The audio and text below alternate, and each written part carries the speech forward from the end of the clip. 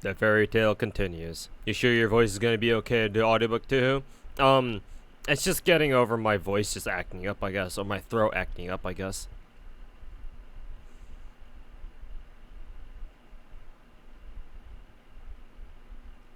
But yeah, so to switch over to some FGO audiobook simulator though.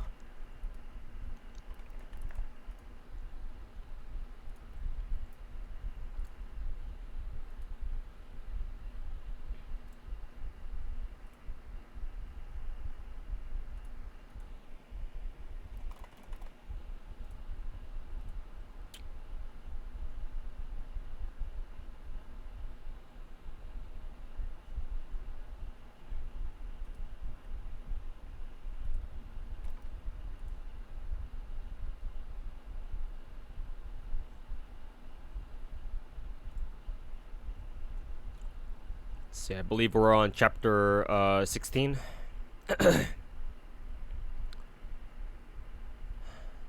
Yeah, chapter 16.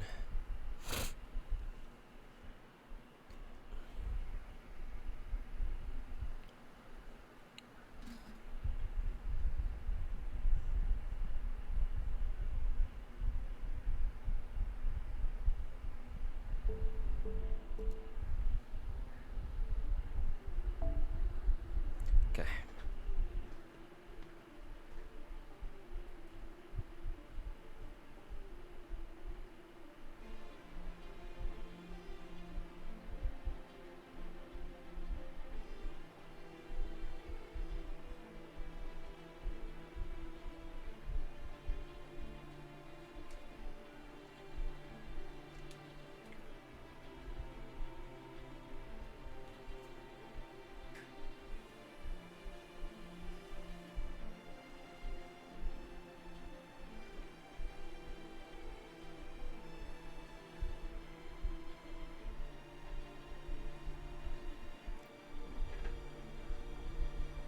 Spoilers, gotta head out. Take care, everyone. All right, Coyotes. Thanks for hanging out, man. And yeah, sorry you couldn't stay for audiobook sim.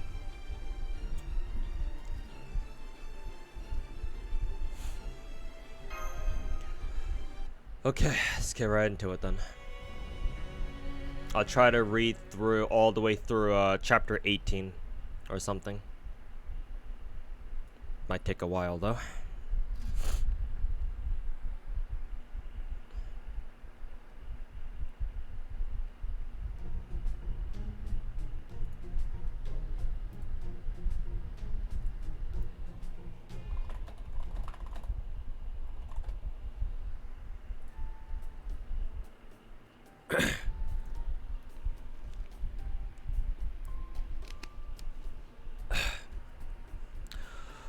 Good morning, Giga Chad.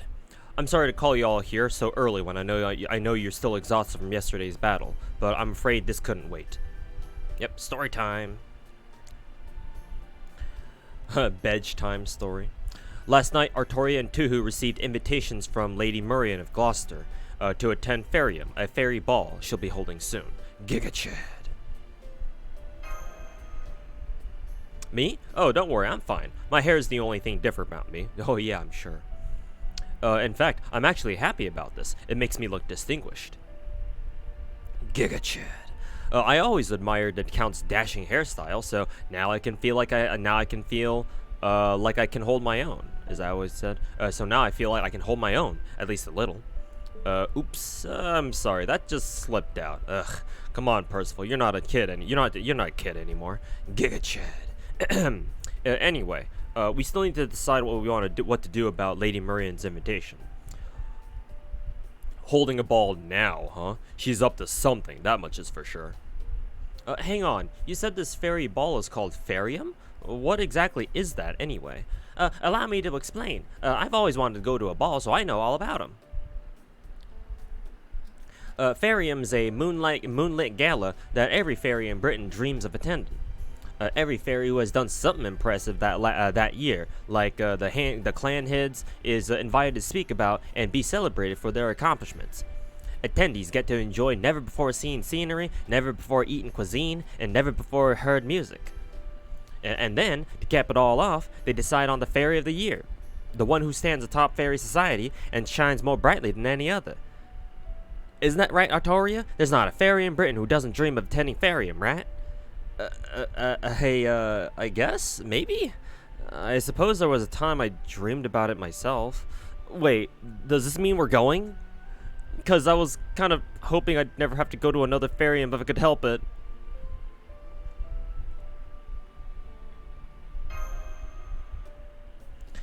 Yeah, that's definitely what Murian has in mind with this invitation. Though I still don't know why she's giving us this opportunity. That's right. This is Murian's. This is Murian's way of making her intentions known to both the Queen and the Child of Prophecy. It makes perfect sense that the Lord of Gloucester would hold a ball from time to time, and that goes double for one with a long storied history like Fairium. Though, of course, Artoria and Tuhu will hardly be her only guests. I doubt Morgan will step away from her throne, but she almost certainly will send a delegation. At minimum, Tristan and Lancelot will be among them. Right, of course. Lancelot always wins Fairy of the Year. That little blue bitch, huh? I'd love a little payback while we're there, but Gloucester is bound by Murian's rules. So no one from any faction can fight at this ball, right? That's right, which makes this a perfect opportunity. Under ordinary circumstances, we'd never be allowed into Gloucester now that we've defied the Queen by ringing 2 bells and defeating Woodwoes. But for this occasion, we can proudly attend the ball as distinguished guests. And once we're inside, well, sneaking around and finding secret rooms is what you do best, right, Artoria? I knew it. Oh, did you have to say it like that? Then it's settled. I'll ready a carriage right away. Giga Chad. The ball is being held tonight, so we'll need to hurry if we're gonna make it to Gloucester by evening. What was Murian thinking? What do you mean the ball is tonight?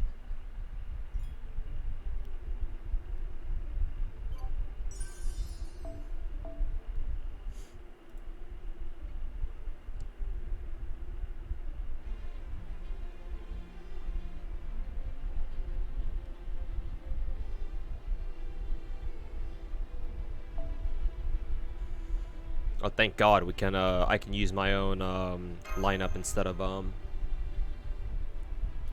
fucking forced limited one.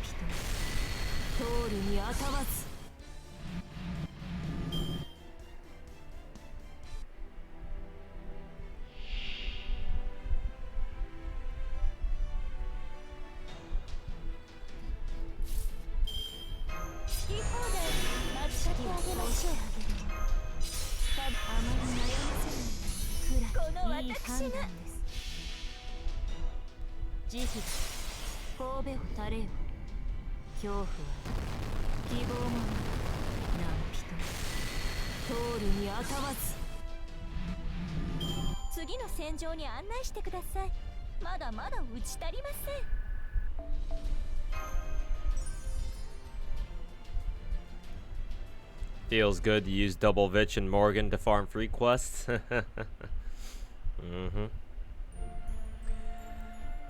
We made it. Our second time in Gloucester. Regent and Percival are waiting outside the city limits, so we don't have to worry about them. But unfortunately, we only have 2 invitations, one for Artoria and one for Tuhu, and each invitation only allows for a single +1. So, who should go with them? Da Vinci and I make the most sense. We both met Murian before. Having you around would be helpful since words hit harder than swords here. But knowing you, I'm also sure that you'll have no problem sneaking in anyway. Naturally, I'm flattered by your trust, Muramasa. I know a number of Gloucester's fair ladies, so I'm sure I can find one in need of a kingly companion. Fine with me. If you guys have fun, I'm just gonna spend some time in the city. Damn, I just realized this means I won't get to go to the ball after all. But that's okay. That just means I have a great opportunity to visit the Count's shop. Come with me, Happy Cat. Count Pepperon gave me a letter introduction to his shop here when we left Londinium. He even said we should go and have a good time together. He's so considerate, don't you think? Oh, the Count's store, huh? I guess that sounds kind of interesting. Okay, let's go. I wasn't really looking for fun tonight, but this doesn't sound bad. Wonderful. Glad you're both getting along so well. Now, moving on. Hey, Switchblades, how's it going, man?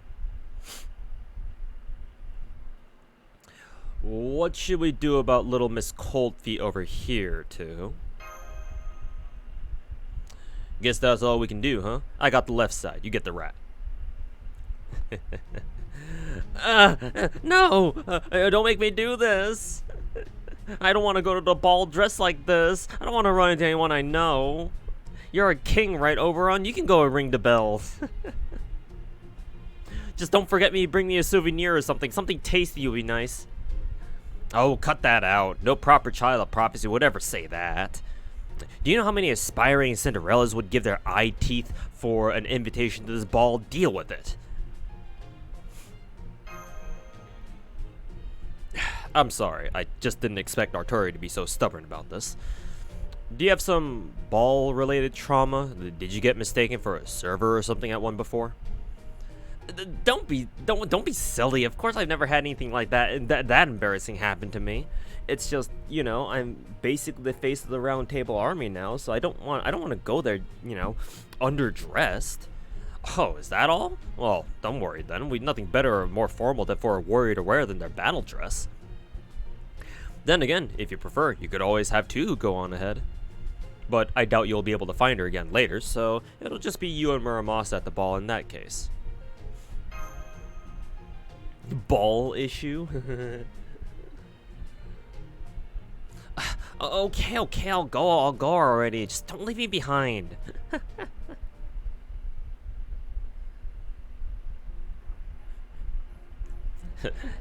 Castoria is literally Smedge.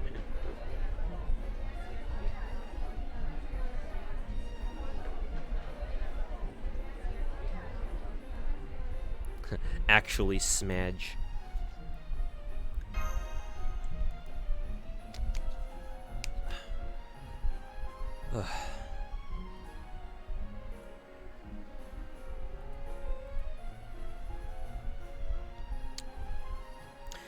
Yep, this is amazing. I never would have thought there was such a fancy ballroom next to the auction house.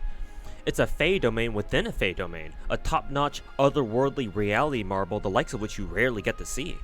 You can tell since the inside of this building is clearly bigger than the outside. Whatever it is damn impressive. If this place is any indication, Murian might just be the best damn gardener I've ever seen. Hell, the view's so great it even got Arturi to calm down. I'll have you know this is my second time here, so it's not like I was entranced by the scenery. I was mostly wondering why Murian hasn't bothered to greet us after she invited us. Whoop, Arturi is pissed now. Once she gets over herself, she really is a dependable ally. Huh, you're right. Now that you mention it, I don't see her anywhere. I would have guessed, I would have thought she'd be the first to use the Child of Prophecy to liven things up at her party.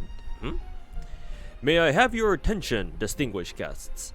On behalf of Lady Murian, the owner of this beautiful building, I would like to apologize for her tardiness. I've been told she should arrive in about 1 hour, so please relax and enjoy yourselves in the meantime. So Murian isn't even here yet, and there's no sign of Oberon either. Well, what do you think, Tuhu? Should we just go sneak into the bell tower now? Guess we may as well. Yeah, sure, fuck it. What could possibly go wrong? Looks like we got a new arrival. Oh wow, all the fairies are making way for... Guh. We are now Mori Calliope. Guh. But... Damn. Of course Muramasa would be like, damn. Muramasa be like, booba, boobist, damn.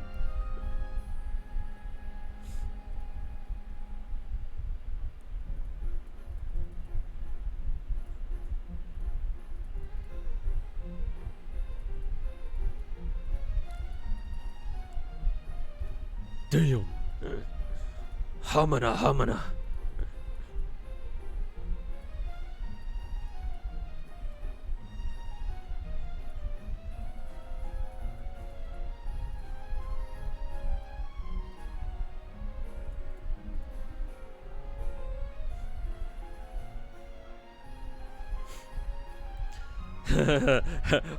Why is Da Vinci also? Why is DVR also going booba?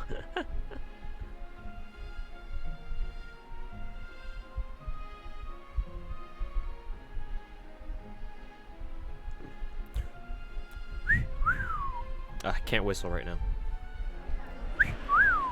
There we go. That's a better one. Hey, look. Who's that girl next to Aurora? Aurora's an exceptional beauty, but that fairy next to her is something else. Oh, I see. So you go for the prim and proper young lady types, huh, Muramasa? Well, I mean, given what Emiya did, given what Shiro did back in FSN.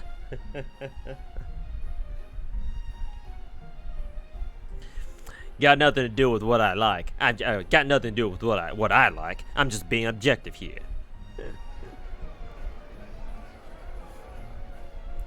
It's Beryl and Tamlin Tristan.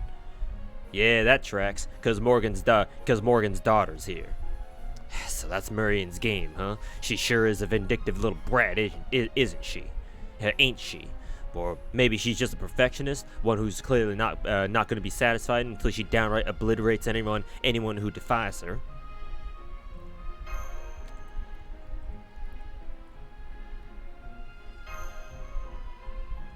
Oh no, it's nothing. I was just kind of wondering wondering if Naknario is here. That's all.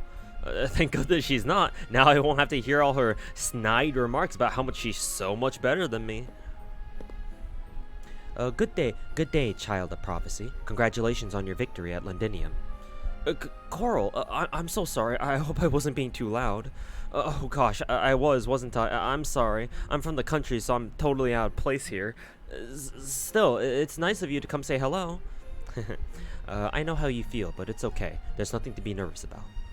Murian's cast a spell on this ballroom that hides attendees' faces from anyone who doesn't already know them. So please, relax. You don't have to worry about anyone you don't know seeing you here. These kinds of parties don't happen every day. Happen very day. Haha, quality control. It's best to enjoy them while you can. I see. Thank you, Coral. You know, I have to say... I assure you, I'm not the least bit giddy about being here. I'm only here to guard Lady Aurora. Let me remind you, foreign mage, you may have been invited here, but you're still just a human. I suggest you remember your place and not speak your mind so freely if you know what's good for you. Thanks for the warning. You're always worried about humans' welfare, aren't you? Now, that was your way of telling her that speaking to other fairies that way could cause big trouble, right? Please don't go putting words in my mouth. I intended nothing of the sort. I'm not like Lady Aurora. I have no fondness for humans, and I don't think of them as equal in any way. Is that so? Because the way I see it, Aurora might let the humans do whatever they want, but you actually tell them what they need to hear. So between the two of you, you seem like you actually treat humans much more kindly than silence. I don't care what kind of fairy you are or what your clan you're from. To slander Lady Aurora is to slander the entire Wind Clan. And daring to compare it to with the likes of me? Absolutely unthinkable. I see now it was foolish of me to bother paying my respects to the Child of Prophecy. This is supposed to be a gala for distinguished guests. Brush up on your etiquette before you consider attending another. Gotcha, sorry about that, but before you go, do you mind if I just ask one more question? I couldn't help but notice that other fairy next to Aurora. Is she serving as her escort tonight, even though you're her right-hand fairy? No fairy shines more brightly than Lady Aurora. Only the most beautiful of fairies deserves to stand by your side. As such, I'm happy to offer my seat to one more suitable like her, even if she is a grotesque creature who crawled her way up from the foulest sludge imaginable.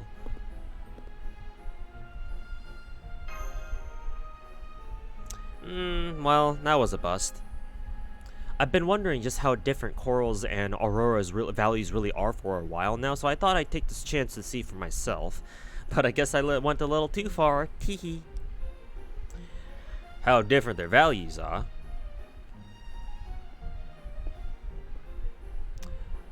What did you people say to Coral? I've never seen her so upset before.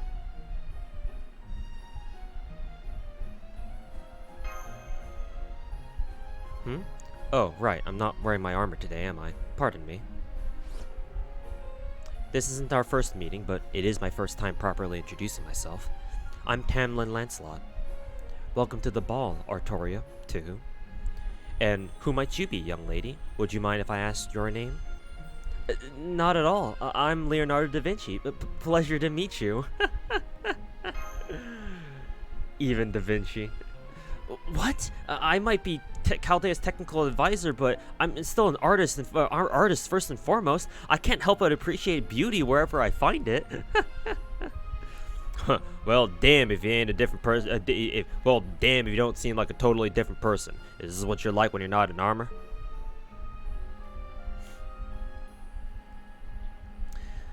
I'm sorry. Have we met? You mean you don't remember? You knocked me off a damn castle and filled me full of holes. Oh, you must be Muramasa. I'm sorry. I never got a good look at your face. I do remember you, though. Gutting you like a fish was so much fun. I knew you must be still alive. I had a feeling we might get to fight again someday. I wonder when our next fight will be. Maybe you'll finally manage to cut off my head next time. Oh, I can't wait to punch that cobbled together spirit core straight out of you, though. Yeah, right. Right on. The hell? She kind of reminds me of Oberon. She's the princely type, a total prince. No wonder she's been gifted Lancelot's name. You wouldn't happen to be Avalon's... Oh, right. Aurora told me to not to let my true personality show too much. Congratulations on your victory at Londinium. We may be enemies, but that was a battle well fought, and I must commend you. Also, there's one thing I'd like to ask you. How is Percival doing? I've been told he's still alive, but is he hurt at all, or is there anything unusual about him?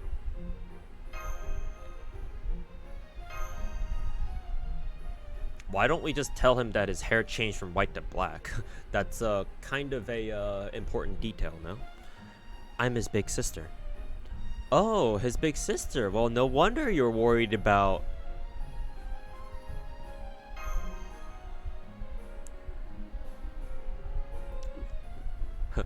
Oh, clueless.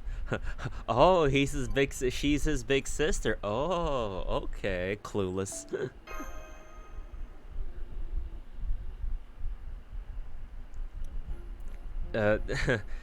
Tamlin Lancelot, she just up and left us after after telling us she was Percival's sister. Surprise Pikachu face. Though honestly, I get the feeling that Melusine probably only means sister, as in like, oh yeah, I'm his big sis who looked after him and whatever and whatnot. Not like actually like blood related, but I guess we'll see. Cause yeah, Percival's a human, but Lancelot or Melusine is a fairy, so it's like, Oh fuck. Hey Makos, welcome back. Melusine's artist drew something for the NA players. Oh yeah, didn't somebody, wasn't there another artist that you linked us from like 2 weeks ago? Was it Morgan's artist? Yeah, I think it was Morgan's artist, right? Or no, it wasn't Morgan's artist, but it was like a fan artist who's a big fan of Like the saber faces, specifically the Morgan faces, Morgan the others, or something like that. Yeah, the saber faces. Yeah, he did. Yeah, there was a fan artist who drew something for the NA players, and this reminds me of it.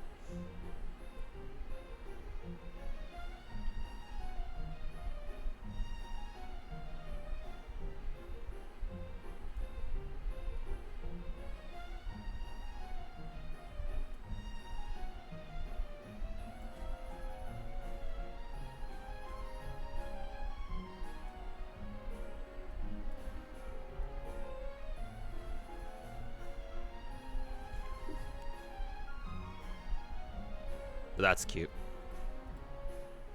Anyways, yeah, Hirasawa, yeah. Hirasawa something.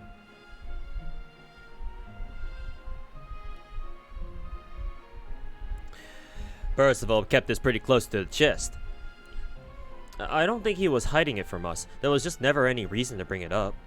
Is this something most people in Britain know about Artoria? No, not at all. In fact, I don't think most people would believe it if we told them. I can barely believe it, and I just heard it straight from Lancelot, from the source itself. Then I guess Percival wants to keep it a secret. It'd probably be hell on the Round Table Army's morale to know the commander's actually Lancelot's brother. But that oblivious Tamlin just spilled the beans like it was nothing. I swear, Tamlin just seem to go around doing whatever the hell they want all the time, don't they? It's not a big deal. I think we can just keep this to ourselves. It's not as though Percival and Lancelot are in contact, and it's not our place to comment on their relationship as siblings, I guess. Got it. If you're okay with that, then we don't mind keeping quiet, or we don't mind keeping it quiet. I still don't get how they can be siblings at all when Percival's human and Lancelot's a fairy. It's not uncommon for fairies to adopt humans as their children. So I'd guess Lancelot and the fairy who took in Percival are old acquaintances. Well, this explains why he didn't want to go near Salisbury, at least. You there, human. That's right, I'm talking to you. One of the Tamlins said they wanted to talk to you out on the terrace. Get out there and fast. Make sure you're on your best behavior too. Well, you are the only human here, so what are you gonna do? Or are you gonna see what she wants? Of course, even with Meridian's rules in place, this is still enemy territory. And the terrace is a private area, so no other fairies will bother us there. It's perfect for clandestine conversations. I guess Lancelot must have more she wanted to ask us about after all. Fine with me. Honestly, I was hoping to observe her a little more anyway. Creeper. By which I mean her outfit. Just her outfit, you know. Just her outfit, I swear. I thought I could pick up some tips from its construction, you know. Yeah, right, old man, right.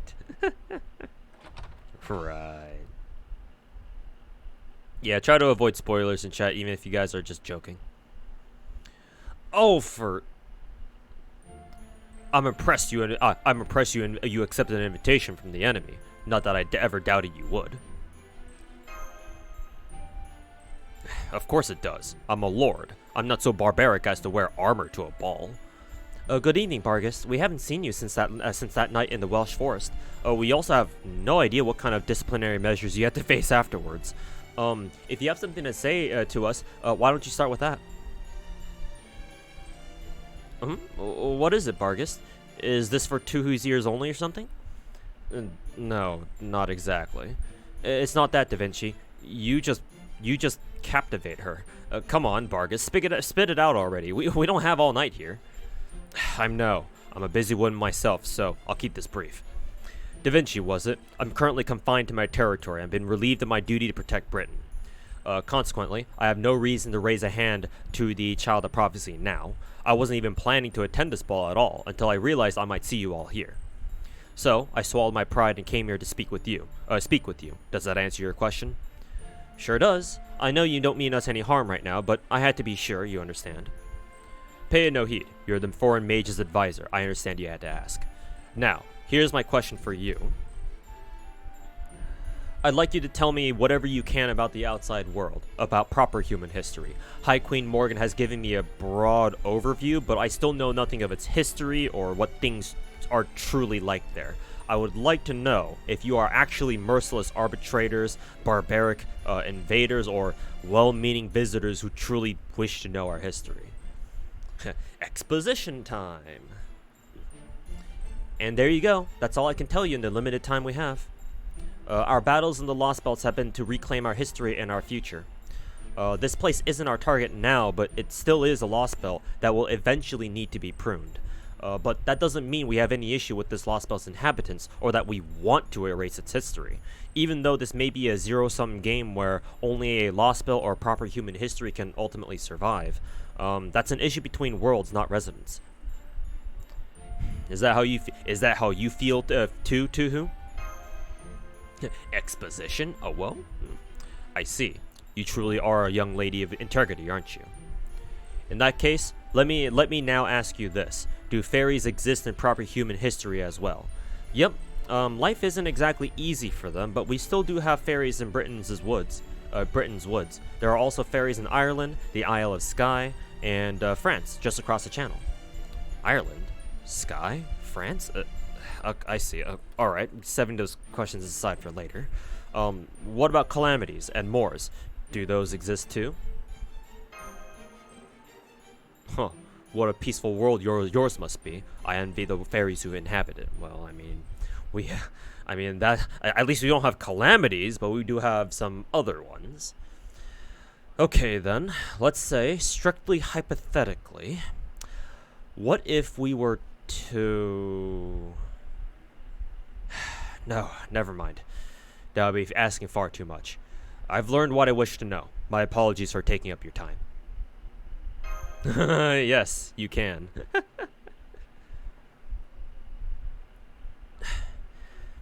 How did you know?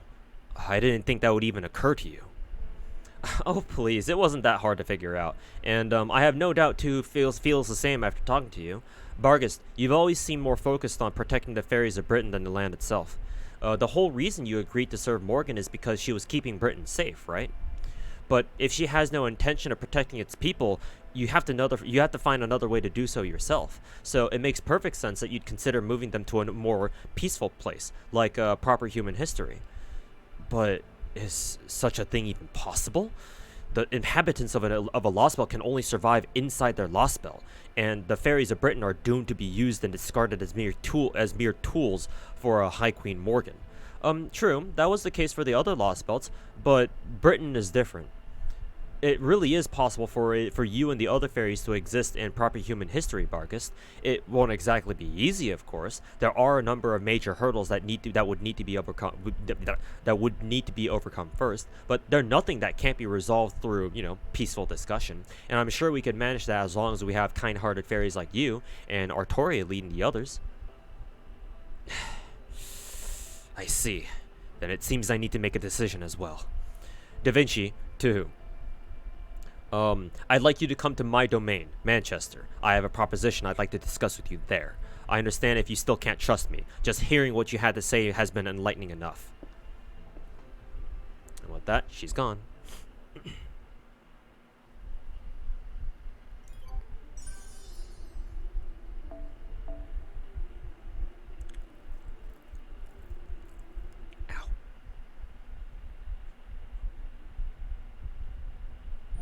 Sorry I'm late. It took me longer to get in than I thought.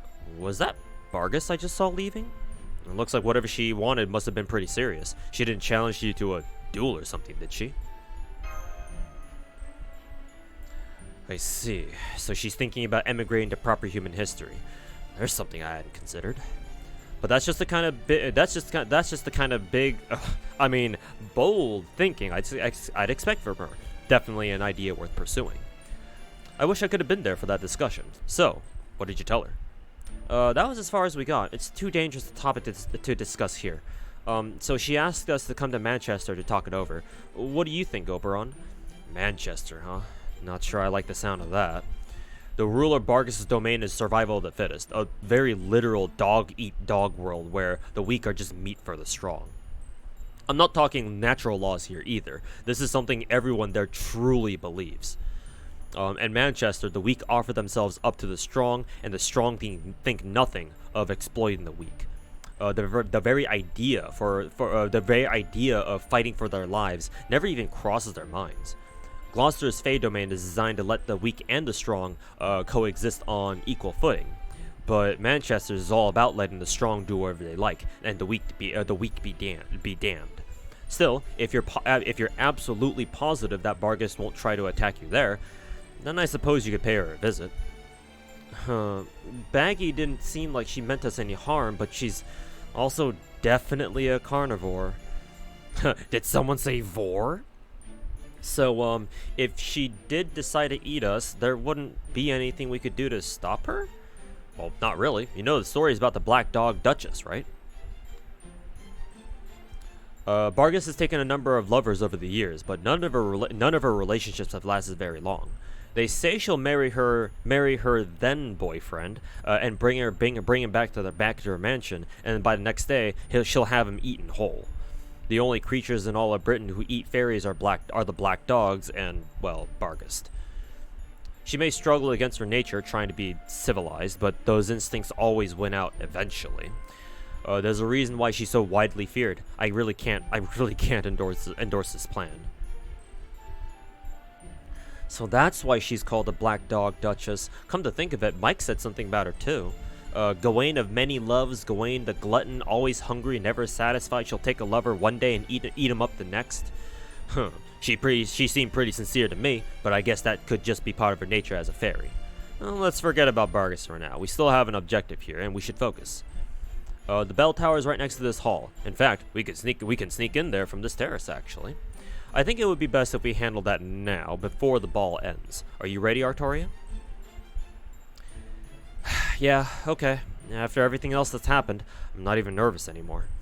Come on, Tuhu. Let's go ring that third bell.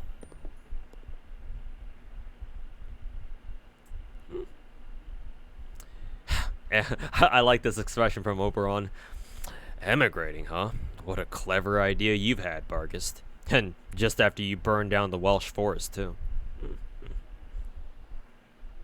Yeah.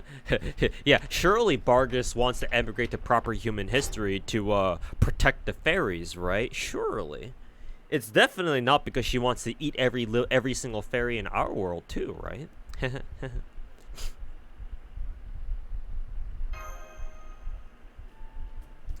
Nice work with that lock, Artoria. You did a hell of a job, like a modern-day Nezmi Koza or a Jiraiya.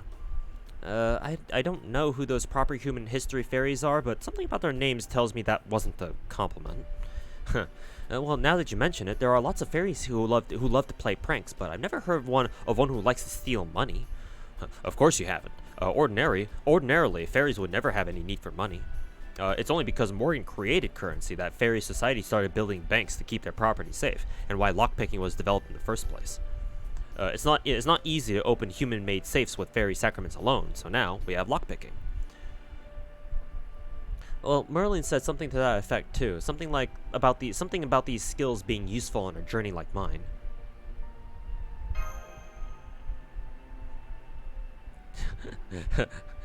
The way to describe Bargus makes it seem like she would be a perfect Snickers commercial person. Artoria, you said Merlin taught you magecraft, right? Did he live in Tentacle too? Actually, I've never seen him in person. I've only ever heard his voice whenever I was by myself. He said he'd been imprisoned by a scary queen, but that he could still teach me magecraft if I didn't mind distance learning. Remote work from home, basically. So that's how. I want to see a fan art of Merlin teaching Artoria over a Zoom call. And Lost Belt 6 came out 2 years ago, so 2 years ago was right when the pandemic was getting to full swing. So I'd imagine the Japanese players are gonna be like, haha, lol. How topical. That's Merlin. That's gotta be Merlin. Talks to himself. Makes bombs. Yeah. What chat? What if Alice in Genshin is actually Proto Merlin in disguise? Always leaves for God knows where, and then teaches her kid how to make pipe bombs. I'm on to you, Mihoyo. You can't hide the truth from me.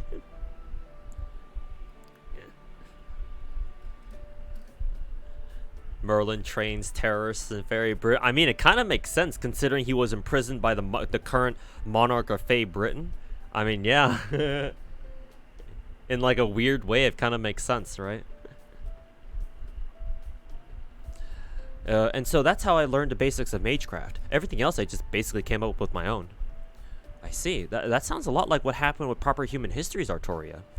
By day, her adoptive father taught her the ways of knighthood, and when she was asleep, Merlin taught her what she would need to know to be king. Yep, that part is more or less the same here in Fairy Britain too. Hang on. Are you here? Are you all hearing that chatter too?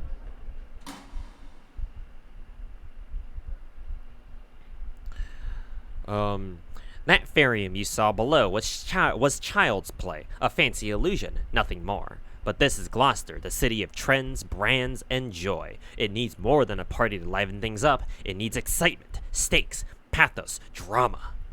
Which is why I prepared a once-in-a-lifetime show for all of you to enjoy. This audition will decide the true queen.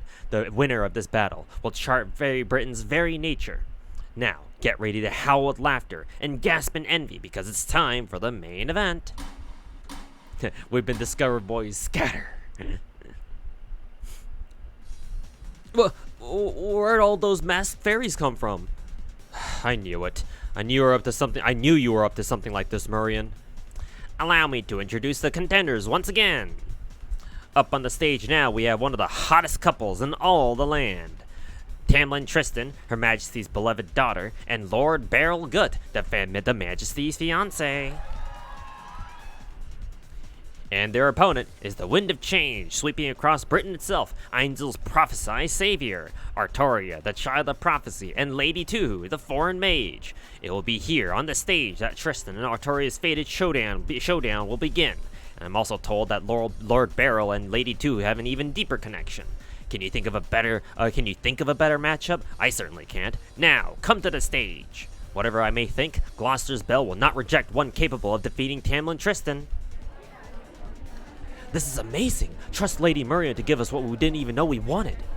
Lady Tristan means business this time. I've seen, or that's a traditional combat fairy outfit if I've ever seen one, and I have. Oh yeah, basically dressing like a slut. I mean, I'm not complaining. I think I get to see Tristan's huge fucking titties one more time.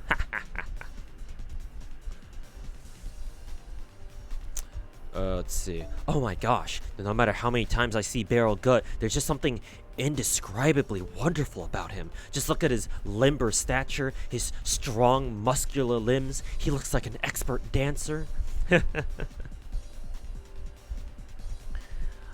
Yeah, wearing bikinis, combat outfit. The Child of Prophecy must be quite the looker too, seeing how she defeated Lord Woodrose. I can't wait to see what the savior of Britain looks like. Well.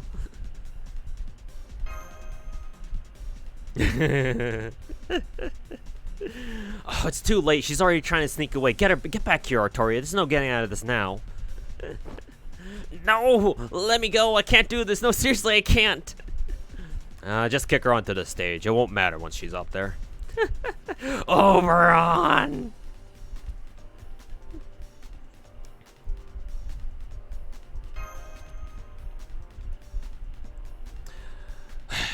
Murian, well, a stage like this has gotta have a dressing room, right? Where's it at? Oh, if it isn't Muramasa, I'm glad to see you're still alive and well. Yes, there is a dressing room behind the stage. What's this about? Great, give us a minute. Hey, Tuhu, come here a second. Also, what is this music? This music reminds me of Bomberman 64. Oh man, where'd they go? Are they seriously not gonna fight after we went through all this trouble? Of course not. Nobody in their right mind would ever fight me. This isn't like the last time either. There's no rule against magecraft. I'm wearing a much more glamorous outfit, and I've got you here with me. It's a shame I won't be able to cut that cheeky tongue of hers out, but I can live with watching her run off with the tail between her legs. In fact, I actually feel sorry for her. I mean, can you imagine anything more hilarious than a pathetic low-class fairy being paraded around as a child of prophecy of all things? You couldn't find anyone more miserable in all of Britain. Boobist. Boobist. And she just so happens to look like Ash, or have the same outfit as Ash, huh? Where did Muramasa get this outfit from?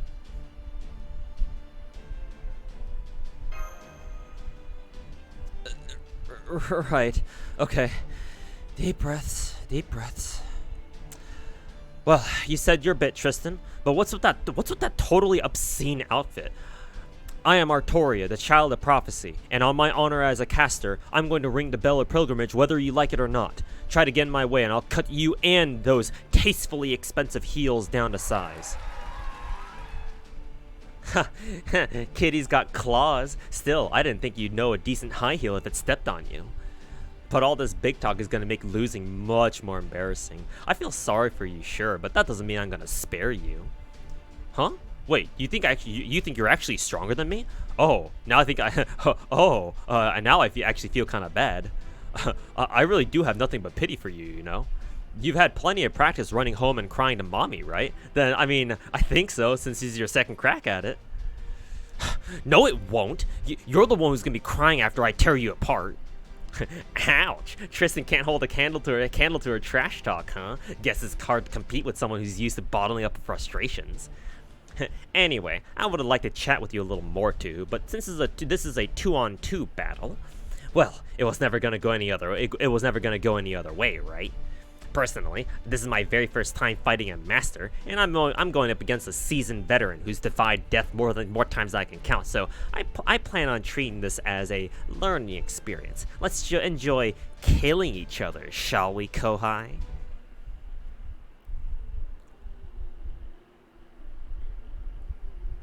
Oh god, and of course, daily reset.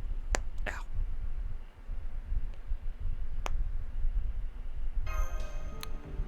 Data update? Wonder what this is about. Is it perhaps Oberon?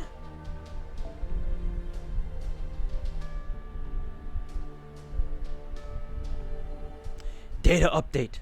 Oberon?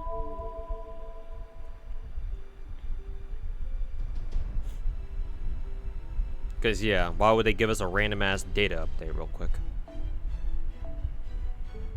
Who's been using my Tamamo? Yep, there he is.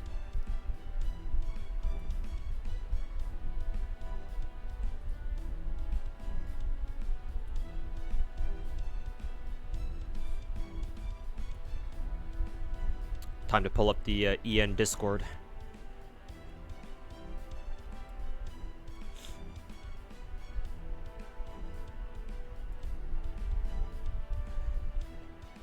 There he is. Do we want to roll for him now or later? Because I only plan on rolling for one copy. I'll worry about getting like an MP5 Oberon later, or something. Didn't expect him this early, yeah. Aniplex pulling a fast one on us. Just baited us twice. Later, get more quartz. I mean, we do have 419.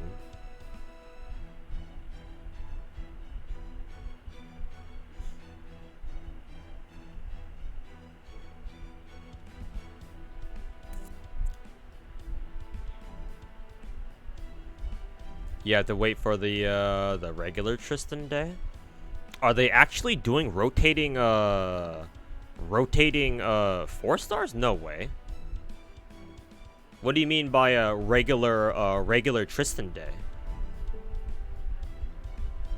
Like Striazo. Yeah, Striazo. If you think that each 4-star servant gets a rate up, no, they stopped doing that a long time ago. Ever since Ever since they introduced pity.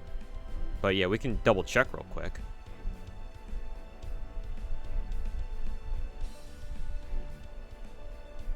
Where's the Oberon campaign? Oberon was such a secret that we don't even have any news posts about him. It's literally, it's like, yeah, there's no news posts about him. They don't even list his rate up right now on the news section.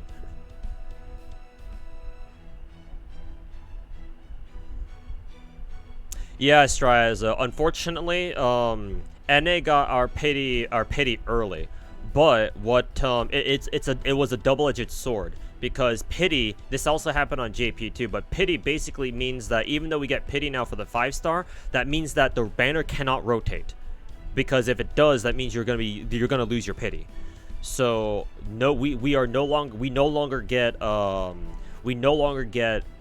individual 4-star rate ups. If you want a 4-star now, a 4-star character, and they're on rate up with other servants, like, tough shit. You gotta try to roll for them.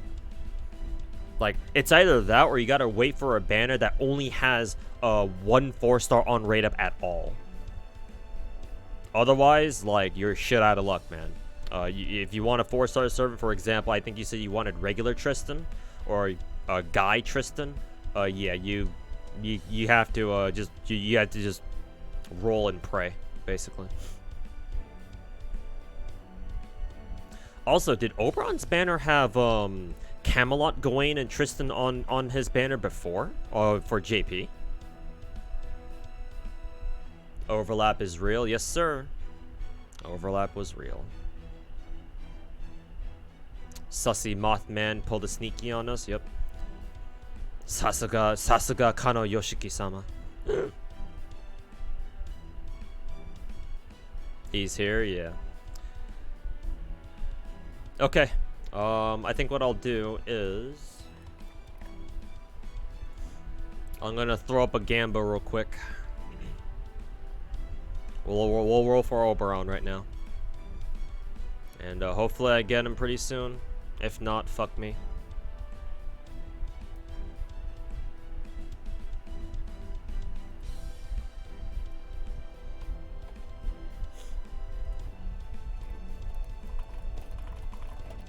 Oops.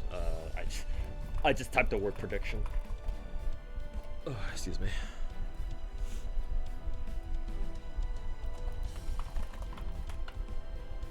I'll give you guys 5 minutes. Yeah, prediction. Yep. Yep, prediction. Forgot to put the backslash there. Until the 26th. Yep, for 2 weeks. Because almost every new servant banner is up for 2 weeks at least, right?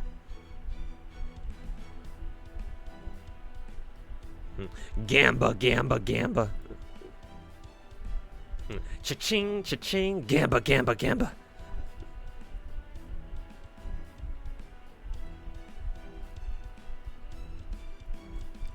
Gamba, Gamba, Gamba. While the prediction is going, chat, since it's for 5 minutes, let me go grab some food real quick. I'm gonna heat up like a pepperoni French bread or something. So give me BRB. Get in your predictions or get in your channel points if you like to waste your channel points. But yeah, we'll see you on the other side.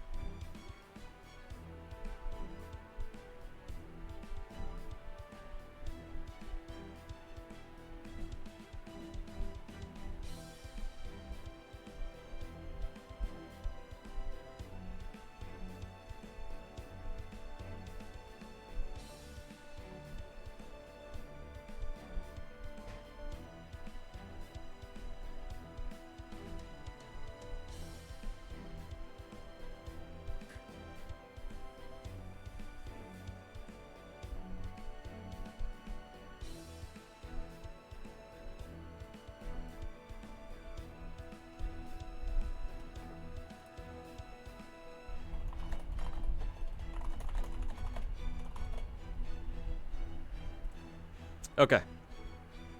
Let's see, Gamba. We got like 2 more minutes on the Gamba.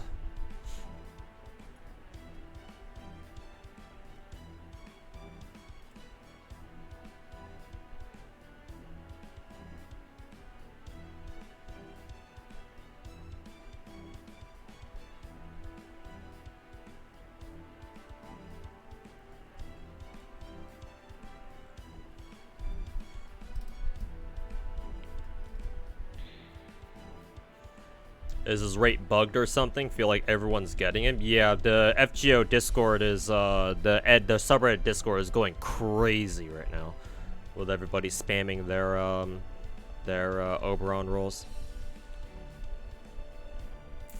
Really hope Neurofest is this month, but we've yet to see Hunting Quests and Ilya Mew banner rank up. Yeah, we'll see how we'll see when Grand Neurofest comes out. Yeah. We shall see.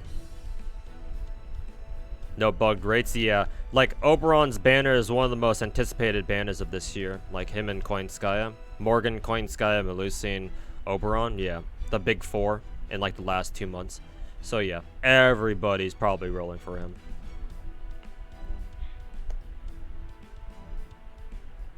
So, yeah, you're just gonna see a lot more people, posting their, flexing their rolls, basically. Got double spook, but finally pulled him within 400, 300 SSRs, and that is lucky, right? 3 SSRs and 400 Saint Quartz? Yeah, that's lucky, man. But yeah, you did get double spooked, so.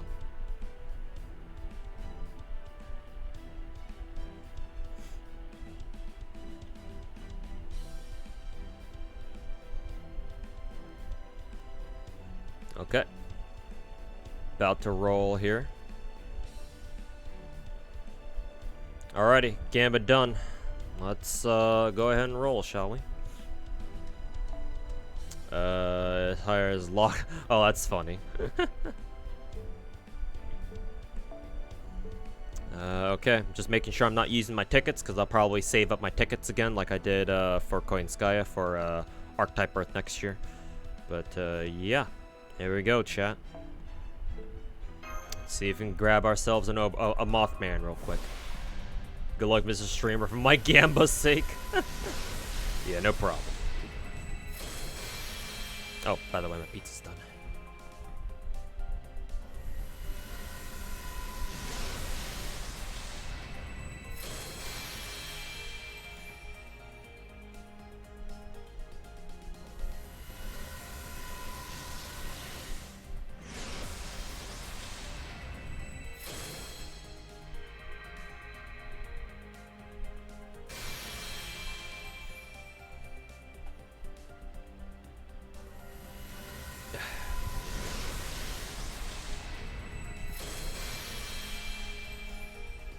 You are my best catalyst. I've been told that my stream gives pretty good luck for my viewers, so yeah, tell everybody to come watch my stream if they want a guaranteed Oberon.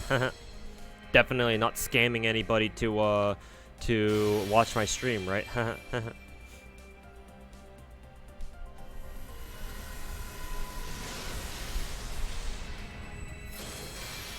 Do the daily disappointment stroll. Oh yeah, it's single. Oh yeah, that's right. Yeah, I could do that. Yeah. Might as well.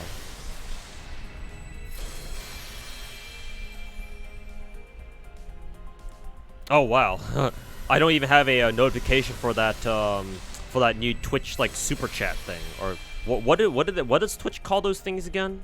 Like the hyper chats or whatever the fuck. This guy rules. Thanks so much for the 5, man.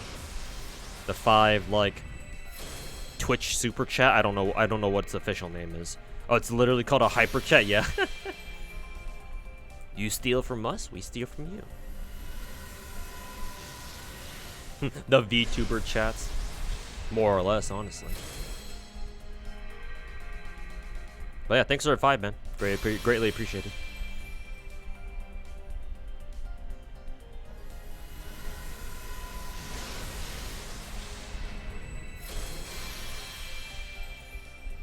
Wait, Oberon banner? Yeah, Super Lou boss. Banner dropped tonight. We got a little bit of a we got a small data update, and I was like, huh, Why are we getting a random ass data update? Did they add anything? And I was like, oh, could it be? And sure enough, it was. Now, let's do the daily disappointment single here. Might as well.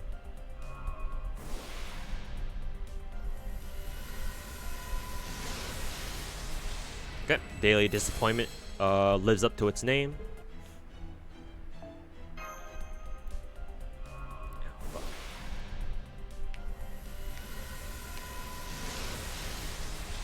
Current damage to the daily disappointment, and this is our single, our second multi. So we just started. Means people can go roll over and go back to Coin Sky. Yep, that's what people. So I know some people were holding off on Coin Sky because of that. Yeah. And looks like Aniplex pulled through for us.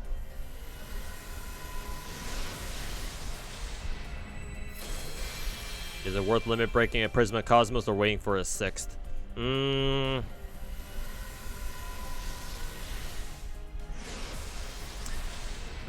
I like running double preco on a double support setup, a double support single DPS. But if you want to use like a different CE for like one support, then it's okay. It should be okay to roll, or it should be okay to limit break Prisma Cosmos. Just, I hope you have another support CE in mind, though. Otherwise, if you like Prisma Cosmos, then yeah, I would suggest keeping it separate if you want to run them on both your supports.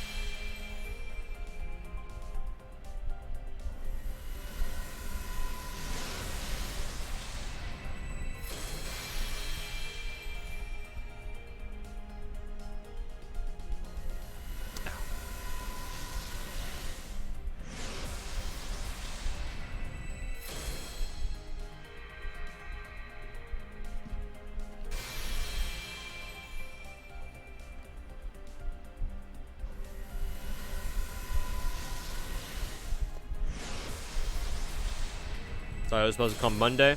Yeah, that's what we thought too.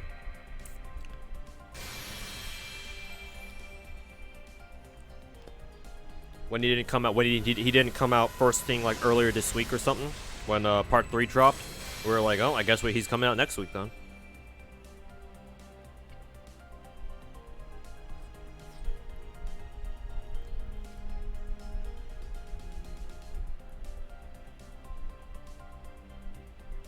But then Kano Yoshiki was like, this is what I like to call a pro gamer move, and dropped the Oberon's banner on us tonight.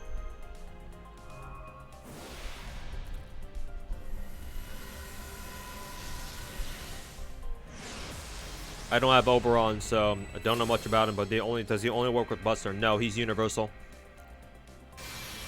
He just happens to have a Buster buff on his third skill, so he's better with Buster, but that doesn't mean he can't work with anybody else. Oberon's here. Yep, wake up. Dink donk, wake up. Oberon time.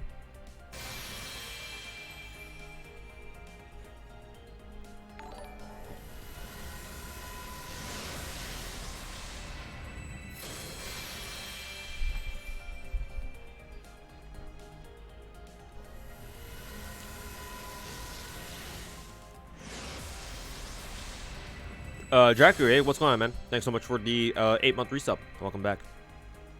Should we put Oberon on our support list, or is he too useless for that? Generally speaking, unless you have people on your friends list that you know are gonna be using like double Oberon setups, which do exist, but they're not common. At least not last I heard. Generally speaking, people are not really gonna be looking for support Oberons. Generally. People are generally going to be looking more for, like, support Coin Skias or support Castorias, that sort of thing.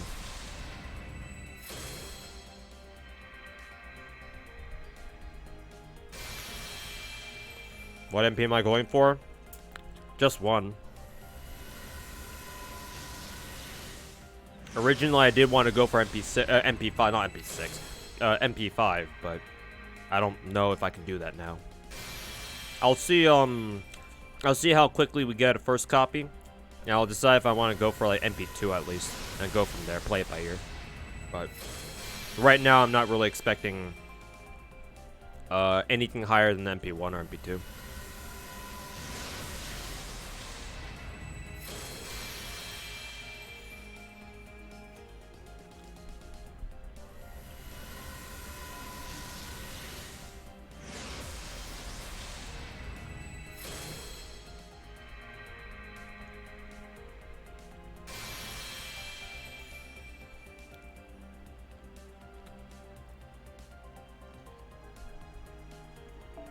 Almost that was a min roll.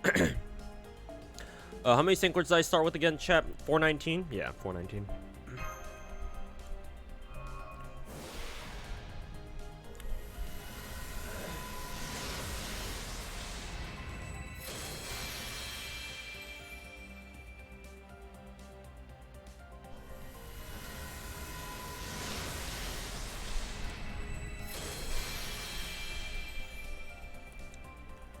Hey, plot purposes, how's it going, man?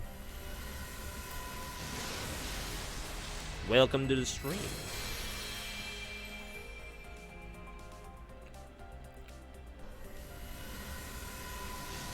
What is a pity system FGO? Shit is what it is.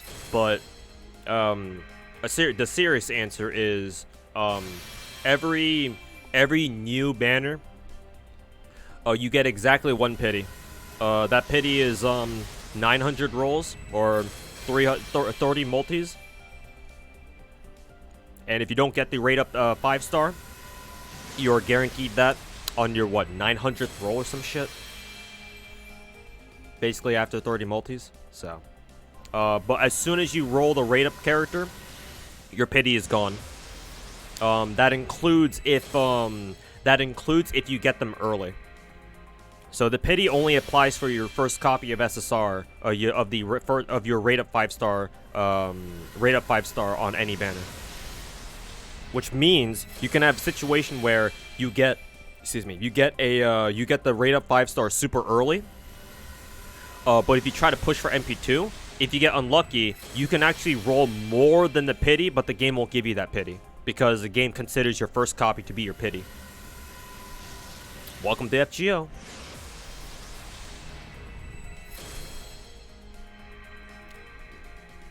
Does this banner have solo raids for 4 stars? Nope, it does not.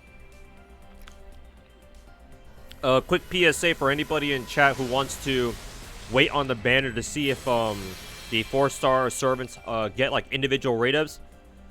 I'm sorry to say, solo 4-star rate ups are no longer a thing. Not from here on out. The reason why is pity.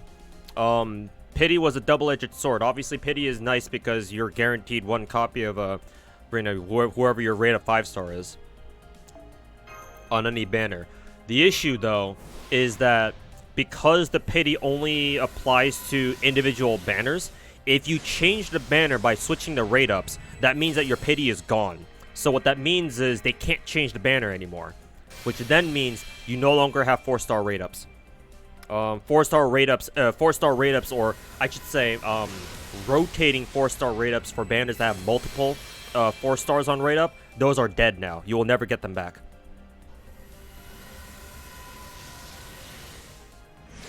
So, if there is a 4-star servant on this banner, chat, that you want, and you're waiting for like you don't want to roll now because, oh, maybe they'll get a solo rep. No, just roll now. It's not going to make a difference.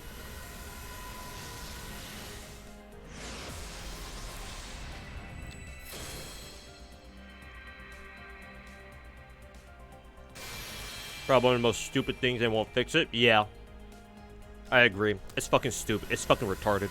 But, you know.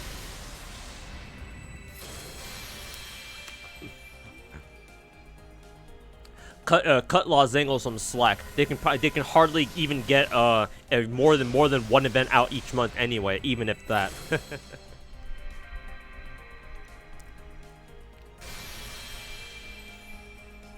Small indie company, please understand.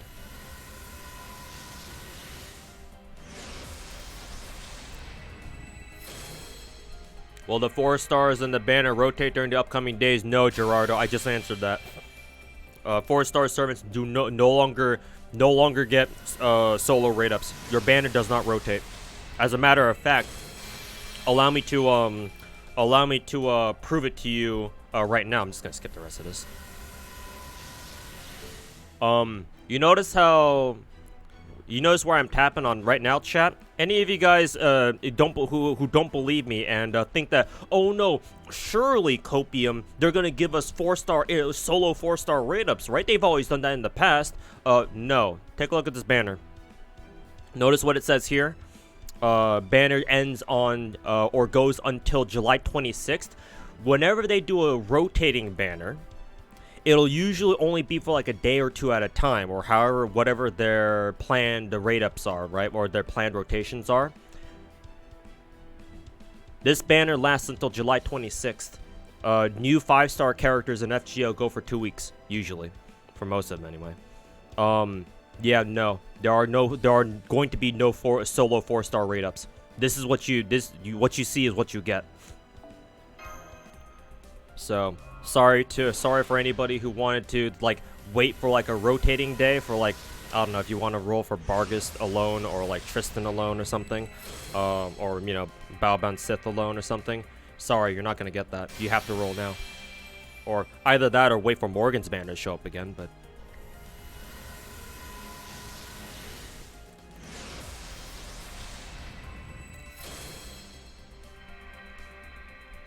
when they put over on tonight, like half an hour ago.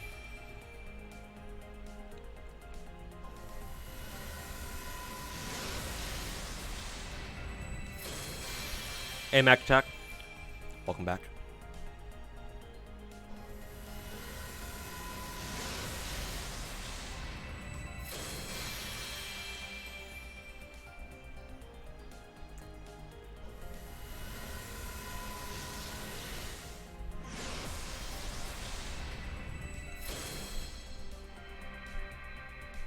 Off the rolling. Good luck to everyone. Good luck with the stream. Hey, thanks, Gerardo. And yeah, sorry that there's no more solo 4-star raiders, but that's just how it is now.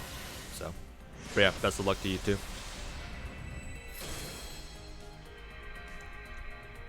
Watching this stream and rolling got you Oberon. Thanks, bro. Yep. Stream Catalyst.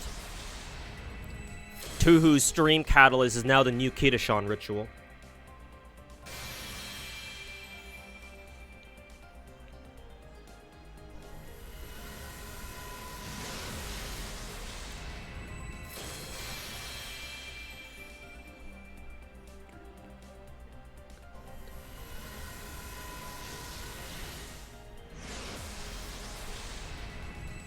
Ooh, which one is this? Wrong Tristan!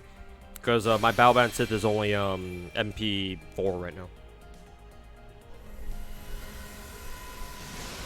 It's the wrong Tristan! God damn it!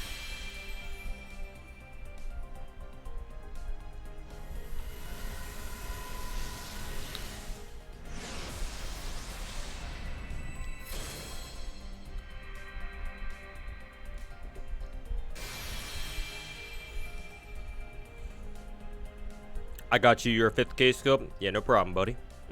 Stream Catalyst.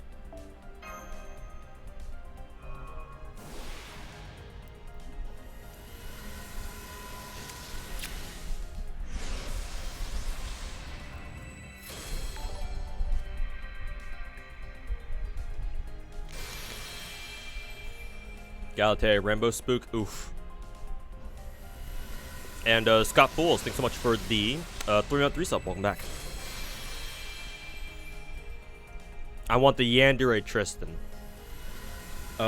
Yeah, basically. I want the one with the big fat titties.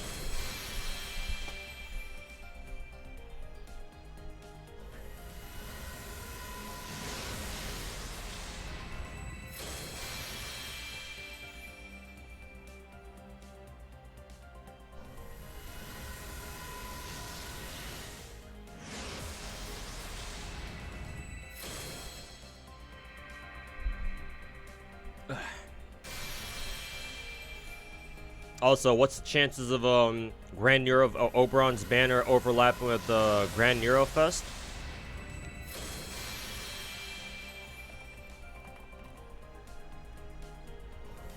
Well, let's check out what happened on JP, shall we? So, 2021.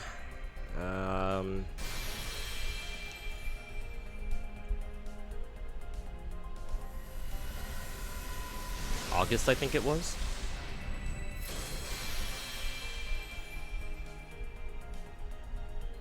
Yeah, Avalon conclusion campaign. Yeah. So, on JP, the Oberon banner, the first Oberon banner went from August 11th to August 25th. For 2 weeks, just like what ours is doing. Actually, no, we can't. I can't even use a JP event list for this because they already had a Grand Nero Fest at this point, whereas we haven't yet. So we literally don't know. Like, we literally do not know. Alright, I think we're down to like, what, 3 multis now?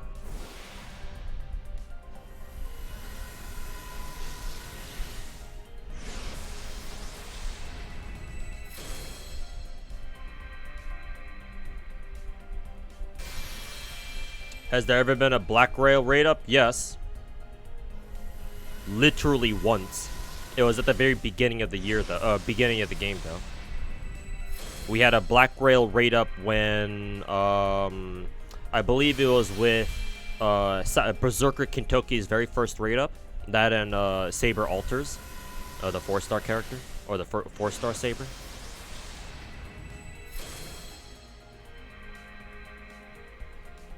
Oberon, nope, we're still looking for the first one. And he's not really showing up very easily, so I don't really know if, yeah. Not sure if, not sure if I'm going to be rolling for more than one copy of him now. Just call him Vortigern? Oh god.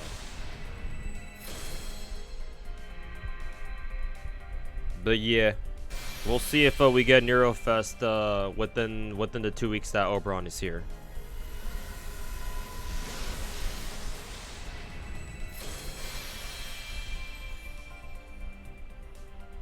But yeah, the very first Berserker Kintoki raid up was when we had our one and only Black Grail raid up, like literally 5 years ago, 6 years ago.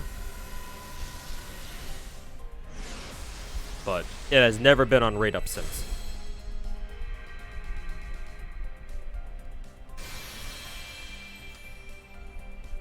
Am I in free-to-play territory still? Technically, yes. I haven't bought a pack yet. Because I saw that I was able to start with 419. Well, we're done.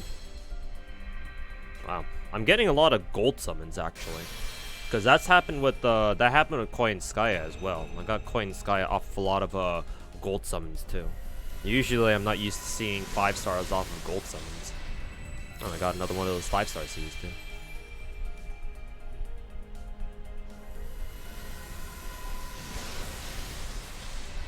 Cool.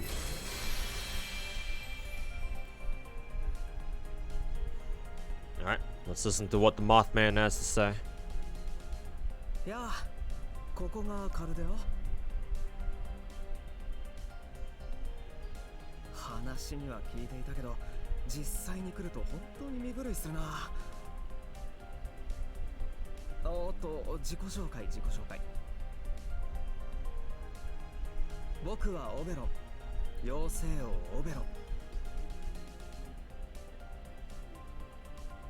この通りお飾りの王様だけど場を和ませるのだけは得意でね。微力ながら君の力になってみるよ。よろしくね。I'm not very strong, but I'll do my best to try to help you. Oberon lies as naturally as he breathed. Or whatever that meme was. Or however that meme goes. Yeah. Okay, let's get Mr. Oberon up to speed.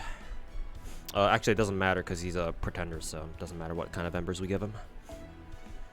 We should actually still have the triple success rate up for servants, right? So let's see if I can try to bait these super sucks and great sucks. There we go. Yep.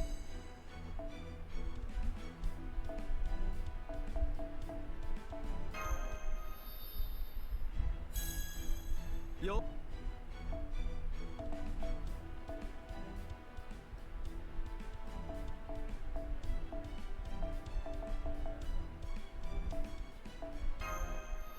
You stop in MP1? I'm thinking I'll have to. I'm thinking I'll have to. Then again, though, I could afford to go for more because so far this month's expenditures, like this month's gacha expenditures, have been very low so far, and we're almost already at the we're almost halfway through July. Let me check my let me consult my handy dandy notepad where I'm keeping track of my spending so far. Yeah. I haven't had like a major rolling session yet so far this month. Well, technically Koinskaya, but then obviously I didn't well, not obviously. I didn't thankfully I didn't have to like buy any extra packs because all of the tickets that I had saved up for an entire year, plus the St. Quartz fragments that I also saved for an entire year, and plus all of the anniversary bonus quartz that we got was more than enough to get me my MP5 Koinskaya. Well, MP6 if we count the USOs that I also spent too, but so yeah, technically speaking, this month my gacha expenditures have been very, very low, so I could keep going for Oberon. It's just, do I want to push my luck though? I don't know. I can be persuaded, but I'll see what I want to go for when I'm done maxing out Mr. Oberon. 飛ぶときはとにかく寒いから首周りがモフモフしてるけど、これはこれで軽やかだろ。王子の格好もあれはあれで重荷なのさ。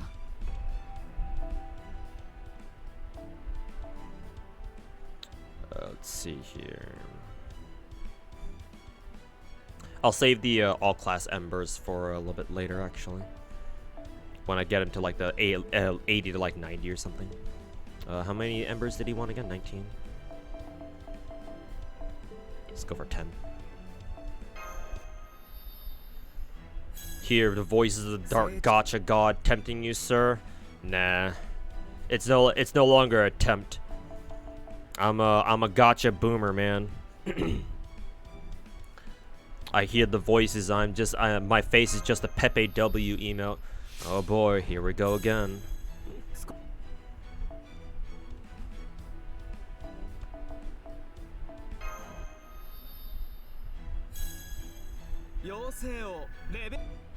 You just went 1920 St. Quartz without Oberon? Ugh. And the gacha claims another victim. Saying save for summer? Yeah, that's what I'm thinking too. Yeah, summer is definitely gonna take a whole lot out of me. Because I do want to roll for everybody. Not sure if I want an MP5 Saber Okita, but I would like to. So yeah, I think I'll just sit pretty with just one copy, honestly. If I ever want to roll Oberon later or get him above MP5 or whatever, or MP1, then I've got a second banner next year in like a year and a half to think about.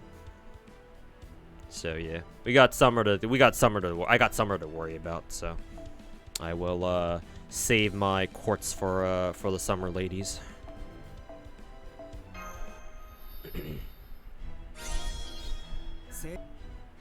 1920 St. Quartz. What? Oh no, you haven't heard of our Wales' horror stories when rolling gacha? Hey, I've gone 2300 St. Quartz without seeing a single 5-star once before. Back in 5 years ago? No, 4 years ago technically. 5 years ago? It was Merlin's very first banner. I went on a 2300 St. Quartz dry streak in between, I think it was the end of my Ketz rolls, Quetzalcoatl, from Ryder Quetzalcoatl's first raid up until Merlin's raid up, until Merlin's first raid up. So yeah, that was fun. 1920 free quartz, yeah, if only, right?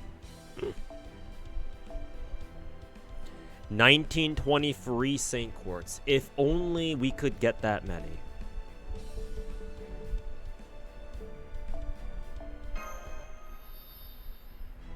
Oberon interlude is annoying. Any tips? As in like the fight?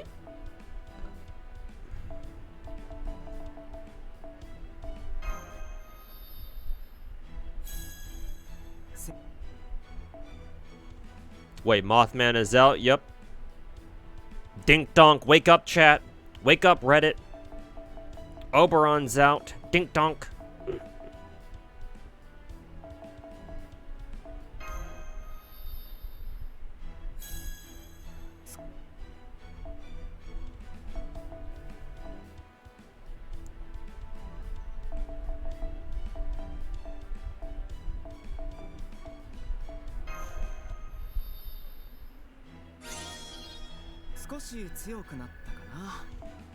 Guess use a foreigner because pretenders are weak to them. Yeah. Do you have a foreigner that you can use? Maybe you can one that you can borrow if his interlude lets you borrow supports. So since I can't unlock his third ascension yet. Oh yeah, I guess he just doesn't say anything. That's funny. He straight up doesn't even say anything because I'm not done with Lost Belt just yet.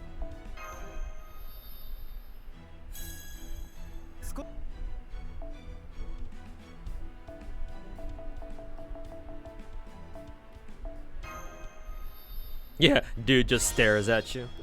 Stared. They've added news on Oberon banner now. Took them a little bit.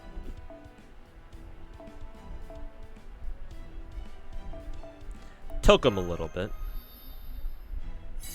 Nice, super suck.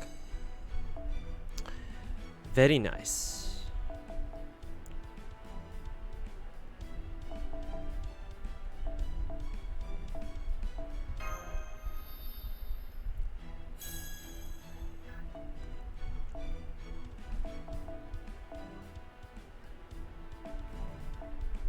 Alright, perfect.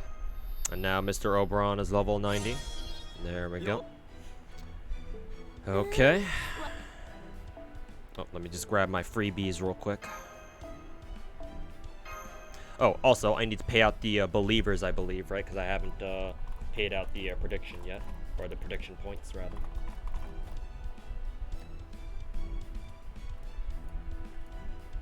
Yep. There we go.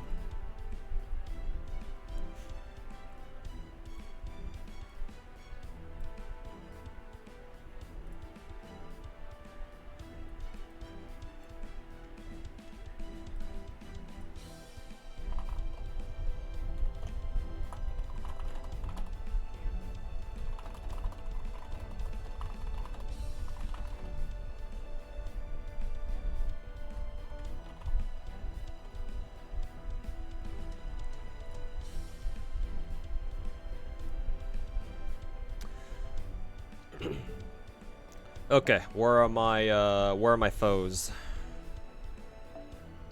There we go. Let's see. Foes.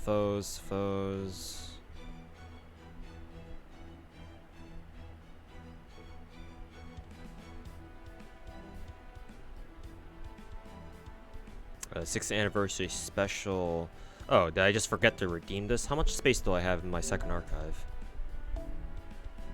Second archive directory. Okay, yeah, I still had some space. Oh, that's kind of weird. I didn't redeem the that one gold foe up here yet. Make sure to toss that in with the others.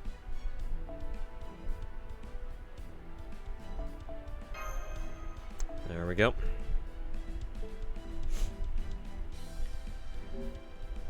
Okay, and then we go in here, pull out our foes here. Yep.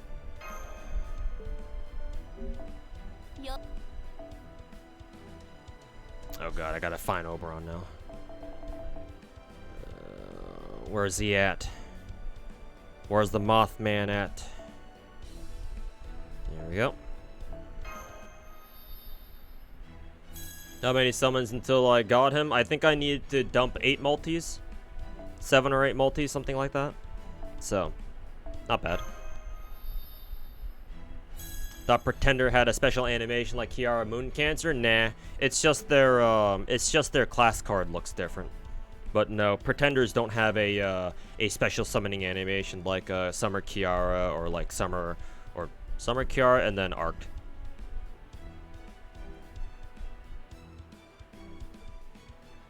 MP3 Oberon when you just wanted Bargus. Happens. It happens.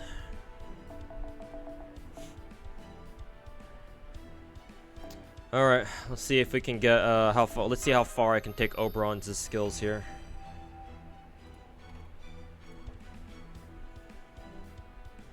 Let's see. Oberon still needs small bells and fantasies. All right, then that means that I can't take his skills all the way.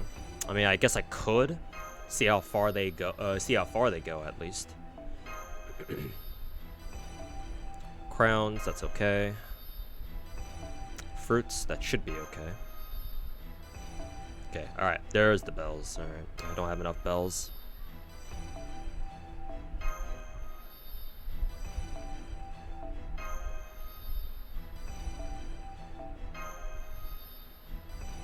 How'd your rolls go, Mr. Streamer? Pretty good, actually. Well, I say pretty good, but it wasn't bad. And I'm going to stick with just this one copy of Oberon, because I got to worry about summer rolls coming up either this month or next month or something, so I will be happy with my MP1 Oberon and stick with him for the time being.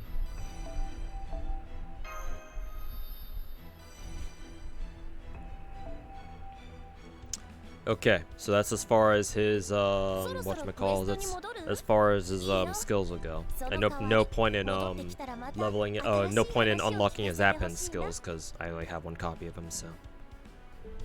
Alright. Who is the next meta servant after Oberon?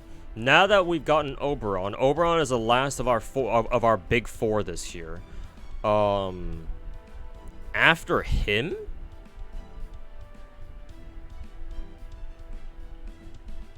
Honestly, after Oberon, probably Archetype Earth next year. If we were to try to describe meta characters. Koyan 2? Koyan Dark? Koyan Dark is not a must-pull. Not from what I've heard. Like, she's nice to have. She's definitely strong, but, she's more of a trophy servant than anything. I mean, that's what most New Year's servants are. Trophy servants. Unless your name is Musashi, I guess. But,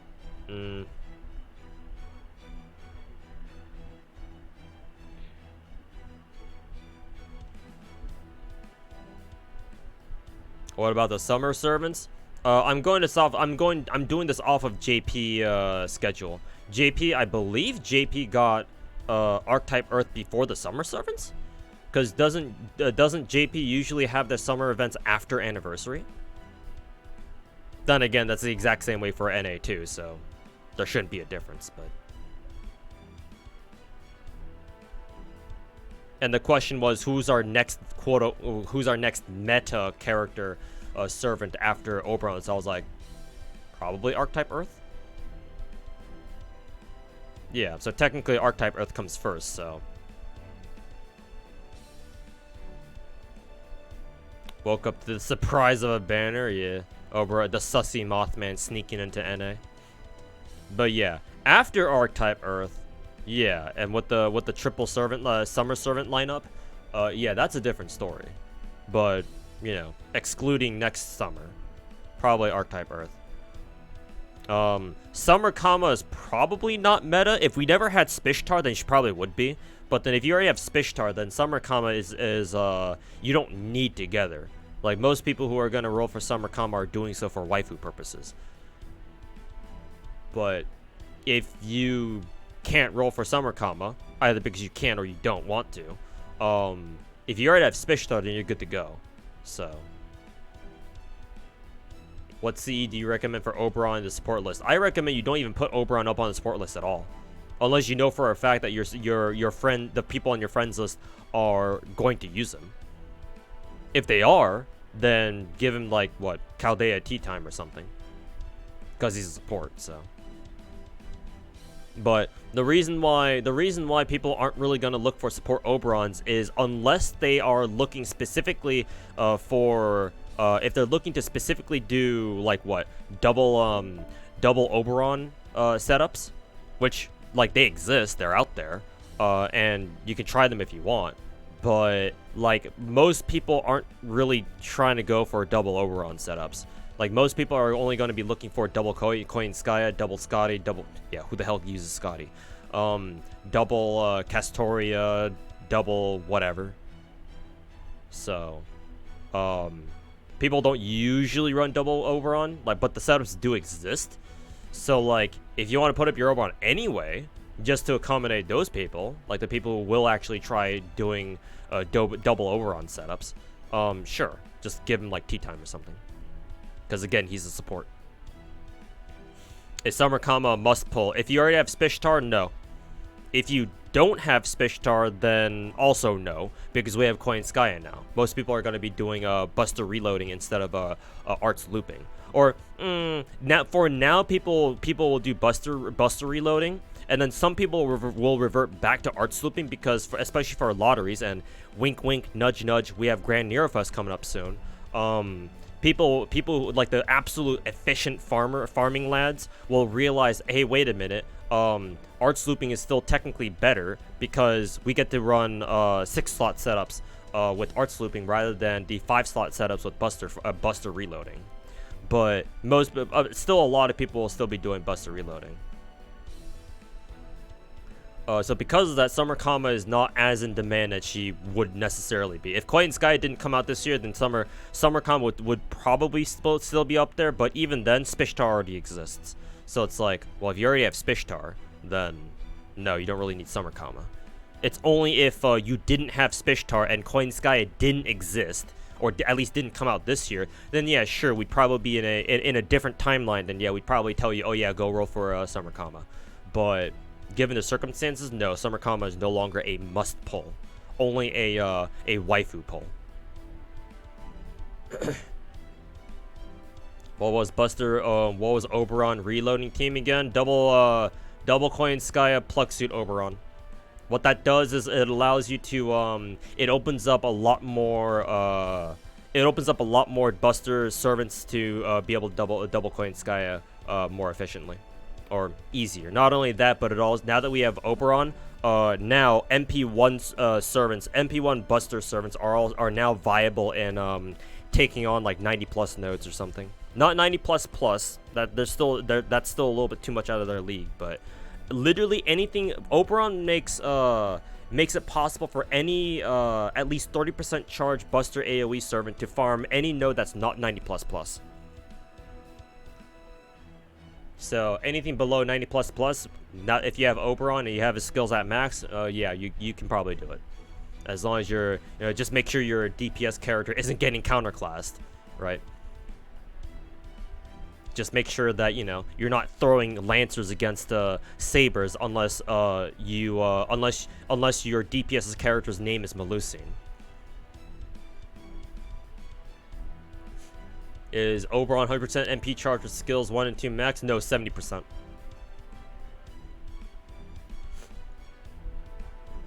When does Avenger Nobu get her 30% charge buff? I didn't even know she had a 30% charge buff. Probably not anytime soon then. Well, we do have Guda Guda rerun with Himiko coming up later this year, so maybe she gets it then? That would make the most sense.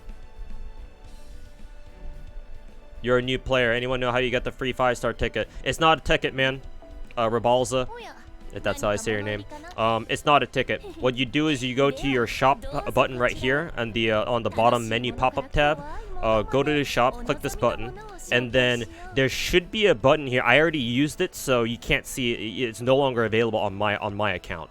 But when you go to the Mana Prism shop or the Da Vinci Workshop specifically, you should see a button here somewhere on the top. It's either on top. Just scroll through and look for it. Where it's like, I don't know. I forget what exactly it's called, Che. You're going to have to help me with this one because I didn't pay attention. but it's not a ticket. It's literally a tab in the DaVinci Workshop where you can go to, and the game will allow you to select one free 5-star from our permanent roster. So it's not a ticket. It's just you go to this Mana Shop tab, not Mana. I keep calling it the Mana Prism Shop tab. The DaVinci Workshop tab, and you look for the specific tag where it sounds like you can get a 5-star. What kind of comps are required for 90++? Really high MP level DPSs. I hope your DPS is at least MP3 and higher in Grailed. Or at the very least MP5. If not, you can forget about it. Oh, and I hope you have your own Oberon too, because without Oberon, 90++ nodes are literally balanced around you having Oberon. And so yeah, if you don't have Oberon, you're fucked. You can forget about it.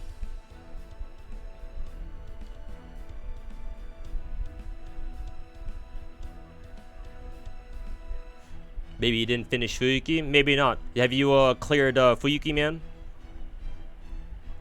Because you may have to finish the you said you were a new player, and so yeah, you may have to finish the prologue, the Singularity F chapter or whatever it's called. So once you finish that, you might then be able to access the free 5-star tab. 5-star servant special summon. Okay. So there you go. Best of luck. Just got mine. How about you? Yeah, I got mine too. It took me like 7 or 8 multis, but we got them. Is the MP5? If you're talking about me, Hinamakura, no, my Oberon's not MP5. I've decided to just stick with the MP1. Yeah. Because I was contemplating rolling for more copies of Oberon, but then chat pointed out to me that wait a minute, you still have Summer Servants later, so I was like, oh yeah, that's right. Just like, oh yeah, I forgot about the Summer Servants. So glad we still have Triple Suck. Yep. And the overlap with the Koyanskaya too, so. Is MP2 Vlad enough for 90++ with double Castoria Oberon? That's a good question. I'm not sure. I would get him to MP3 just to be safe. MP2 sounds a little low. Just get MP5 Kukulkan and live easy. I mean, have fun pressing 6 buttons every time you want to play her. But I mean, hey, small price to pay for Aztec titties, right? Aztec? Isn't she an alien?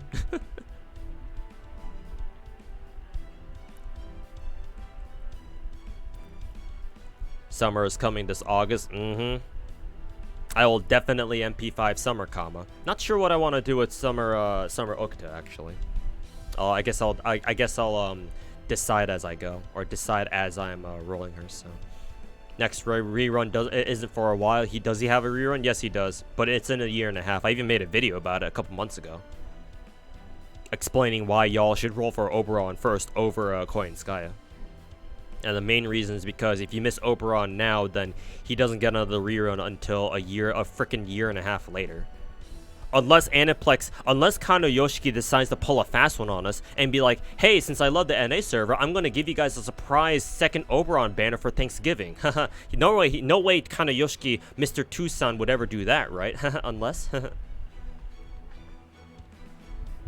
Unless.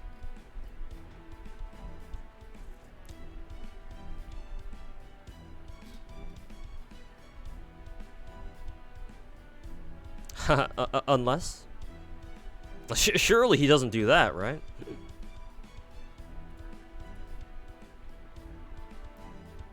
Ow. Maybe Nero Bride or Tamamo for Arts MP++. Well, if you bring Tamamo, then perhaps. Yeah. Because Tamamo has an MP damage buff, whereas Castoria and Nero Bride do not. So if you want to throw like Tamamo Caster in there and Oberon, then yeah, actually that makes sense. We got Godjuna's banner, Godjuna's second banner early. True, we did actually. We did. If they were willing to give us Godjuna's second banner early, then hey. What if Oberon's out? Yes, you can see on my screen right now. I have him. Hey, Velark, how's it going, man? Thanks so much for the 39-month resub. Hey, and a tier 2 even. Thanks so much, man. How much did Oberon cost? Like 7 or 8 multis? He showed up pretty quickly. Hey, thanks for stopping by, Velark, and thanks for the support. Debating using Spirit Origin summons. Funny its use of it on a Pretender class. I mean, hey, better than whatever I used. Better than what I used my last 2 USO summonings for, at least. Congrats on Sussy Mothman. You got yours in just 5. Hey, congrats, Razzie. Same to you too. Are there any other game-changing servants coming soon, or can you start saving for Tezca? Tezca. Are you talking about an unreleased Lost Belt 7 servant? Because none of the Lost Belt 7 servants released in JP right now I know named Tezca. Yeah, you're probably talking about a Lost Belt 7 servant who isn't in the game yet. Tezca. Oh no, is he the 5-star AoE assassin? The dude with the gun. The dude with like the German fucking Walther something handgun. And the really rough artwork. Like, damn, we thought Oberon's artwork was kind of rough, but then along comes Tezca. Save it for next summer. But yeah, to answer your question from before, not really. Well, actually, no. Since you said until Tezca. Until Tezca. Our next super game-changing servant, in my opinion, is probably going to be Archetype Earth, unless I'm forgetting somebody.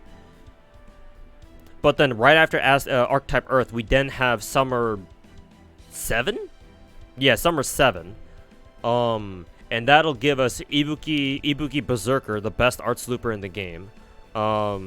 Summer Scotty, and then Lady Avalon. So yeah, good luck. Would MP1 God Juno work for 90++ node? Try to get him to MP2 at least. When you can, anyway.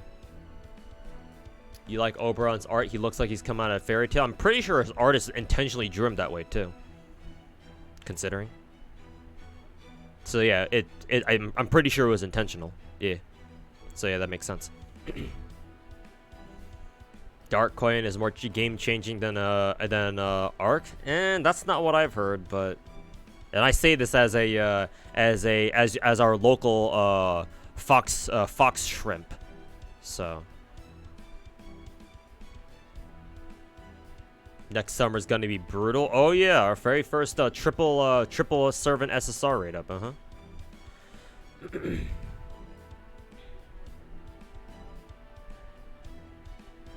You don't see Lady Avalon used enough. Well, yeah, because Lady Avalon is like Tamamo caster. She's a more of a challenge quest caster. It's like the same shit that Lady Avalon is the same shit as does the same has the same role as Tamamo caster. Like, you don't use Tamamo caster as like an arts looping support. Well, I mean you can, but not for farming because Castoria exists. Like, remember fucking 3 years ago, chat, when Castoria first came out? Everybody on JP was like, haha, Tamo's dead, you know? Castoria's replaced Tamo. Tamo's retired now. Remember when I did that, like, hour-long stream where I ranted about how fucking retarded those people were? And how they never used Tamamo caster ever in their fucking lives? Yeah, it's kind of like that. Like, Lady Avalon is not really, I don't think is really used for farming. Or to loop, really.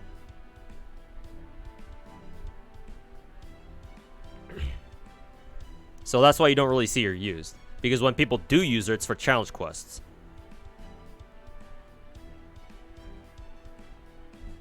The artist of Oberon hates bugs, so it took her a lot to draw them. I wonder if her favorite servant is Morgan. You've used your Proto Merlin a ton of 90++ nodes. Okay, well at least that's good to hear.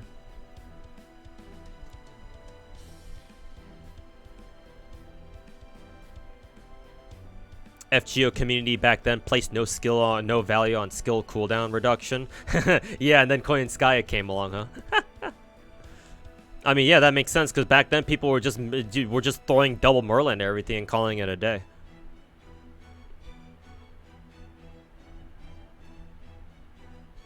Are MP levels worth it for Oberon? If you really want to try like MP5 Oberon like 90++ nodes, because I'm pretty sure there are things like that, but like we're talking like Omega Whale shit, that most of you will probably never had a chance to try. No, the short answer is no. Treat Oberon like Koyanskaya. Like if you don't like if he's not husbando to you, or if you just really like him, or if you don't like super like him, no. He only needs to be on MP1 for the most part.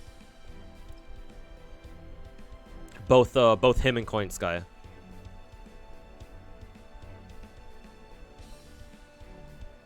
And remember, the tricky thing about Oberon is that his MP puts invul on his enemies, so that means that if you don't kill them with the MP itself, that there's jack shit you can do about it, unless you give him like pierce invul ahead of time or something. So with Oberon, like it's a zero-sum game. It's either you only stick with like he's a very polarizing servant in the sense of his MP levels. Either you just get him MP1 and say, okay, he's just a support character, whatever, or you go all the way with him to like MP4, MP5 because you need to make sure he kills things. Because otherwise he's gonna slap an invul on them, and you're gonna spend the next turn being like, haha, I do no damage, haha. Unless again you somehow give him like pierce invul somehow. So it's either he's like an all or nothing type of character when it comes to MP levels. Either get him MP1 or like invest pretty heavily into him. Don't think Oberon can farm 90++. I heard that there was like a really jank like 90++ like super Omega Whale and Oberon like MP5 Oberon like setup that you could do for like 90++s or some shit. Maybe I heard wrong, but that's what I heard. I mean, it does check out because he is a pretender, but yeah. Only people with no culture diss on Tama. Yeah, no brain either. Doesn't Oberon also work really well with Muramasa? Oberon works well with anybody. He just happens to work better with Buster characters. Like his main thing is the his double MP damage buff, or his double MP damage multiplier. And that works on everybody. It just happens to work better. He just happens to work better with Buster Swords because his third skill happens to give somebody a mana burst. But his main thing is his is the MP damage buff. Because remember, if you have Black Grail, that shit works together too. And at that point, it's like, well, who cares what color type they are? They're gonna have like a freaking, if you give them even a solo Black Grail, right? A solo Black Grail is 60%. Like since he doubles that shit, well, they already have a 120% damage buff, and that's before you add in his own first skill, and that adds another what, 30%, which again doubles. So that's really 60%. Also, XY Anime Guy, thanks so much for the 8-month resub. Welcome back. Sorry for getting your resub a little late there. How many sync words did it take? It took about 7 or 8 multis. You shut up pretty fast, relatively. You just got the cope scope, nice.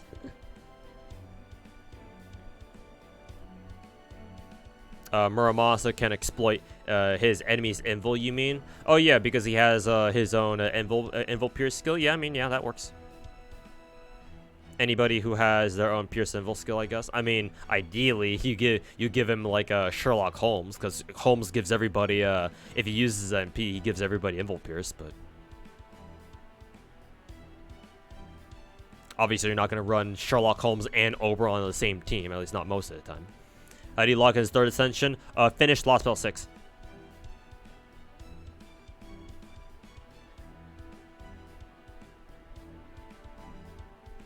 He's out already. Yep, he came out tonight. An hour ago.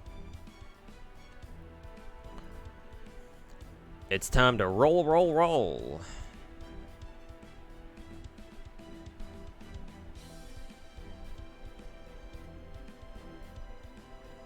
Doesn't Muramasa do bonkers crit damage to enemies with the invul? Yes, he does. But I hope you have his face cards.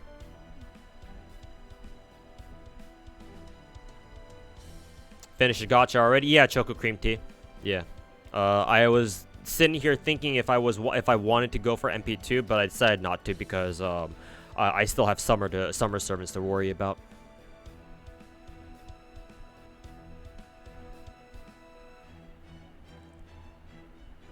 Is Oberon skill 2 max level priority, then skill 1? You should probably max his skill 1 and skill 2 together at the same time. Get them both to get them both to what is it, level 10? Let's see.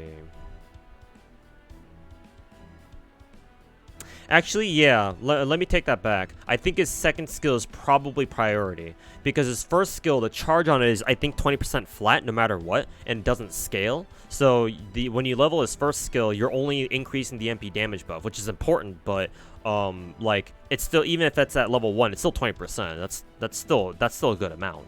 Whereas his second skill scales. The battery on it scales. It starts off at 30% at level 1, but it goes all the way up to 50% at level 10. So actually, yeah, let me take that back. His second skill is priority, because you want his battery to be at 50%. I mean, even then, his first and second skill together is 50% already. So.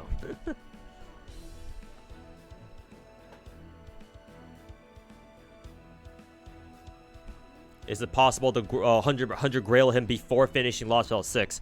Yeah, Hazix, if that's how I say your name. Yeah, it should.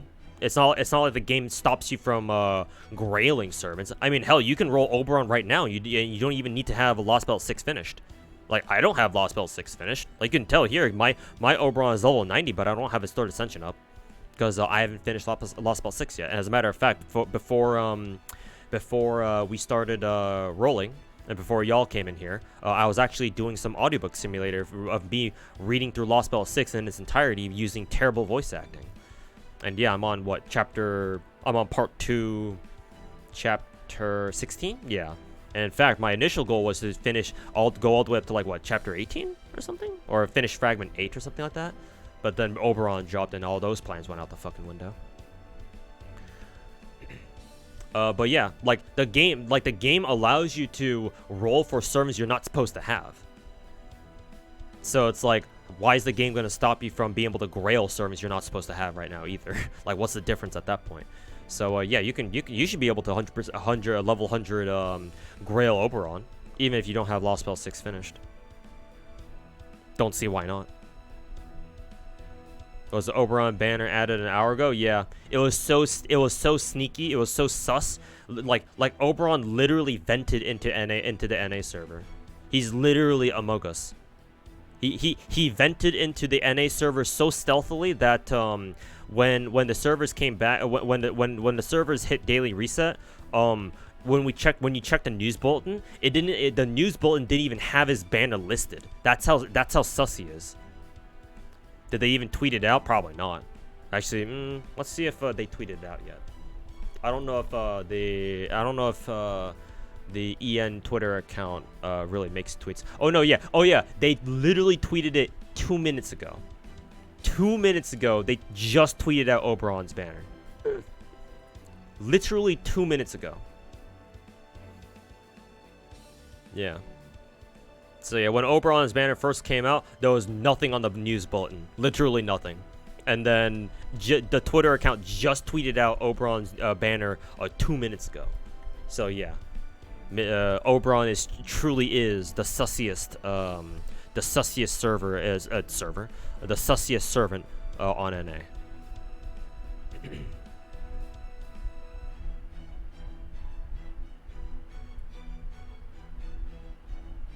Very sussy.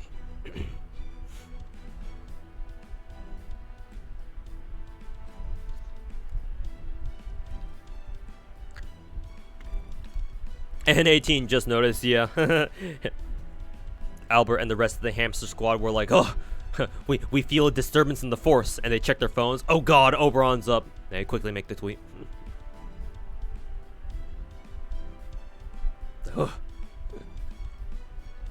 casually drops the best servant in the game like it's no big deal. Ugh. Where am I? Got a notification, thought it was a mistake. As soon as before y'all got in here and when we were still doing Lost Spell Audiobook Simulator, as soon as it hit reset, I saw my game get a data update. I was like, huh, a data update. I wonder what this is for. And I asked myself again, I wonder what this is for. And I was like, wait a minute, Mothman? And sure enough, when I checked the gotcha banner, oh yeah, hey look, there he is. Did you roll for extra copies of Oberon, Mr. 2? Hey, it's me, Shiki. How's it going, man? Nah, he's gonna stay at MP1. He's gonna stay at MP1. I may consider rolling more copies of him, like maybe next year on his next rate up, whenever his next rate up's gonna be. But for right now, I have to think about saving for the summer servants coming up. Is there a way to show Oberon's third ascension? You have you beat Lost Spell 6. You need to put to show on spoilers, but it doesn't show. Like, what do you mean? Are you talking about Oberon, like your own Oberon, or are you talking about like support Oberons? Because if you're talking about your own Oberon, you just need to go here. Oh, I'm actually already there. Just go to his character skin and then just click on each of the different ascensions. Obviously, I can't choose the third one because that's, you know, spoilers.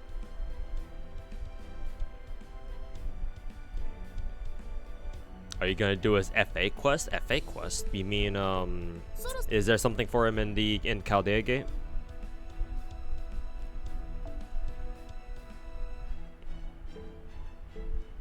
Or somewhere else?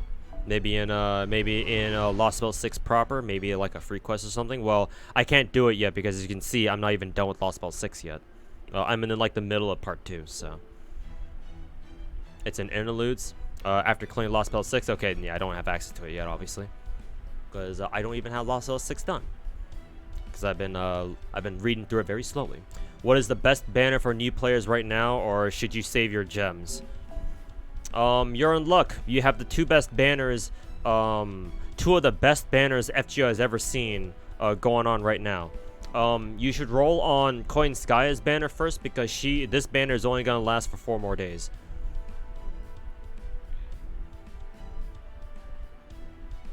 Probably.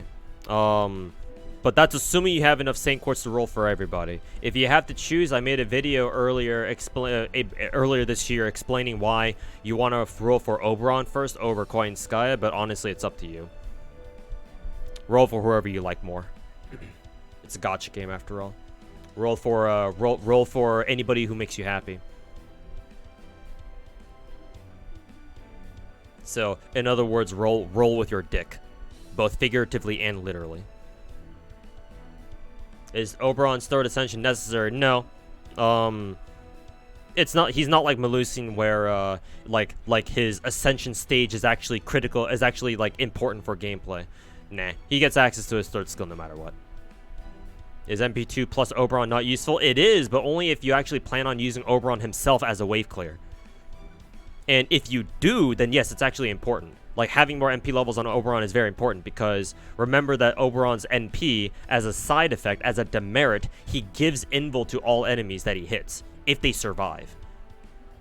If they survive his NP. So if you actually want to use Oberon as a wave clear for whatever reason, and I mean there is an argument for it because he's a pretender, and pretenders are the only characters in the game who are good against all the knight classes. You know, basically the opposite of alter egos. If you want to use Oberon as an actual wave clear because he can't be used like that, then sure. More NP levels, the better.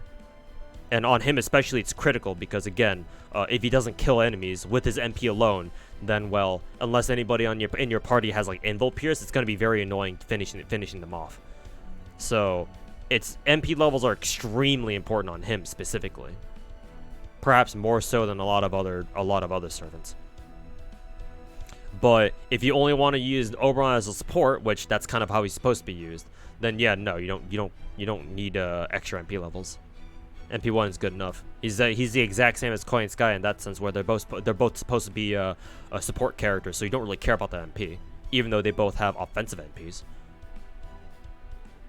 Though at the very least, with Koi and Skya is an assassin. So at the very least, you can use her against riders, and even if she's only MP1, right, as long as she's dealing with like sufficiently low enough HP enemies, right, she can clear them. But Oberon is a little bit more complicated than that.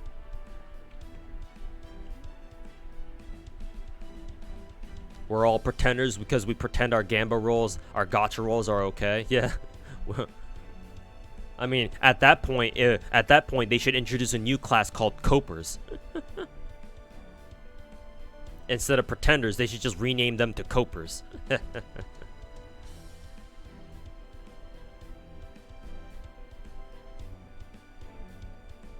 Should you be saving for Melusian if you get Oberon? You skip their first banner if and you don't have Buster DPS characters. Special Star technically can. I mean, technically, yeah, you can.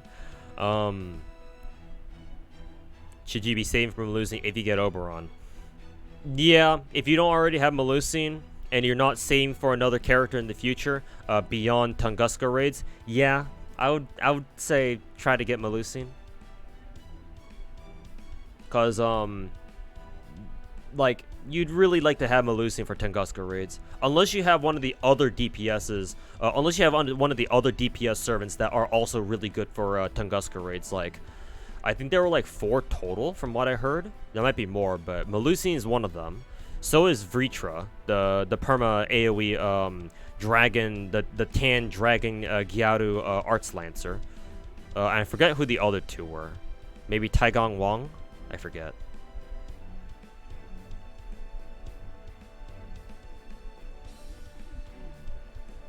But yeah, like, either you get Melusian or I hope you already have one of the other, like, proper DPSs that you would need for Tunguska raids. Because if you don't, well, you don't really have a choice. Go for Melusian. Is just double Koyan enough for 90+ farming? No. Hell no, Yuji. Again, 90+ nodes are balanced around the fact that you have Oberon. If you don't have Oberon, you can forget about it. Or I should say more accurately, it's 90++ is balanced around the fact that not only do you have Oberon, but you also have your other meta support servants, Koi and Skya, Castoria, whoever it might be. Is Jinako worth pulling? She has some farming utility, but she's not really what people think of as like a really super meta servant.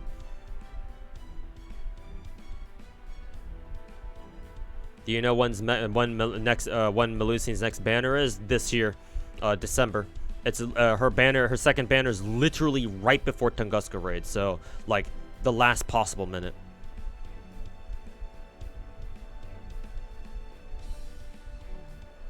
Taigong Wang and then Summer Kira. Okay, there you go. Taigong Wang will come out with the event, and he's permanent, so there you go. Summer Kira is obviously hella limited. And we just had her rerun banner like last month, right? So she's already gone. God, Mothman MP2, Luxac for real. Why the long face? Shouldn't you be happy about that? I would love it if I got Mr. Mothman MP2 with in just 3 multis. Okay, you'll say if you're a Melusian, you only have Muramos and Special Star for DPS. You don't have Castoria, so you're coping really hard. Okay. Gotcha.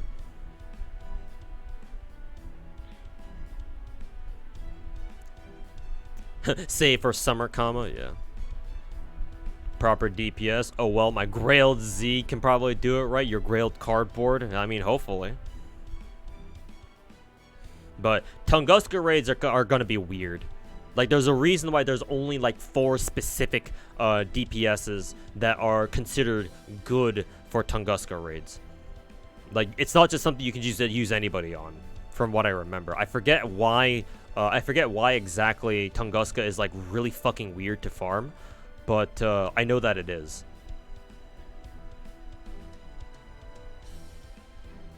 So unfortunately, if you're not like one of the chosen DPSs, like, you're gonna have a hard time, or at least so I hear.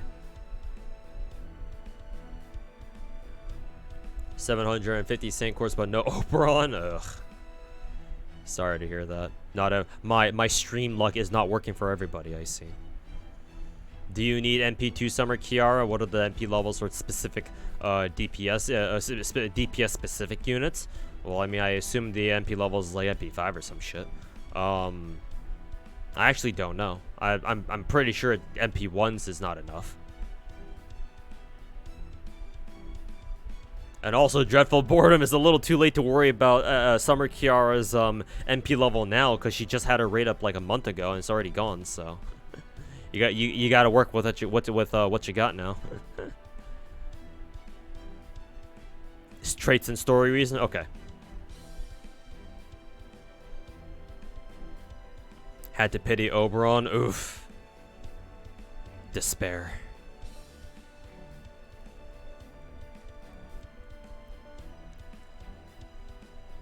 How can you farm with Buster reloading, or how can you Buster reload without Oberon and someone with 50% charge?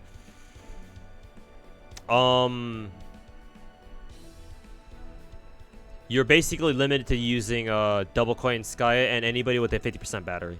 And Saber. That's it. That's how.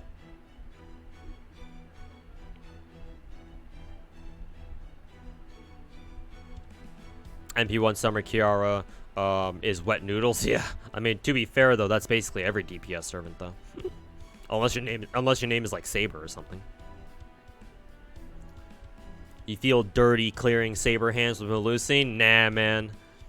I mean, you're using Melusine, so you should already feel dirty to begin with. So, why do you feel dirty at using a Lancer to clear Sabers with? I mean, haven't we already experienced that with Super Orion? Using Super Orion to clear Lancers? Did they sneak drop Oberon? Yes, sir, they did. Yes, sir, they did.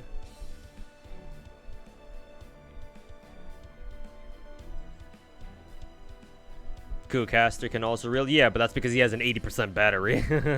But yes, he can.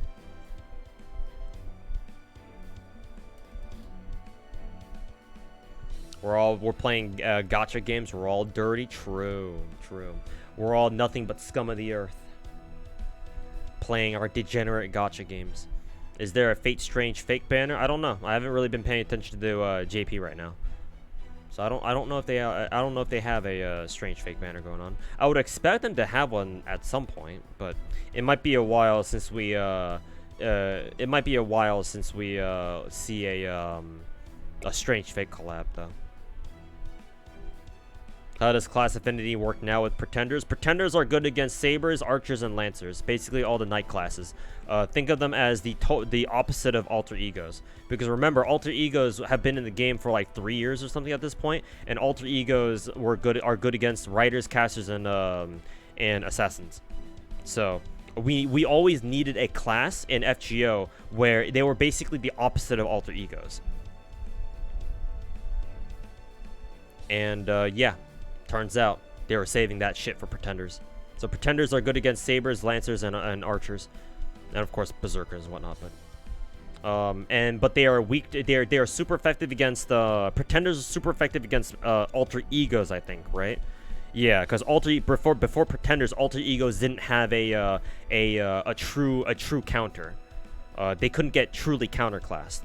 The best you could do was like either Assassin Kama, who had a third skill, whose third skill gave her true class advantage, or Berserkers, I guess, where at least you had half. But now that we have pretenders, or we have our first pretender in the game, yeah. Now finally alter egos, we have an answer against alter egos. So yeah, pretenders are good against the knight classes, 50%, and then alter egos. Alter egos super effective against alter egos. They do double damage, but then take half damage. However, yeah, all pretenders are weak to foreigners. Foreigners get true double damage, true class advantage against pretenders. So foreigners stay winning, I guess.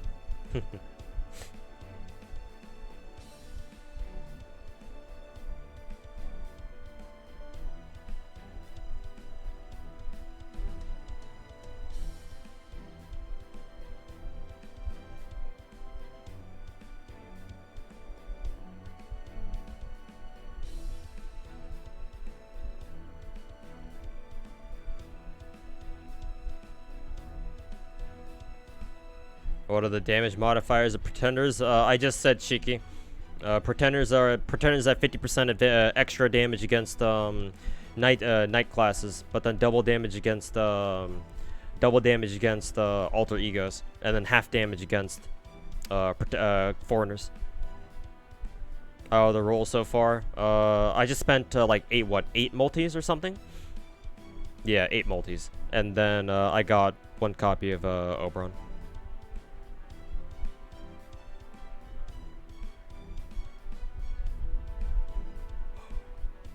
So yeah, that is the pretender advantage cycle or advantage circle. They should have also updated the class advantage system in game too as well. So there you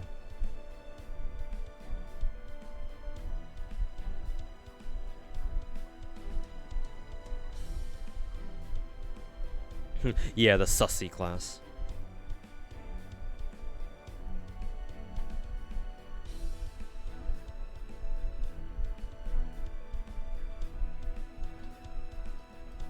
What was the damage? 8 multis. And the daily disappointment.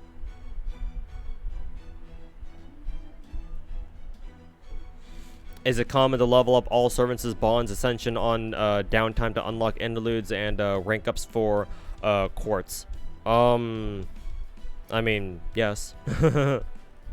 Like if you're talking about like interlude stuff, like here, like interludes like that, as you can see I don't have Oberons available yet, or like rank up quests, like bro, you should be, I know that lots of players are really lazy with their interludes and rank up quests, but like bros, you should be getting your rank ups and interludes done as soon as they come out. Just like as soon as you see them, you just do them.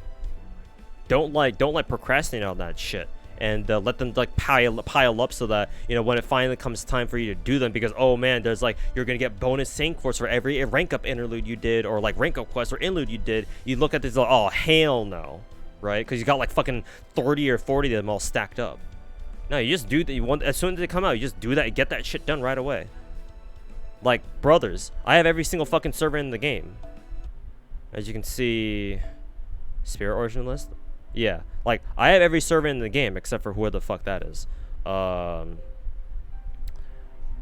Yeah, like I have every single server in the game playable anyway, and then I just get all their rank ups and interludes done. There's no reason for you guys not to, especially when we have some bonuses, right, for like anniversaries and stuff, where like, oh, you get bonus sync quartz for how many interludes or rank up quests you did. And matter of fact, didn't we just get that last anniversary, like literally 2 weeks ago?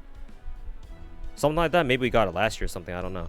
But like, yeah, like you should be caught up with those kinds of things. Like Bond, obviously that's a different story. I mean, getting servants of Bond 5 shouldn't take too long.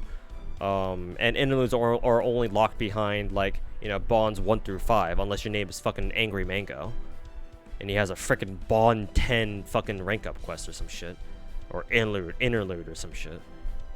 But he's a fucking weirdo, so that's not, you know, indicative of what the rest of the game is like.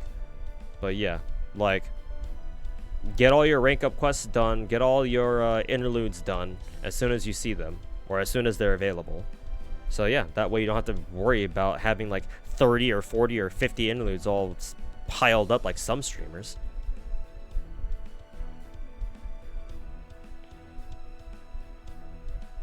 Oh yeah.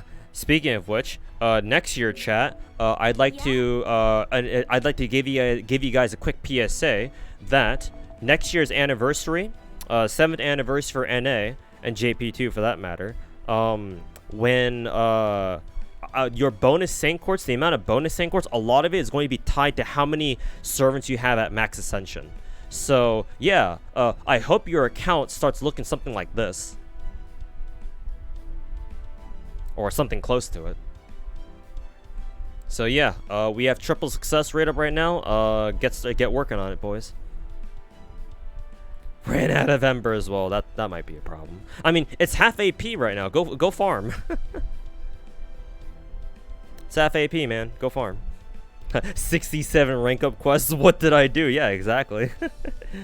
You look at all those, like, oh man, it's like you never want to do them ever again. It's like, fuck. Does that include duplicate welfares? No, obviously not. You have no embers and no QP. Well, thankfully, Grand Neurofest should be right around the corner. Anything worth saving up for later this year as a free-to-play? Not really. Just speaking as meta, or speaking from meta, not really. Unless you want to roll Scotty for some reason. Imagine quick looping in 2023. But no, the rest of this year is just roll for whoever you want. For like waifus or husbandos. I mean, maybe the one person might be like Taigang Wong or something. But other than him, like for the rest of this year, nah, not really. Now that we have Oberon's the end of our like super omega meta servant boss rush or servant rush. Like Morgan, Melusine, Koyan Sky, and Oberon were like the big four, like the final the four horsemen of our Saint Quartz apocalypse. Like if you've been able to roll every single one of them, like you're in the clear. Like you don't have to worry about rolling anybody else until next year.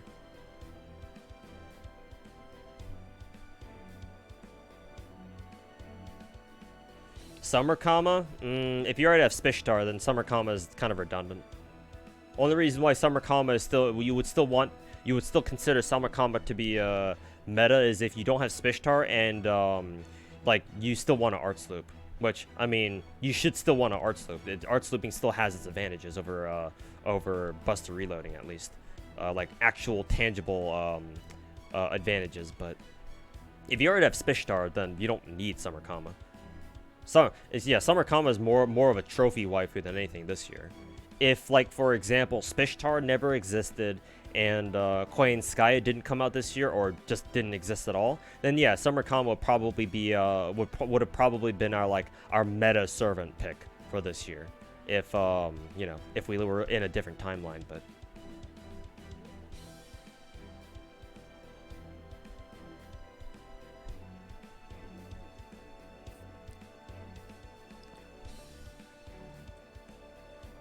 I feel like you're the only one who skipped the releasing banner. Hey Invada, how's it going, man?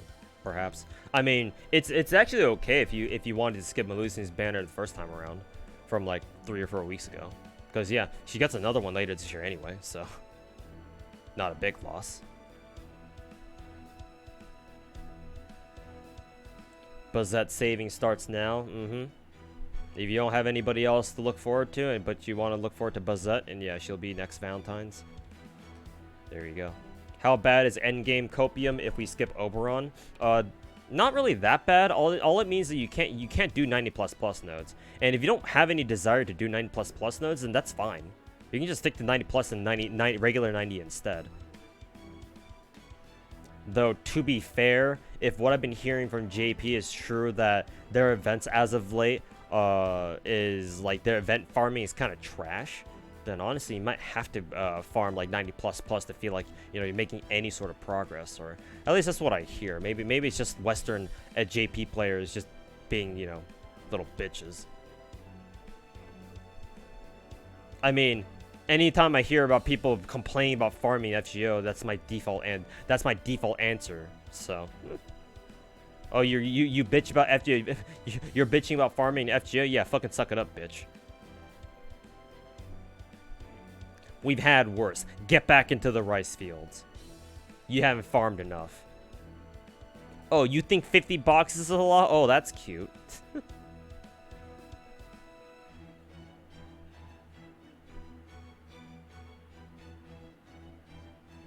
You came back exclusively for Buzzette, I see. Man of culture, I see. What MP level should Oberon be? 1. Same as Koyan Skya.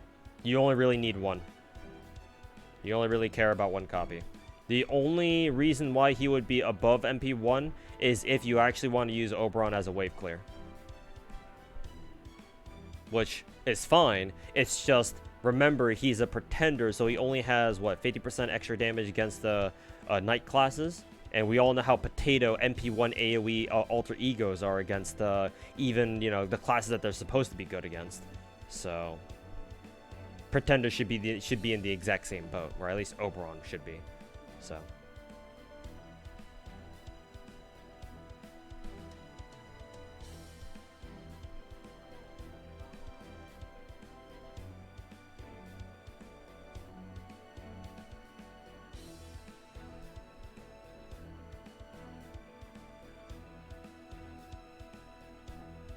They weren't here for the Moon Goddess event. Yeah, they weren't here for that Go West event either.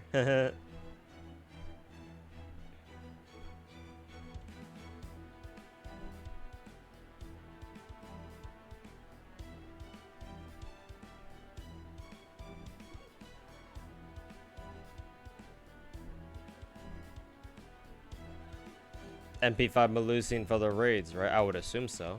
Maybe she doesn't have to be MP5, but as high as you can take her.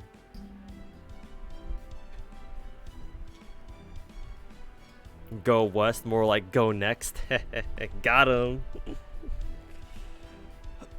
Oh god.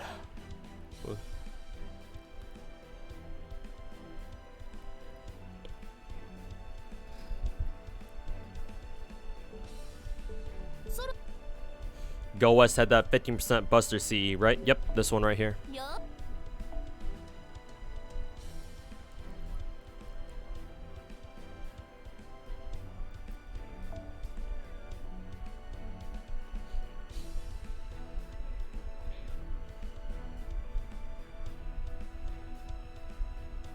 What anniversary CE did I pick? I can show you actually. I picked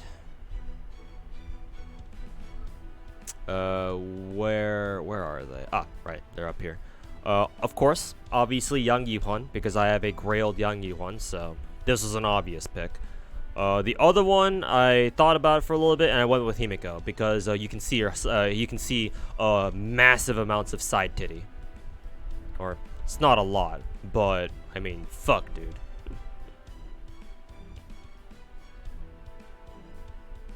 So yeah. How bad was Go West? You don't remember anymore. Go West was an event where you had to farm. At one point, you had to farm one node for one currency that allowed you to farm another node using that currency because it didn't cost AP. Free-to-play players absolutely fucking hated that mechanic, so they never done it again since. And NA actually had it easier too, because the original run of JP's Go West event, because Go West was split into two parts, they had two sets of CEs. But the first half of the CEs, or the first part of the event, CE Gotcha CEs, did not cross over to the second part, and vice versa. So that was trash. At least for NA, LB6 was like, we're not gonna let let's not let NA go through that shit, that kind of bullshit. So they allowed our Gotcha CEs to apply to both part 1 and part 2 of the event, no matter what kind of CE you rolled, and no matter which part of it you were farming. So at least that was nice of them. Still, we still had to go through the we farm one event currency just to farm another one. Type of deal. There was no Tamamo CE. Nope. The last like anniversary Tamamo CE that I think we got was like 3 or 4 years ago. I'm pretty sure like 4 years ago. I think it's in my second archive. CE. Let's see. It should be around here somewhere because it's always level 80.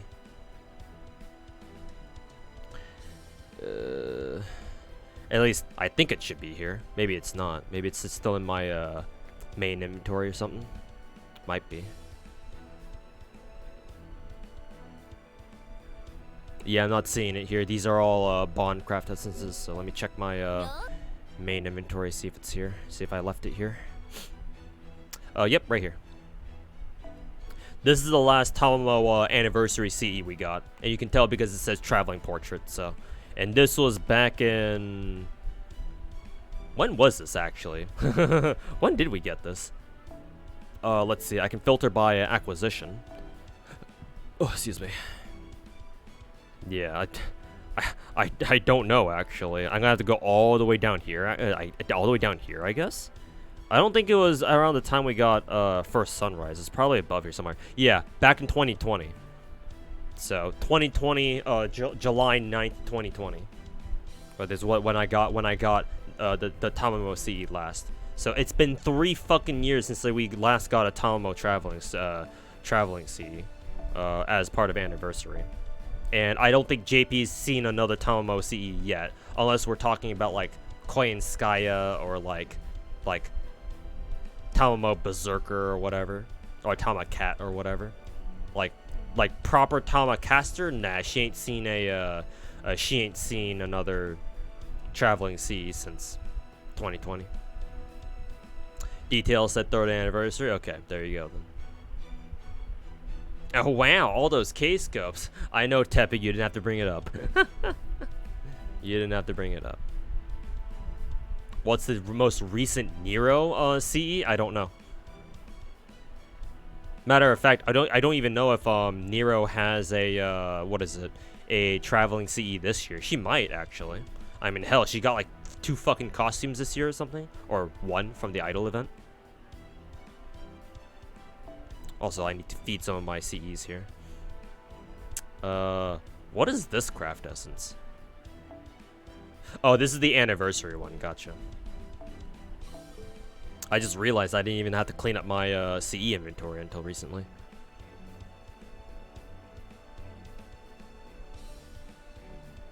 Let's see. Let's just lock this one. And then let me break it real quick, just so that we have a copy. Nice. And then I forget if we if I already limit broke a 5-star copy of or yeah, a copy of the 5-star CE here. If not, I do now. 2 is why you don't have a K-scope. Now, let's not trigger my entire chat. Let me have the feeling of having 550 viewers concurrently on my stream for once, and let me relive my old YouTube days. We don't need to scare everybody off just yet with how many K-scopes I've stolen from everybody. Keck W.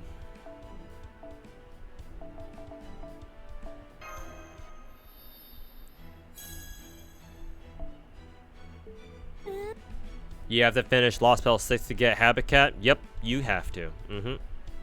You have to finish Lost Spell 6 first before rolling front points. So, if you still want to roll front points while we still have the triple... Actually, no, wait, hold on. We don't even have the triple success rate up for CEs right now, do we? That one's gone, right? Let's see. Enhance... No, we still do. Somebody told me that... Somebody in chat told me earlier when I asked if craft essences still had their super and great success rate up right now, and somebody told me no, they don't have it anymore. I was like, okay, I guess it already ended. But no, it still has 3 days left. Who the fuck was that? I'm gonna fucking ban them for fake news. But yeah, if you if you want to roll your friend points, now's the time. Or yeah, if you want to roll your friend points to get Habitat, now is not a bad time. But yeah, that means if you want to, that means you're gonna have to complete complete Lost Spell 6. Can somebody tell me if Karen or Miss Crane are useful? Karen is, Miss Crane not really. Miss Crane is a horny trophy waifu. Karen is actually pretty decent, because Karen is one of the few quick loopers who can loop with Black Rail, I believe. So that makes her extremely strong as a quick looper. She and I believe Dante's Mr. Eddie. Life has many doors, Ed boy. Those two are two of the only quick loopers who can quick loop with Black Rail, I believe. Though I believe you have to wait for Dante's to get his 30% battery first. And I don't think NA has that yet. Maybe? Maybe we do? No, I don't think so. Yeah, because Dante's got his 30% battery somewhat recently on JP. At least I think he did. But Karen is useful if you're still quick looping, that is. And I don't know, some people might still be. But Miss Crane, not really. She's more of a gimmick. How did Oberon rolls go? Oh, decently. I only rolled for one copy, and he showed up in like 8 multis, so I can't really complain. You've always wondered, as a day 1 JPNA player, had any reason to use rare prisms for old events like all the Statesmen, the Dante's event, like one more ticket or something? Like I remember when I bought the Dante's event from Rare Prism Shop, you still get the ticket at the end. So technically you get another ticket, I guess. But like, I don't know if all the Statesmen going through it all again will give you like another ticket or something. So honestly, I don't know. Is Bryn still good? Brynhilda Lancer? I mean, she's still a single target buster, and she still has a super effective mod. So technically, yes. It's just that, you know, she's kind of been overshadowed by other single target servants at this point. She's a cultured individual. Thank you very much. Is that what we're calling her these days?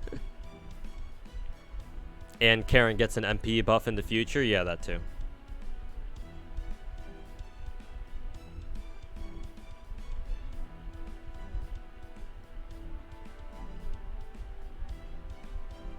Heard best efficiency for friend points is still going to be next Gouda in case anyone's too lazy to roll their friend points right now. Yes. And yes, I agree.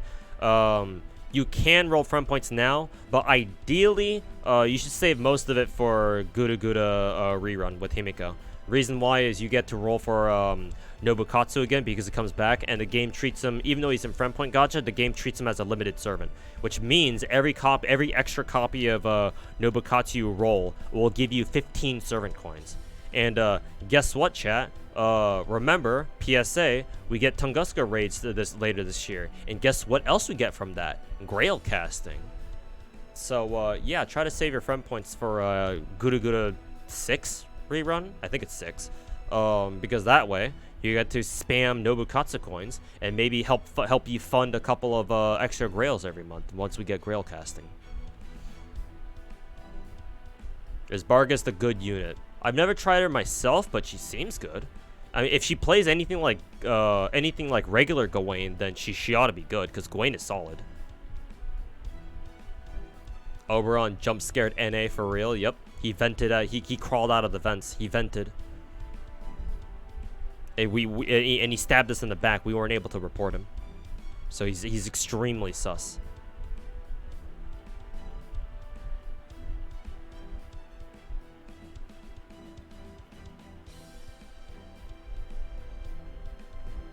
And yeah, also don't roll your friend points until at least you beat Lost Belt 6, because if you don't beat Lost Belt 6, there's no way you can get Habitat or Habitrot.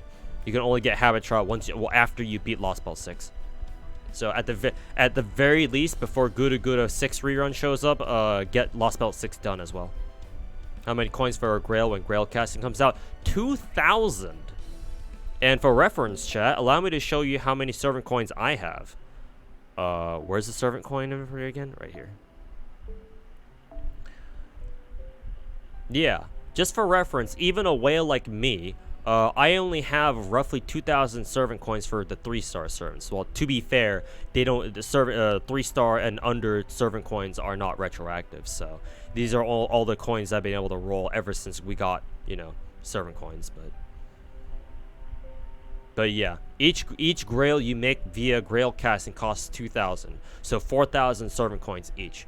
And I have the most amount of Nobukatsu coins because guess what? I rolled a lot of front points last year from Nobukatsu's first raid up. You have enough to open Nobukatsu's app pens, and I'm pretty sure I already did too.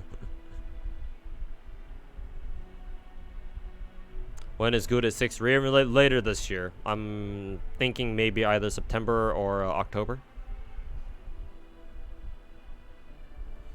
The amount of Grails we get is based on coins. Yes, Draku. You have to convert servant coins into Grails. It costs 2,000 of any servant coins, any combination of servant coins. Hey, Hector Mercury, how's the rolls? They were decent. Got Oberon MP1 within like 8 multi-rolls, and I'm gonna stop there. So I'm gonna deal with only an MP1 Oberon for a while.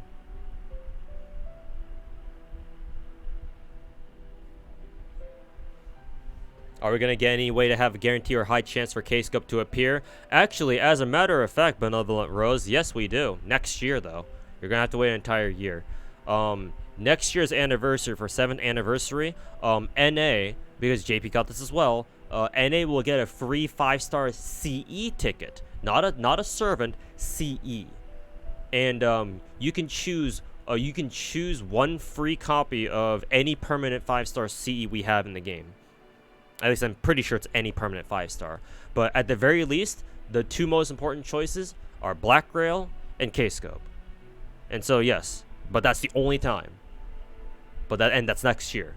But technically speaking, yes, there is a way to guarantee yourself a K-Scope. You're gonna have to wait another year though. So yeah, either you can pick up a free K-Scope if you need it. If you're one K-Scope away from Limberbroken K-Scope, all you need to do is just wait another year, or get lucky and roll another K-Scope from Gacha at some point. Or if you need like a super Black Grail, because I actually know some of my subs actually are one CE copy away from a super Black Grail. You can pick Black Grail too, but most people it's not any permanent. Okay, but I know for a fact Black Grail and K-Scope are on there, and those are the two most important ones. So that's all that really matters. Did you roll MP5 overrun? No, I'm sticking with MP1. Yeah, most people are just gonna go for the free K-Scope.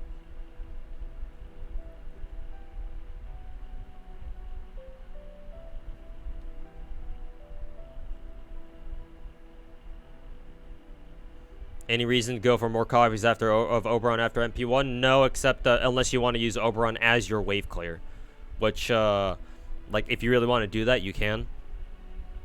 But you're probably going to use him in a more support role to begin with, so MP1's good enough. Isn't OG K-Scope also rotating out from the pool? Nope. If they ever did that, JP would literally riot. No, OG K-Scope is still in Gacha. It's never been removed. JP has not removed it, and they never will. Because if they do, like I said, the JP players will literally storm Lazingo's offices and fucking torch it down like they did that one other anime company, because they're gonna be that fucking pissed. No, Lazingo will never pull out K-Scope from permanent gacha pool. It's gonna piss off too many people. So what they did instead was add another K-Scope, the Cope Scope, the HP Scope. Yeah, kill Andy. And sorry to use that analogy. I'm sorry for opening up that scab. But I'm not kidding you when I say that if they ever get rid of K-Scope from Permagacha as a Perma 5-star C, oh no, the JP players are going to be fucking pissed. So they're never going to do it. If you're thinking of Cope Scope or the HP Scope, actually, NA already got that. We actually got it a full year early. Matter of fact, during the during our 6th anniversary panel at Anime Expo the other week, like 2 weeks ago, on the slide where they showed it, it even specifically said the HP Scope was new, or like they had pulled up a year early.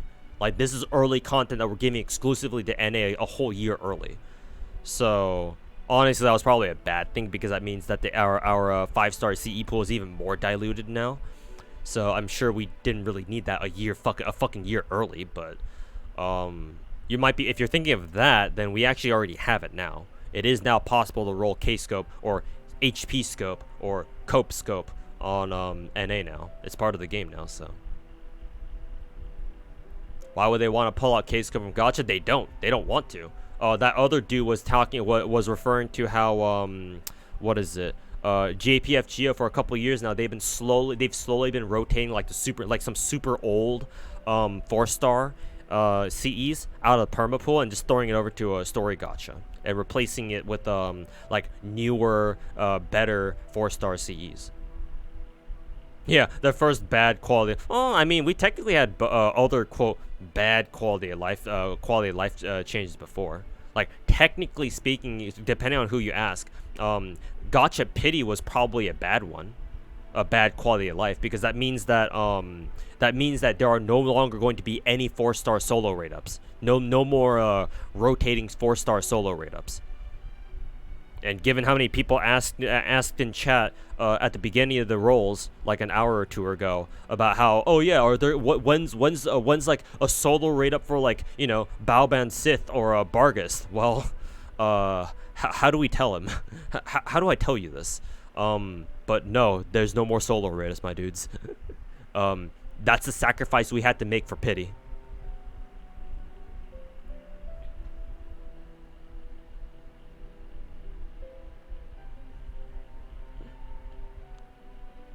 Yeah, Benevolent Rose. Yeah, the like Marshall something. Yeah, I forget what its real name is. And honestly, before NA came, before it got added to NA, I didn't even know what its real name was.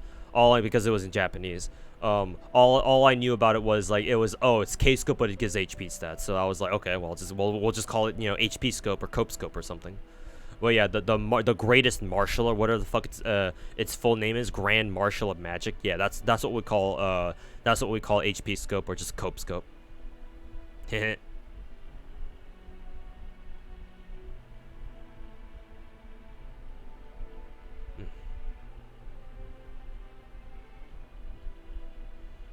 They did jack the rates on the 4 stars on the Oberon banner, though. Each one is 0.7%, when there's like 4 rate ups in total. As in like they jacked up the rates in a good way. Because yeah, I guess that checks out, because I believe for a solo 4-star servant rate up, if I recall correctly, what is it? 4-star servants are like, what, a 4%? Is it a 4% chance? Like, just overall to get any 4-star servants, like 4% or something like that in FGO. And then if you have a solo 4-star rate up servant, then they have like 1% or something. Sounds about right to me.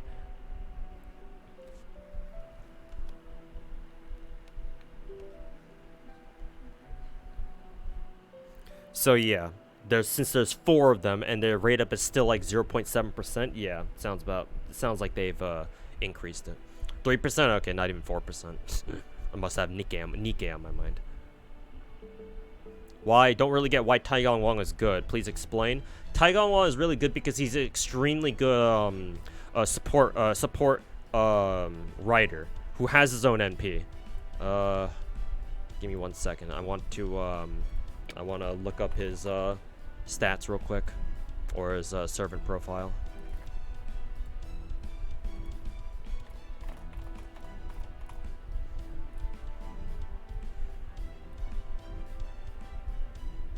So Taigong Wang is an AoE NP quick looper. Well, I'm pretty sure he loops. He should anyway.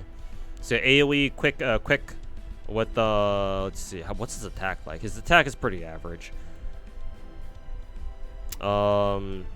Yeah, his first skill is absolutely bonkers, cause it's quick attack and MP damage for 3 turns, all at 15%. Even if your servant isn't quick, the fact that he still increases attack and MP damage for 3 turns is still nuts.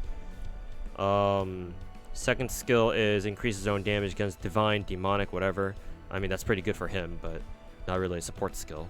And then yeah, he has his third skill is a 50% battery for himself, but he also charges the party by 20% charge too.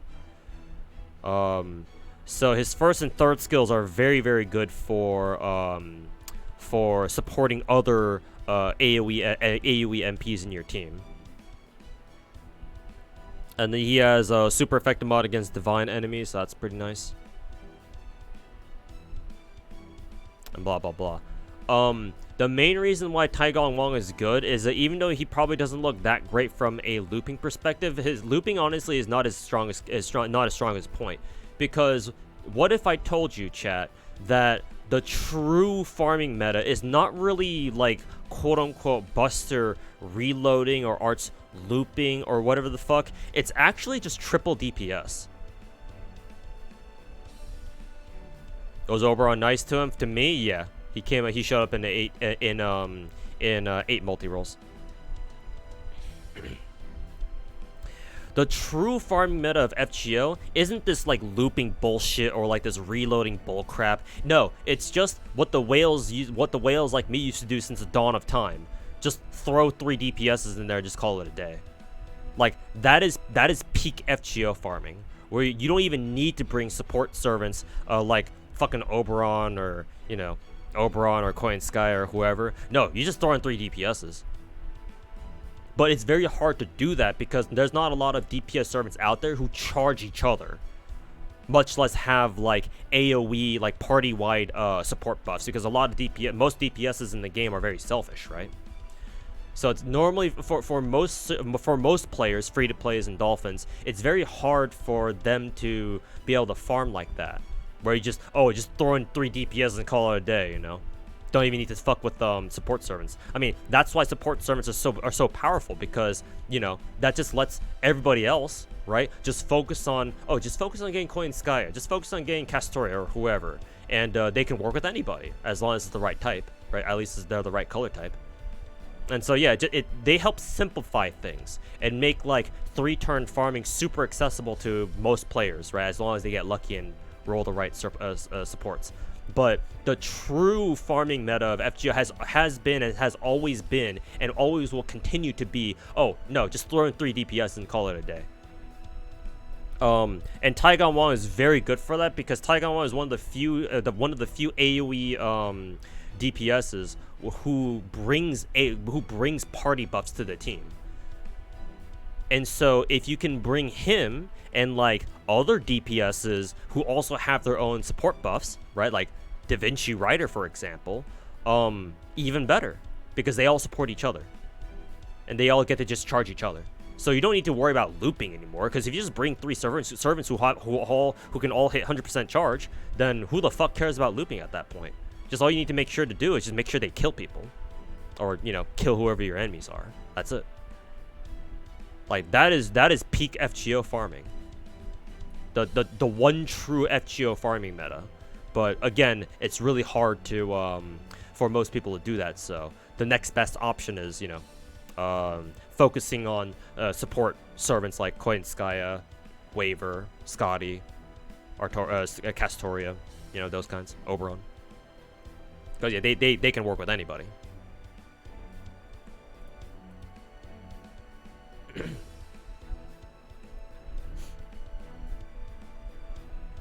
What are some CEs off the top of your head that are worth leveling? I mean, I know it's kind of hard to see because they all say level max, but I don't know how many of you guys have this CE. Technically speaking, Crimson Teacher's Pointer is, I think, the best damage quick looping CE, or just the best damage CE for quick servants, I think, for specific quick servants. But though technically speaking, MP damage ones are better. But this one is technically the best quick damage CE, because this is 50% charge, increases quick damage by 15%, or quick performance rather, and then quick crit strength. There you go. Quick crit is always kind of weird for me to say. Obviously, like if you're still quick looping, or you don't even need to be quick looping, if you're running double Scotty and you just want to crit a bitch to death, then yeah, this C is the best one for it. I don't know how many of you guys have this, because this C actually was only available, I believe, 2 years ago actually, during one of the Guild Fests, I think. No, not Guild Fest. It was available during Skaha Fest last year, actually. Yeah, it's actually fairly recent. It was last year, I believe, right? Yeah, last year. Last year during Skaha Fest, I remember now. But yeah, I don't know how many of you guys roll for this, but if you happen to have a copy of this and it's limit broken, and you'll be using a lot of quick servants, this one's probably the best one. But that's a lot of conditions. So let's maybe talk about some, more general options. If you have Honey Lake, this is I swear this is not my Yang Yuhuan bias talking. Honey Lake is actually kind of cracked, because even though it says, oh, it only gives you bonus damage against people who are burned, if you think about it, if you really want to abuse this, all you need to do is just give any servant a burn CC, and that's it. They have instant access to Honey Lake's damage mod. And I'm sure at this point we have tons of burn CCs, and I don't think anybody's really using them. So like you can abuse the fuck out of Honey Lake by just stacking like 5 burn CCs on like your DPS servant, and just like anytime they use a face card, oh, they're burned, haha, 40% more damage. Keck W. So there's a lot of abuse. There's a lot of like mechanical abuse you can do with Honey Lake C, but again, that kind of hinges on you having a lot of burn CCs, or at least one. Hey, congrats! I'm lagging. Got both Vitch and Koyan Sky and Mothman. You'd love to see it. So yeah, Honey Lake's a potential one.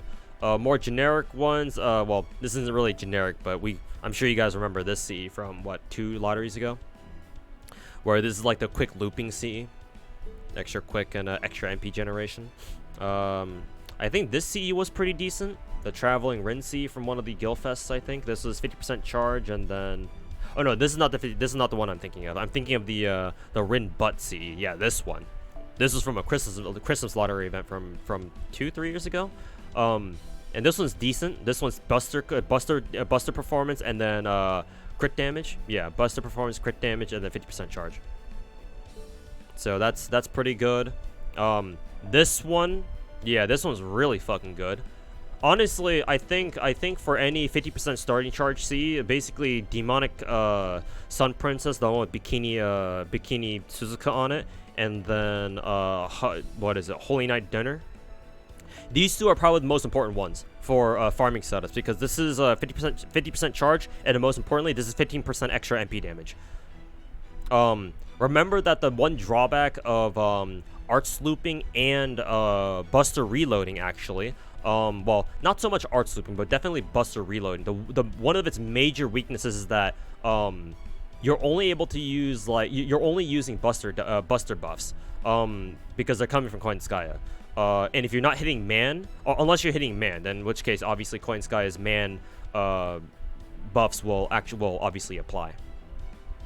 But if you're not fighting against man attribute enemies, and your DPS doesn't have any of their own buffs, for example, let's just assume they don't have any other buffs. That means that the only buffs that your DPS is gonna have is literally just buster buffs. Like, that's it. Most DPSs probably have their own attack buffs though, so we can safely assume that your DPS has like some kind of attack buff, but a lot of the time your DPS is going to be missing MP damage buffs. And this is where the shit comes in. Though, to be fair, if you're Buster reloading, unless you're using like Saber or something, you probably aren't even going to use the C at all. Unless you Plug Suit Waver, I guess. Maybe Plug Suit Waver might work. But yeah, Holy Night Dinner is one of the go-tos, because the extra MP damage buff is amazing. The second best would be what is it? Demonic Sun Princess, because this is basically the same C, except its crit damage is a little bit more specific, where it's you can only it's only arts crit strength or arts crit damage instead of just general crit damage. So it's a little more specific, but the other two, the actual important effects that you actually care about are the same. So, Dive to Blue. Let me show you why Dive to Blue is not good, or not ideal. And actually, I'm pretty sure I have it in my second archive, because it's probably not in my main inventory now that I think about it. Let me show you why Dive to Blue is not ideal, and I gotta find it first. Is it this one? Yeah, this one. Reason why this is not good. Take a look at the stats. What do you see?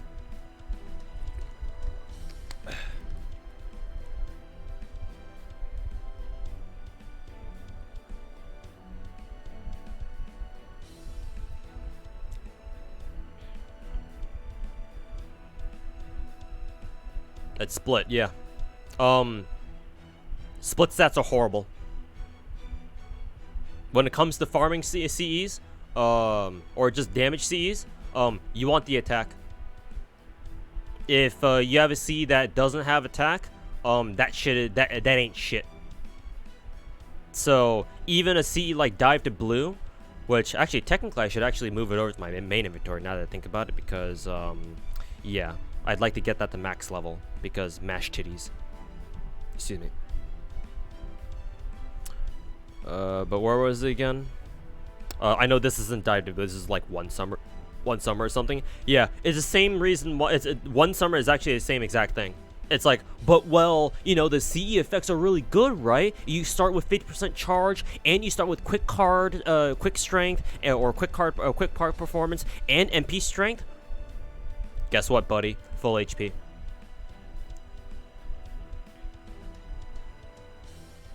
So yeah, One Summer is actually even worse than Dive to Blue, technically.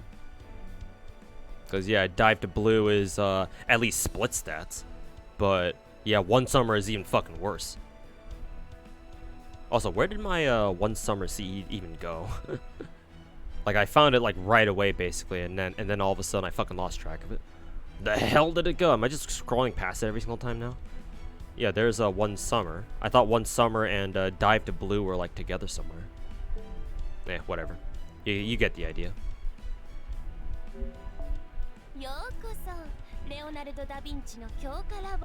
Holy Knight Supper is still better than aerial drive in Koi and Sky's system. Technically speaking, I would say so. Yeah, I think I would say so because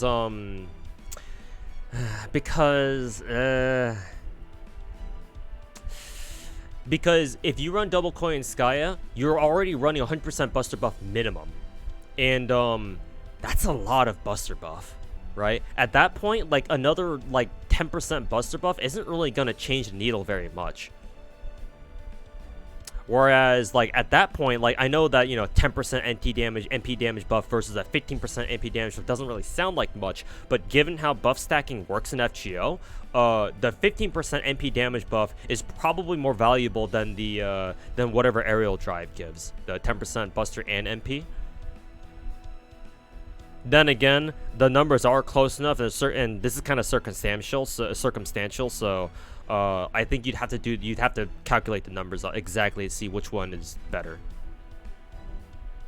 It also depends on if the servant has their own MP damage buffs or not. So.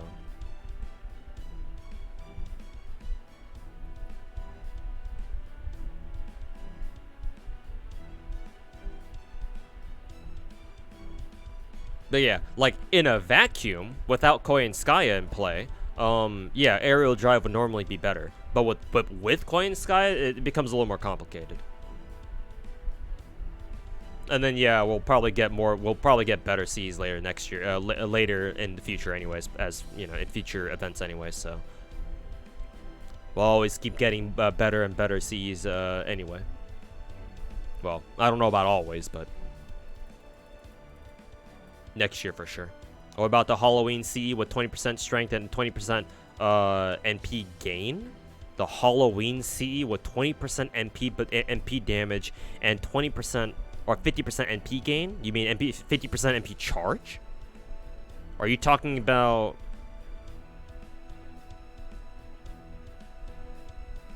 Are you talking about Halloween Princess? Damn, I haven't heard that CE's name in a hot minute. And actually, I don't even think I have it in my main inventory. It's probably in my second archive somewhere.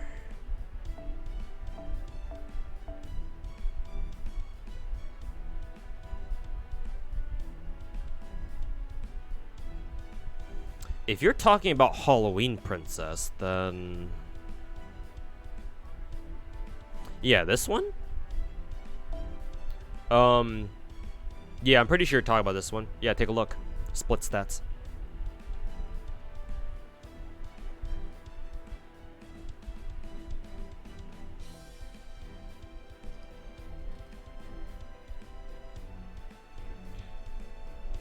If your character has MP damage buff, is it better to use Sumo? In that case, probably. Yeah, in that case, probably.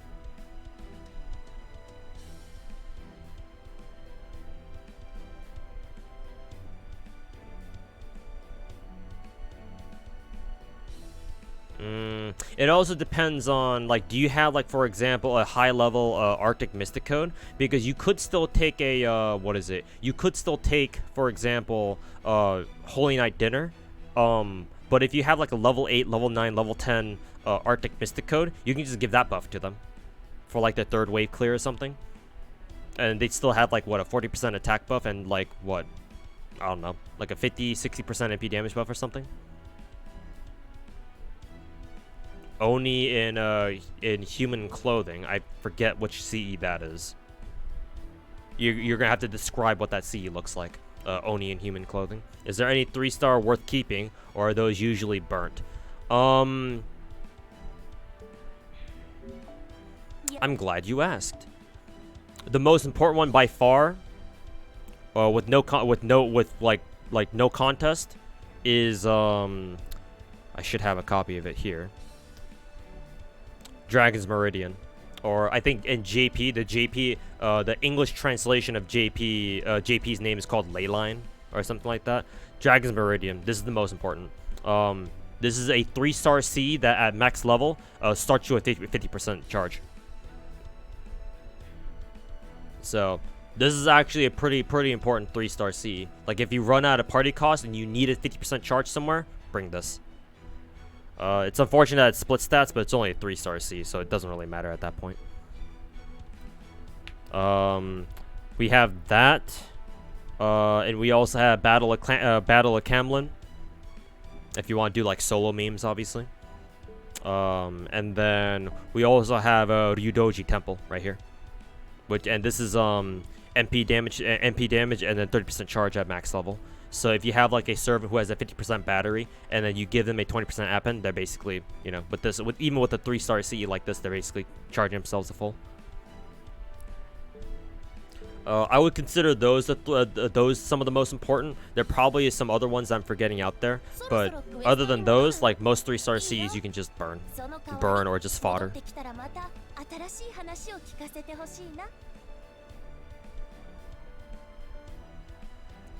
Shuten Ibaraki. Okay, I think I should know which CE that is. Oops.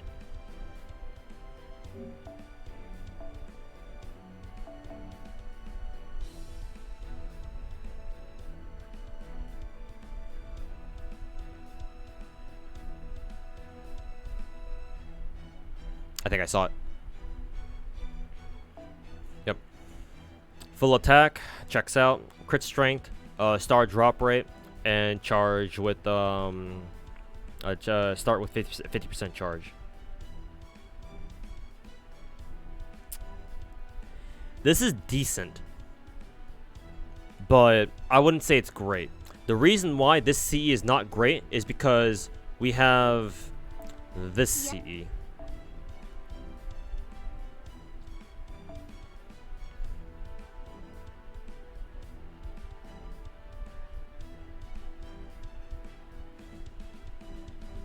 Conversational Hot Sands, or just Hot Sands for short, increases your crit star gather rate by 600%, and then your crit strength by your crit damage by 25%. I'm pretty sure, in my opinion, this is just a superior craft essence, and it's not only because it has Gilgamesh on it. You're missing one copy because you burned it? Yeah, I think I did. I don't remember for sure, but I did roll for another copy of it. It cost me like 700 or 800 Sync-Quartz, but I eventually got my 5th copy of it.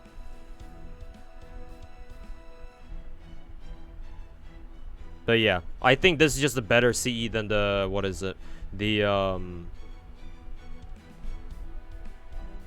Oni in human clothing or something. Cause like, why? Like, if you care about the 50% charge, it's like, well, okay, but like we have other 50% starting charge CEs if you care about farming. If you care about the crits, then why do you care about the NP? Unless you're somebody like Super Ryan, I guess. But like I mean, I guess you could run Oni in human clothing, but at that point, Oni in human clothing is quite the specific craft essence to use. It's more niche at that point. Like, if you know you can use it, sure, go ahead, level it up, because at least it's full attack.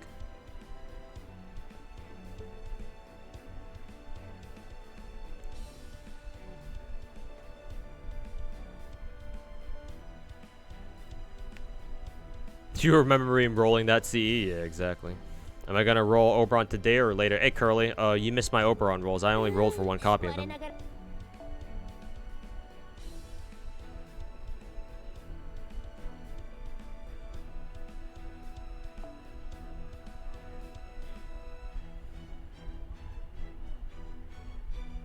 It is because it has Enkidu.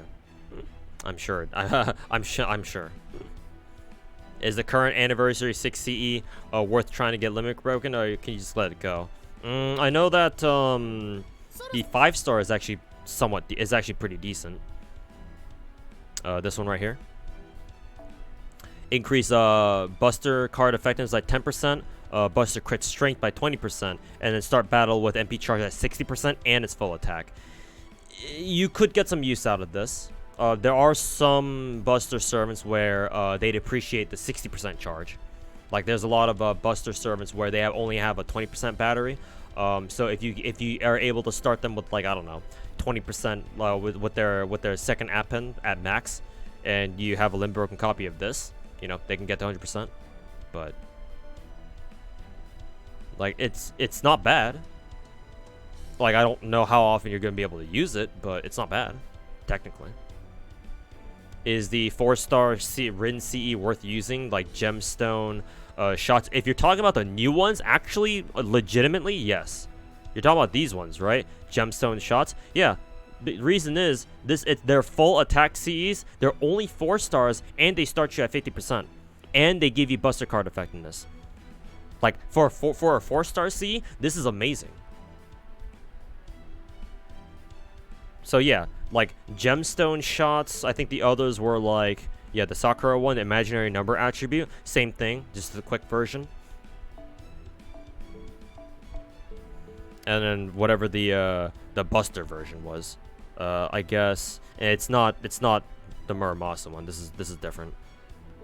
I forget which one. Which one the? Oh no, the Buster one is the Rin one. Do we have an arts version of the 4-star C? Probably not.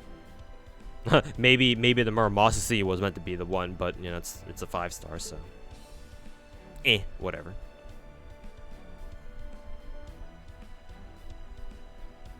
But yeah, gemstone shots and imaginary number, whatever that was, yeah, those are actually worth it because they're full attack and they're only 4 stars. So, this one comes way later. Okay, there is one, but we don't have it yet. Gotcha. Oh fuck. Could you spare a scope for me, boss? I mean, I would if I could, man. Ask Los Angle if they can enable account trading or something. Salter wants this 60%. Yeah, there you go then. Karna loves this. Yeah, I'm sure he does. Fucking 25% batteries. What the fuck is that?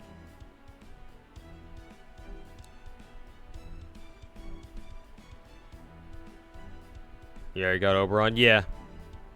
Yeah, I only rolled for 1 copy, and I'll be good with that for now.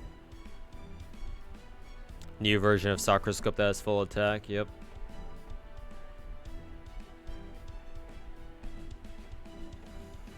But yeah. Like Holy Night Dinner, if you have it. I don't know if you do, because Holy Night Dinner is a very old CE. Demonic Sun Princess, if you have that. Aerial Drive, obviously, if you have that. If you have Chocolate du Fondant, I believe you can actually buy this at any time with rare prisms, though obviously it costs rare prisms, so how many of you guys are actually going to buy it?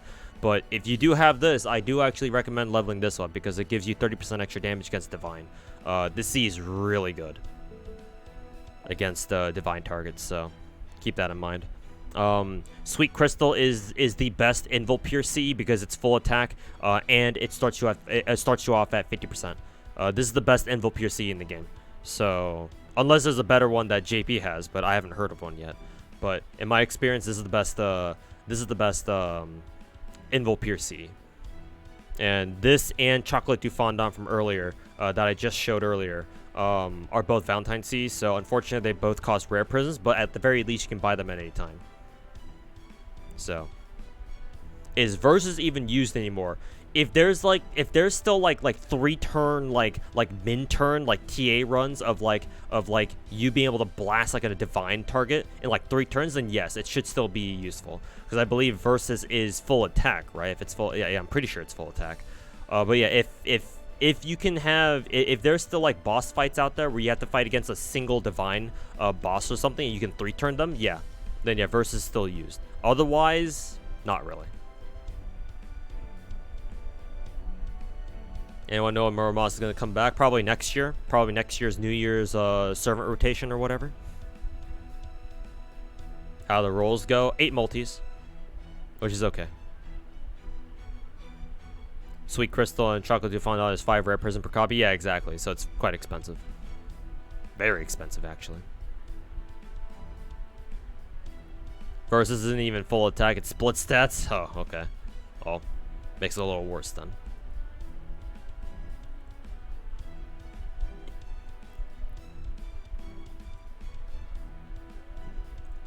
It is 100% damage versus Divine. I think at Limit Break, yeah. So obviously that's pretty insane, but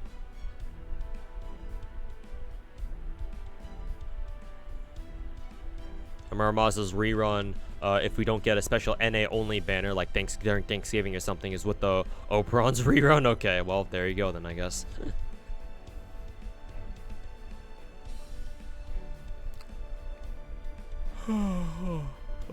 Any way to get a CE with the same effects as Chaldea Tea Time, or just Chaldea Tea Time itself? Just create your account back in January so you don't have those kinds of CEs. No. Mana Prism shop CEs are one of a kind. There's no other CE that has the same exact effect as Chaldea Tea Time. Like the 5% bond and 15% of support. No, this is exclusive to Chaldea Tea Time. Technically speaking, if you want like the personal bond gain, the 5%. I mean, we do have other CEs that do that. For example, I think this CE, does this one give bond CE? Yeah, it does. Chaldea Dinner Time, this one gives 5% bond. And then Detective Foams is also 5% bond as well. But if you're talking about the 15% bond, well, first of all, you have to in order to use this, you have to take this as the CE as a support. Second of all, no, there's no other CE like this that gives 15% bond. The highest as a standalone bond increase is this CE right here, which is Chaldea Lunchtime, and this is 10%. And 10% is the biggest increase in bond gain for any one single CE that you use.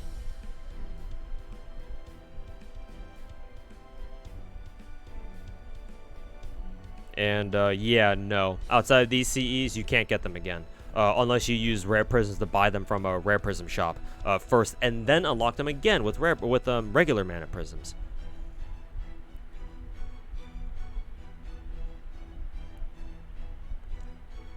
Is it still available? I mean, it should be. It's been in the game for long enough. Just go to your shop, and unfortunately, you're gonna have to pay rare prisms for it. Yeah, you can see here, Chaldea Lunchtime, right here. You can buy with rare prisms. I believe you can also buy Tea Time at this point, yep, with the rare prisms. But yeah, you can get them. Unfortunately, it's going to cost you rare prisms. And obviously, rare prisms is not exactly free-to-play friendly now, is it?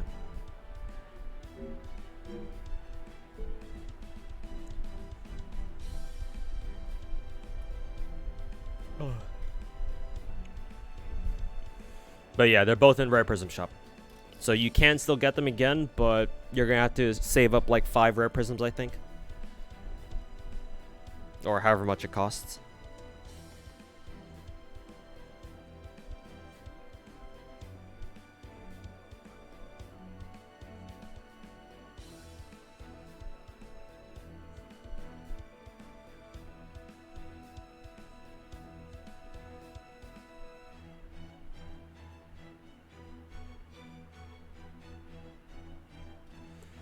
What's the best rare prism farm? Yeah, somebody said in chat already, your wallet. Because remember, you can only get rare prisms from, or it's not that you can only get them, but the most common way to get them is unfortunately by rolling 5-star servants and then burning them.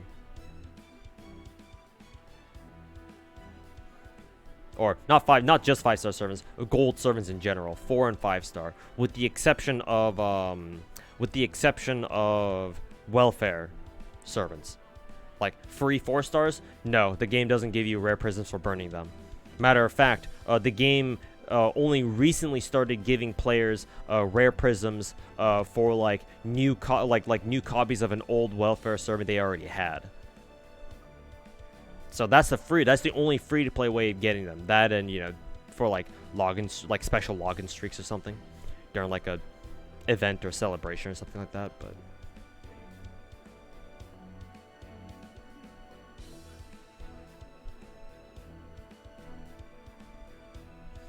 and how do you get more mana prisms? Burn 3-star CEs, burn 3-star servants. Your daily quests give you mana prisms every day, I think, if you do like 3 quests total.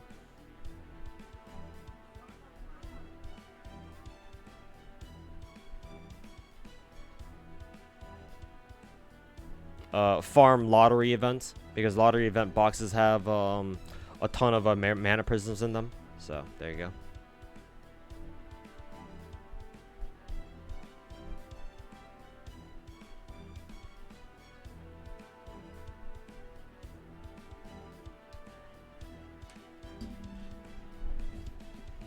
Basically, for regular mana prisms, you're gonna have to grind. There's no real way around it.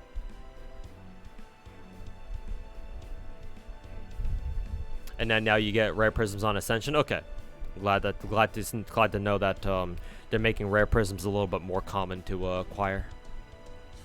Now, if only they could do more rerun events.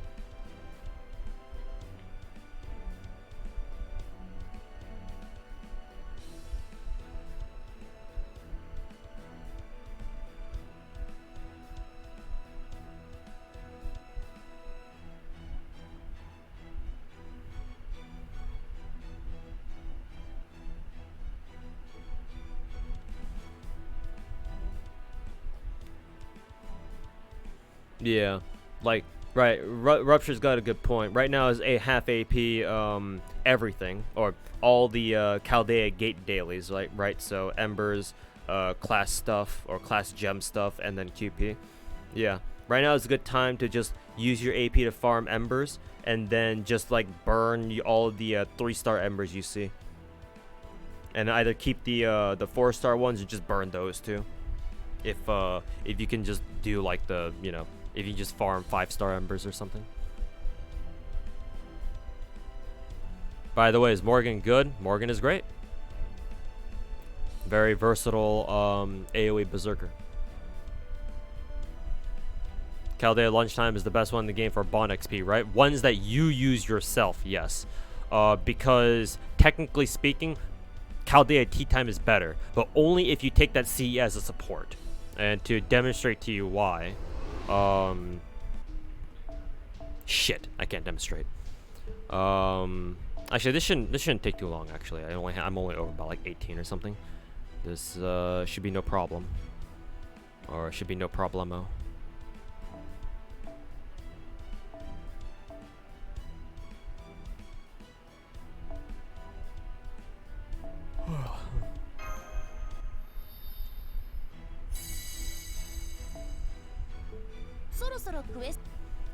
But yeah, if you go into a node, like, you notice how a ton of my supports have Chaldea Tea Time on them? That's because if you take a Chaldea Tea Time support, you're getting 15% bond. But if you use your own Chaldea Tea Time, you're only getting 5%.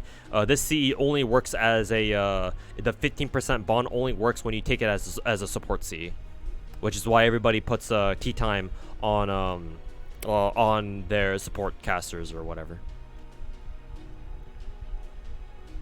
But when it comes to like CEs that you use yourself in your own team, then yeah, Chaldea Lunchtime is what you want to use, because that's the most amount of bond you get out of one CE, which is 10%.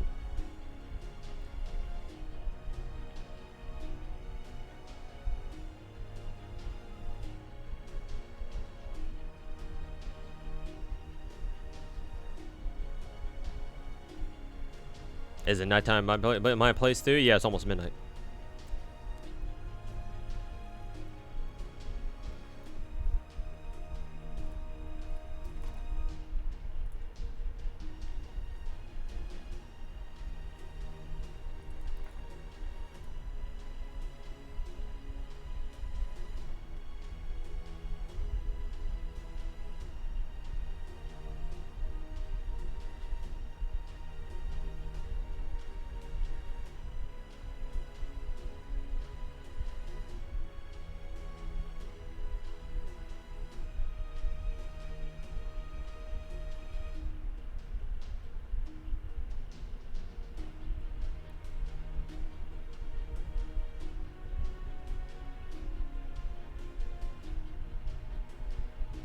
For Melusine, Buster looping, Buster reloading, Buster looping is inaccurate.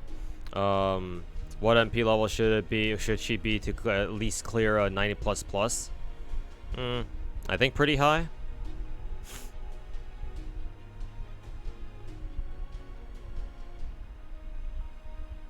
I forget exactly what MP level she wants to be at, but it should be at least MP2 or something. Like, I'm pretty sure MP1 is a little too low. Maybe MP1 is good enough, actually. I mean, she can run Black Rail after all, so.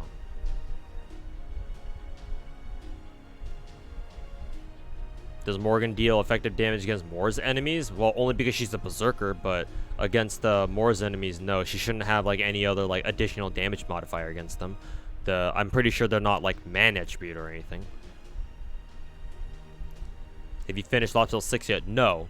In fact, before Oberon popped up all randomly and shit, I was actually going through reading through LB6 on stream actually. As you can see, I'm only on part 2 and in the middle of chapter 16, so I've still got a long way to go.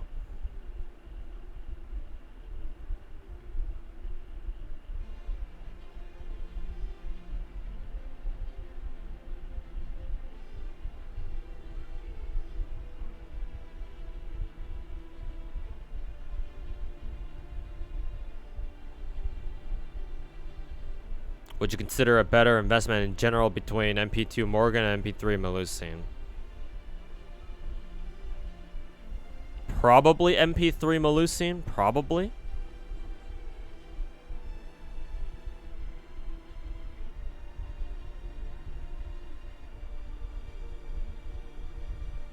Aren't Moore's Fae? Oh, she has that Fae thing against them? I didn't read that part.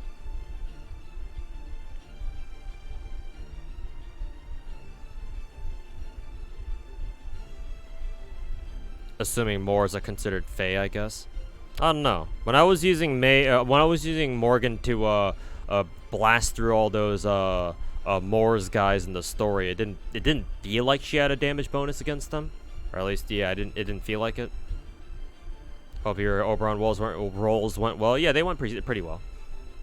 Like just eight multis for one copy, so I can't really complain. Is LB6 long? It is the longest single chapter in the entire game. So yes, it is. Thoughts on the Tsukihime anime? It doesn't exist. Or so I've been told. You going for Oberon today? I already rolled him. 2 betraying Habit Trot for Oberon? What do you mean? You finishing LB6 today, Mr. 2? No, dude. I'm reading through it on stream. There's no way I'm gonna be able to finish it tonight. I'm only halfway through the goddamn story. It took me like 6 or 7 different streams just to get here. Moors are not Fae? Okay, then there you go then. That would explain why I didn't feel like my Morgan was doing any bonus damage against them. Otherwise, I definitely would have noticed.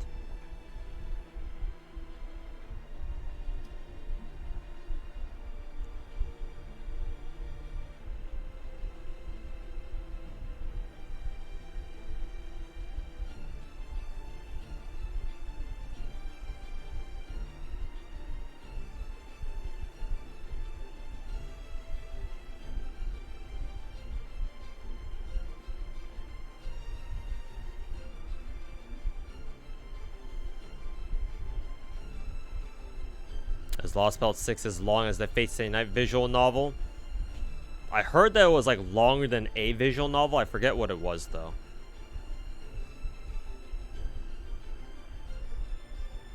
Which, if that's true, then I guess visual novels aren't as long as I thought they are.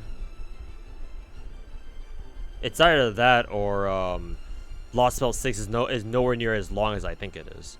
I mean, it's long, but only because I'm actually taking my time and reading through the whole damn thing.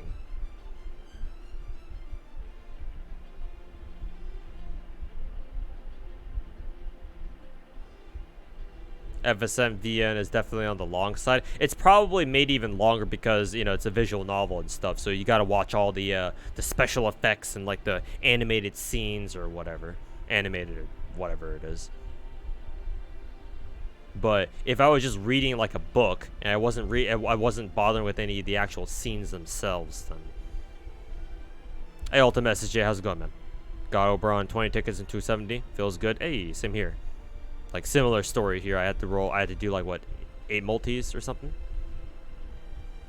How many sections are there in total? Part 1 has like 9 or 10 or something, maybe a little bit less. Let's see.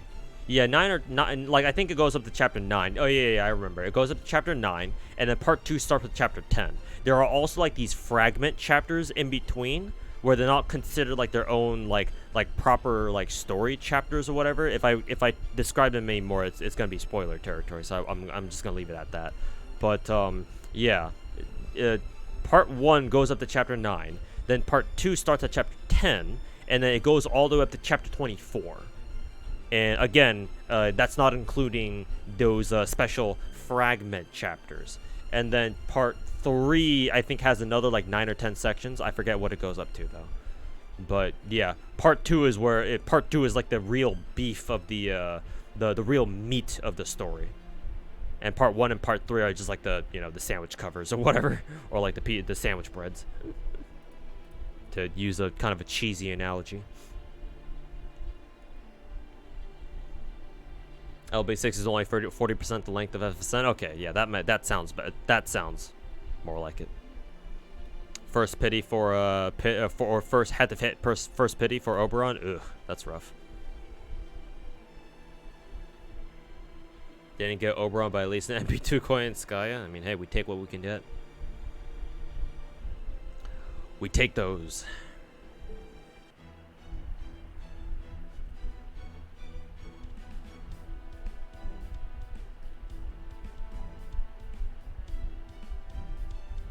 Part 3 ends with chapter 30 and an epilogue. Okay, so a total of like 30 official chapters and then some extra chapters on top of that.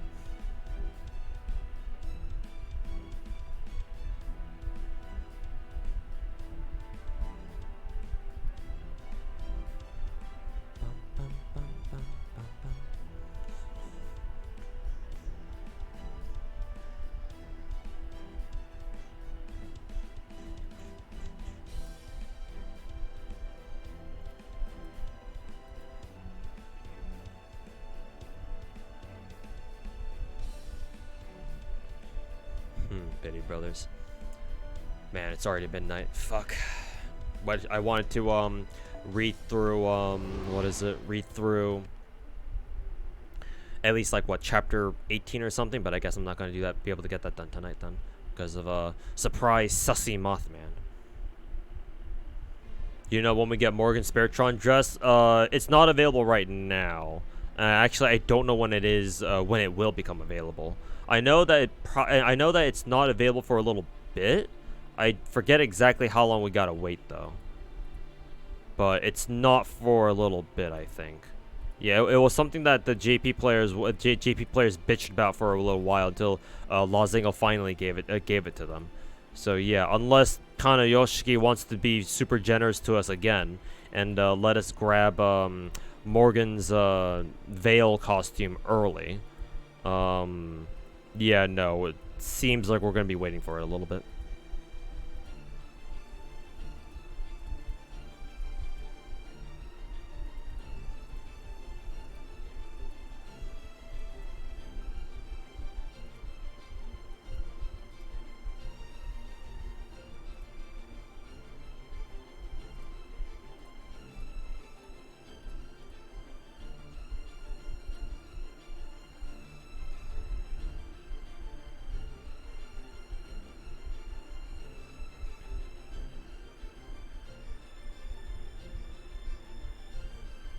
Part 3 is just 5 chapters because it starts at chapter 25. Okay. There we go then. Since you already have God Juna, do you still need to roll for Morgan for Buster reloading? Not really. However, you have to get used to I hope you're ready to get used to plug suiting Oberon for wherever you take God Juna though. Actually, no. Do you even need God Juna? Do you need Oberon? Yeah. You still need some sort of a charger if you want to bust a reload with the Gajuna. Yeah, because he only has a 30%. So I guess you don't need Oberon, but you know you're probably still gonna have to bring a 50% charger somewhere, I think.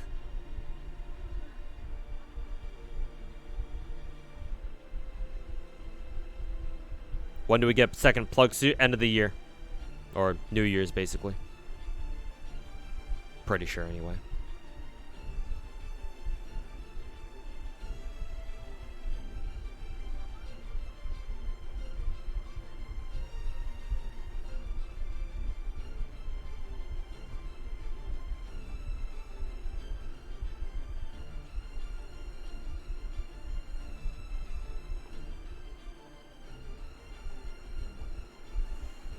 Gajuna doesn't need Oberon at all since his skills are a 5-turn cooldown. Okay, there you go then.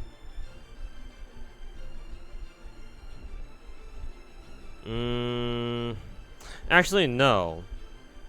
Shouldn't Oberon still need some sort of additional plug suit charger? It doesn't have to be Oberon, obviously, but shouldn't Oberon need somebody? Because it's not like Gajuna refunds himself. He's not Saber. Yeah, exactly. Where is he getting? Where are you gonna get the extra MP charge? Like, it's okay that he's I get that Gajuna's skills are on 5-turn cooldowns, but like on turn 3, for example, where is he? Like, he's still missing the 20% charge somewhere, because Gajuna doesn't have a 50%. He only has a 30.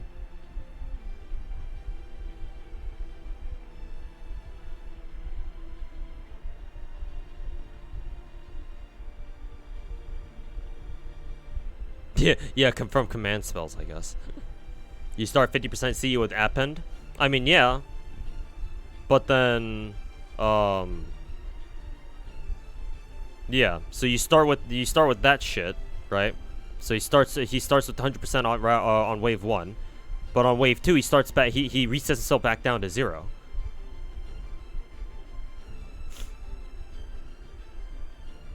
So even if you were to do then you would have to do double clay and Skya batteries, right, for 100%. But at that point, where is your charge on turn 3?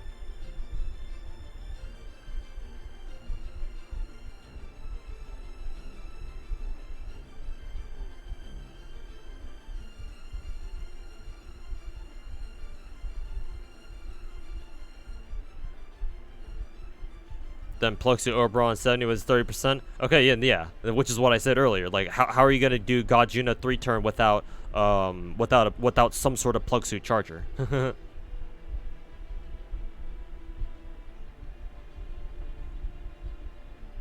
Yeah, even with super scope start, you still need 20% somewhere.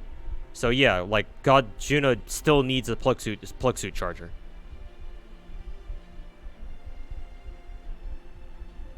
So yeah, like Gajuna is not Saber or Mordred, where he refunds himself 20% off of every time he uses MP. He's not like them. So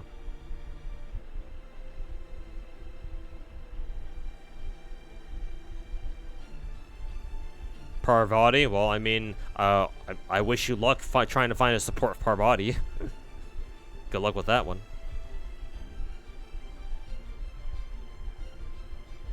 Eurofest this month, we'll see. We'll see if it is. Maybe it is. We'll find out for sure later. There are a huge difference between Gajuna MP4 and MP5. Usually, I would say no. The only time you would really need to care about that if you're looking for like absolute nuke comps. But that's like some super whale shit. But then again, if you're asking about the difference between MP4 and MP5, you're already a whale anyway.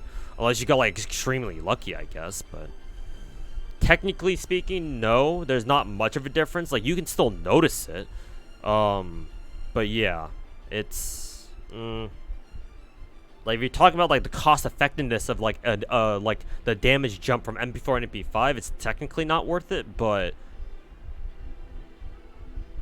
like, I have come across, like, more than I can count. There, like, almost all of our lotteries, we have teams where like a team wouldn't work if they weren't MP5 yet. So it's like, unless you're talking about like min-maxing lotteries at that point or to that degree, then Then no. MP4, MP5 to MP5 isn't really that big of a jump. That being said, though, if you want to like min-max lottery teams, then yeah, I've seen so many teams where it's like, oh, do you not have MP5? Okay, then fuck you. Like, use a different team. You're not doing this. But again, those are still like your super whale team comps, though. So,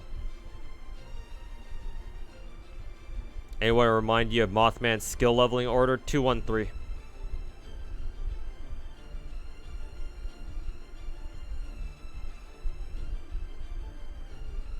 Pretty sure it should be 213.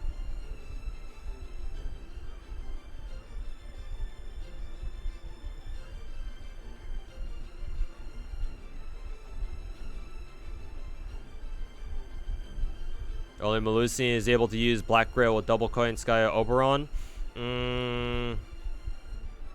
Coup Caster can. The 3-star caster. Coup Caster can too. And I believe he has his buff now, so yeah. He can too. And then yeah, Tiamat and Archetype Earth later. I know for sure Archetype Earth because she literally has 100% battery. I didn't know Tiamat could Black Rail reload actually.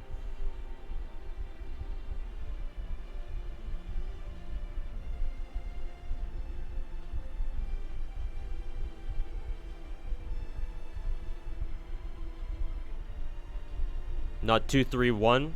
S1 is flat battery and you're getting more out of leveling S3. Yeah, but it's a buster buff specifically. I put out a video, what, 2 months ago, 3 months ago, explaining why people, if you could only choose one support servant to roll for between Coin Sky and Oberon, I told people to roll for Oberon first. And one of my reasons for doing for suggesting Oberon first is because of his sheer versatility. Coin Sky is basically locked to using Buster Servants, whereas NP damage buffs like the one that Oberon has, well, that works on anybody. So, yeah, you can see why I would recommend leveling his first skill first. Like, I know his 20% charge is static and doesn't scale, but you know, the NP damage is pretty good. And I believe the NP damage multiplier, the double multiplier on his third skill, that thing doesn't scale, right? It's only his Buster buff that scales, I think.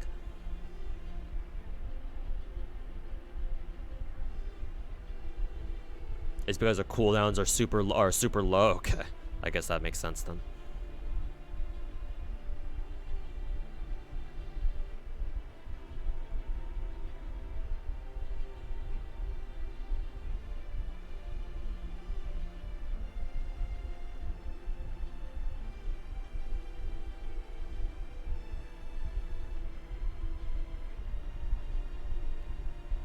NP damage boost scales too? Oh, okay, I didn't know that.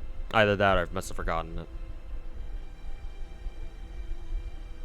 it. I'd still say 213, especially for newer players because obviously newer players can't really use Oberon's third skill very well because again his third skill, Oberon's third skill, perma sleeps whoever he uses on the next turn. So newer players are not going to be able to use his third skill very well for like the first couple weeks, maybe first month or two of them playing FGO, until they can actually get their other DPSs level up to the point where they can start comfortably clearing waves with clearing third waves with Oberon's third skill. So yeah, I'm still gonna stick with my guns there and say 213.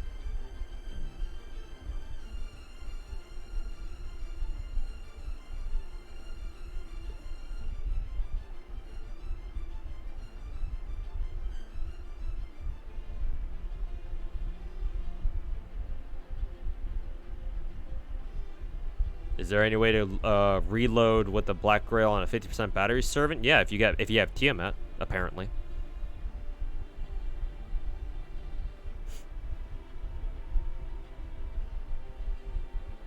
I actually don't know how Tiamat's reloading would work if he gave her a Black Grail. Well, like her 50% battery is on like a 2-turn cooldown or something, so if you give her like double coin Skya, I would imagine you would use 1 Coin Sky battery on turn 1, so she's able to NP. The next turn, since her battery is back, she'd use her battery again and use the second Coin Sky NP, so that's turn 2, or that's wave 2. Wave 3 is probably, I would assume you just plug in Waver, Reigns, or even Scotty, I guess, for a, or just another 50% charger somewhere. Yeah, I would assume you'd do that. 50% battery on a 2-turn cooldown. I think it's like on a 3-turn cooldown. Yeah, 3-turn cooldown. And then since Coin Sky is a 2-turn cooldown reduction, next turn it literally like who is it? Tiamat is getting her battery skill back next turn. So or 50% is not a 2-turn cooldown. Okay, if it's not, then clearly it works a little differently then. Anyone here familiar with what servants are strong for FGO Arcade? I remember seeing like a tier list for FGO Arcade servants. Who was it that I remember was top tier? I think Hokusai was top tier. Either Hokusai or somebody else.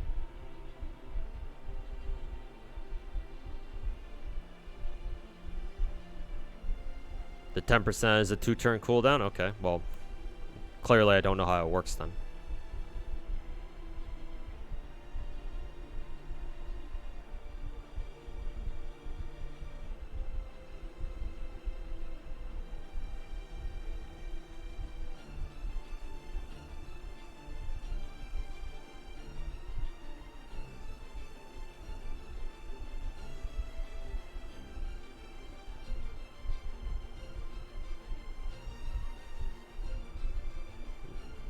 Oh, looks like Azure Lane is in server maintenance now.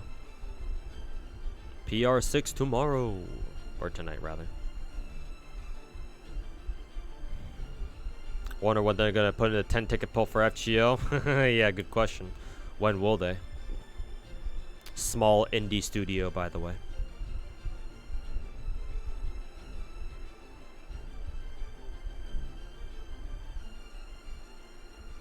Do you usually farm by hand, or do you set up macros for farm comps? I farm by hand. My farming is 100% organic. None of this macro or FGA bullshit. Nothing against anybody guys who want to use FGA though. Like I understand there are people out there who have legitimate reasons why they have to use FGA, right? You guys are busy with IRL stuff, whatever, and FGA is your only chance of like being able to farm lottery events. Like I get it. No hard feelings, but personally, I don't use the macros. Like I said, all my farming in FGO is 100% organic. I do use macros to open boxes, but that's literally the only time. And I don't even use FGA for that. I just use my since I play FGA on an Apple tablet. I used to be an iPad 6th gen, and then I'm now currently using an iPad 9th gen. Apple devices have this thing called called switch control. It's basically a system of built-in macros, or it's a built-in macro system, and I can like basically build my own macros. They're not like very sophisticated or anything, but it works well enough. So yeah, I use a built-in macro system basically on my device to help me roll like lottery boxes. But that's the only thing I use it for. When it comes to actual farming, nah, man, I still farm that shit by hand. Yeah, avoiding the macro allegations. Yep. There are some people out there who refuse to believe that my farming is like 100% non-macro actually. Like some people are convinced that no, there's no way you're able to farm 2,000 boxes without a lotto. I was like, oh boy, I shudder to think what JP player, like Japanese players are capable of.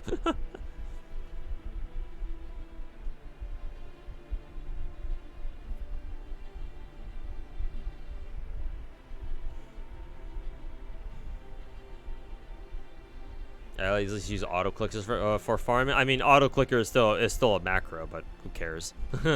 Who cares? It's 2023.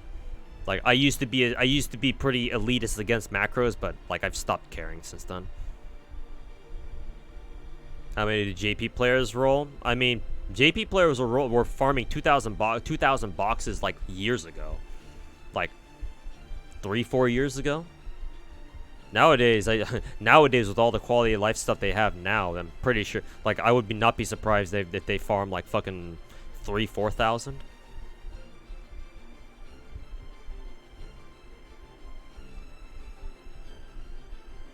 You and White Fury are the only NA guys who will manually do 1,000 boxes. No, we're not the only ones. We know. I know a couple of the people who also farm lots of boxes. Well, X0 is one. And didn't Fino also farm like 2,000 boxes during a recent lottery as well or something? I forget exactly when. So I'm far from the only one. They even use sausage niggas, right? Yeah, I've seen those tweets where it shows people like setting up like an entire like contraptions to like tap on their phones for them. It's funny. I mean, hey, bonus points for actually being able to make something out of it. But yeah, obviously the number of people who are are crazy enough to fucking farm 2,000 boxes is not very high, obviously, and very unlikely I'll ever go back to farming 2,000 boxes again. I only did that because I just wanted to see if I could, and I did. So, did you raw already? Yeah, Zephyr, I did.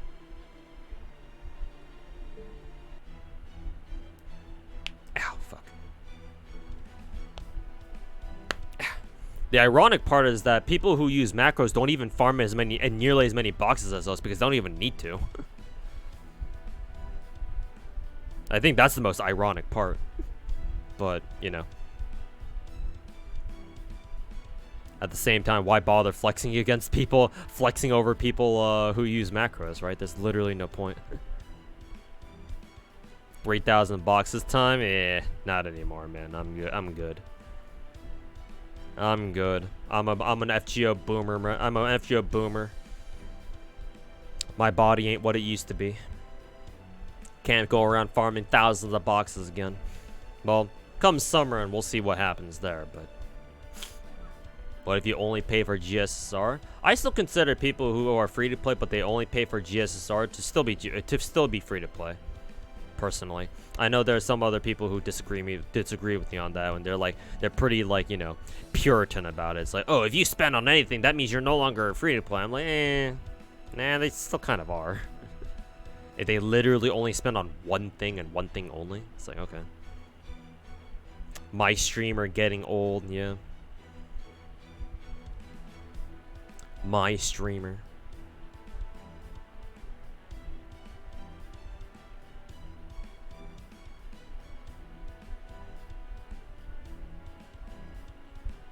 Here's the real challenge. Farm only one box? No, impossible.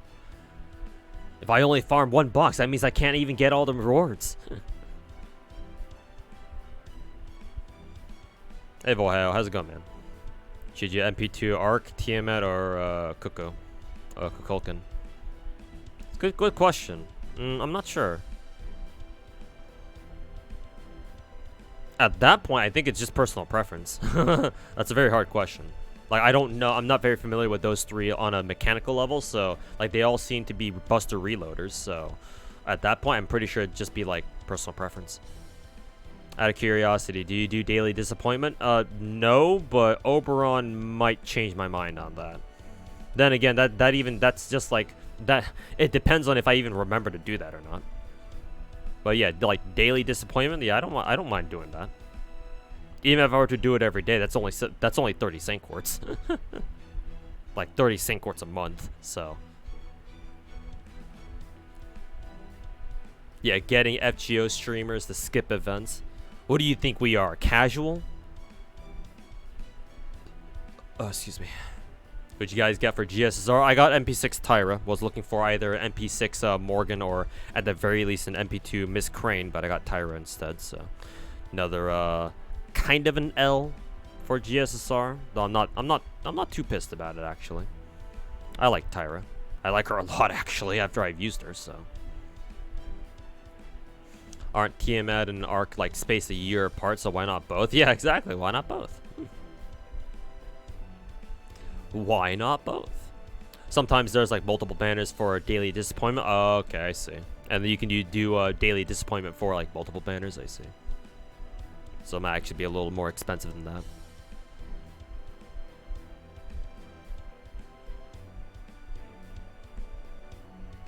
You wanted to see if you could use your Oberon as your second DPS. If you want to use Oberon as a DPS, and specifically for his MP levels, you're looking at rolling quite a few copies of him. Because if you want to use Oberon as a DPS or as a wave clear himself, remember that Oberon's NP puts invulnerability on enemies after he does damage to them. So if his NP doesn't kill them first, then then you're basically dealing with a turn where you can't hurt them at all. Though to be fair, Oberon puts them to sleep, so they can't attack you back unless they have like super high debuff resist or something. But if your team doesn't have any sort of invul pierce, then you're shit out of luck. And so yeah, if you want to farm with Oberon but his damage is not high enough, then it's gonna be kind of annoying being able to farm with him. So do be careful of that. Any good banners coming up, which has good units for Double Coin and Oberon? Any good banners coming up? Well, Morgan is gonna get another banner soon, because for some reason La Zingle gave her a second banner. For some reason, I don't know why, but they did. Oberon, not Oberon. Morgan. And then after her would probably be Melusian? Yeah, maybe Melusian. I forget what other servants we get in between now and Melusian. I know we have like a Himiko rerun, but that's really about it. Don't we get like Jacques de Molay? Female foreigner Jacques de Molay this year for Halloween? I forget.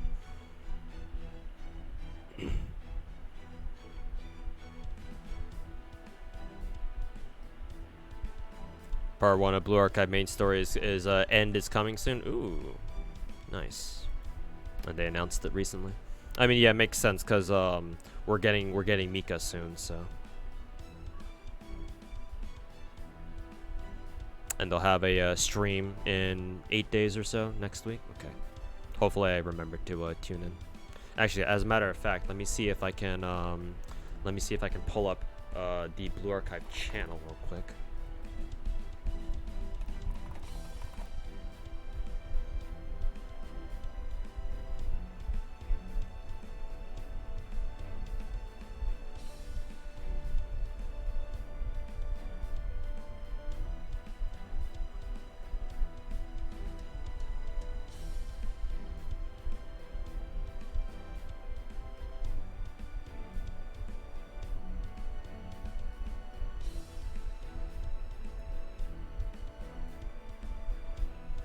Where the fuck is their official YouTube channel?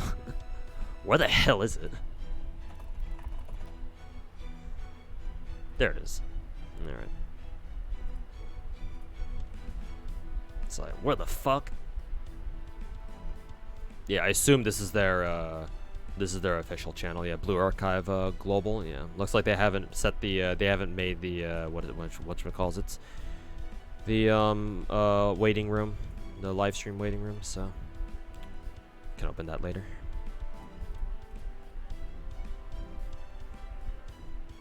Yeah, Jacques de Molay and then Zenobia. Yeah, big titty Zenobia. Didn't Morgan just have a raid up recently? Yeah, I know, but she's getting another one. Which is why if you didn't get Morgan the first time, it's actually not that big of a deal because you have a second chance in like a month. Did I roll for Oberon? Yeah, I'm already done rolling for him. I already got a copy. It's Neurofest late July, early August. We'll see. We're not sure yet because we literally don't know because our schedule is all jumbled up right now.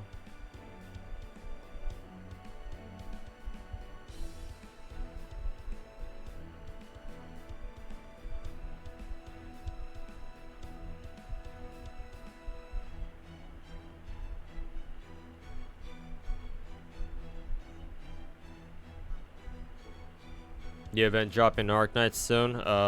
Pulling anyone pulling for Reed Alter? Well, yeah, I will, but that'll be for tomorrow's stream.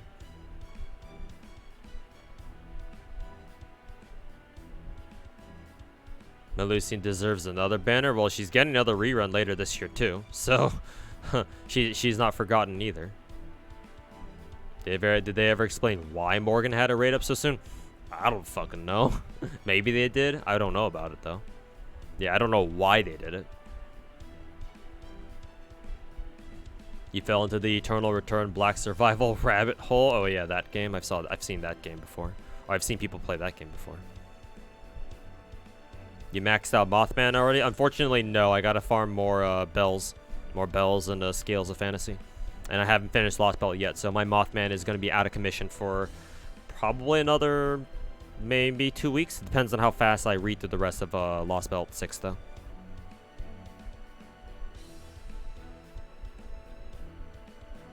Yeah, bells and scales of fantasy. Bias. The bias.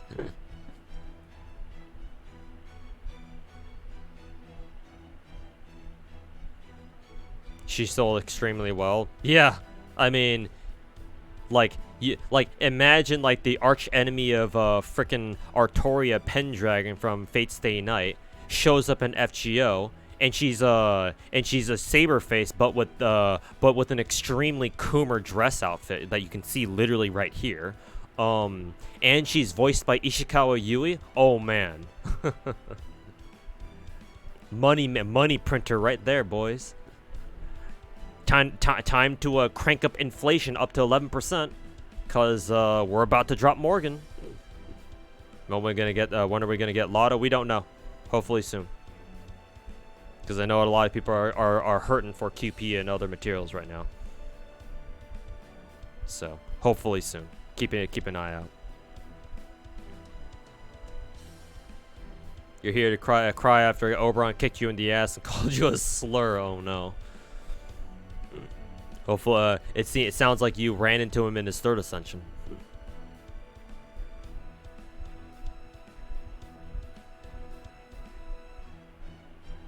People were wrong. Hardest part wasn't Carnunos. It was reading through the damn thing. Hey, I would know. I've been reading through Lost Belt 6 in its entirety on stream with terrible voice acting too.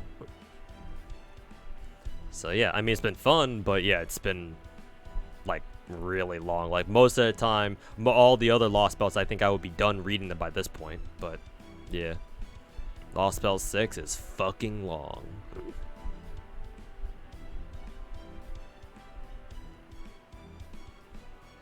Also, long white hair. Yeah. Asians love their long white hair. Long white hair or long blonde hair waifus. I mean, just look at Archetype Earth. Asians love big blonde bitches. Was it Cernunos or Kernu? It's a hard C. It's a hard C because Celtic. Celtic I believe the Celtic language doesn't have soft seeds. So it's not Cernunos, it's Kernunos, with the hard C.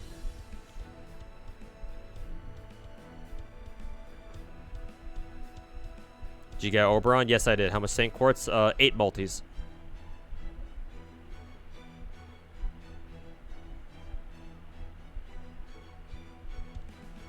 Will I do a loop guide? No, because Naya and other people have already made guides on them. You don't need me to make one. Besides, I have some other plans for YouTube videos soon.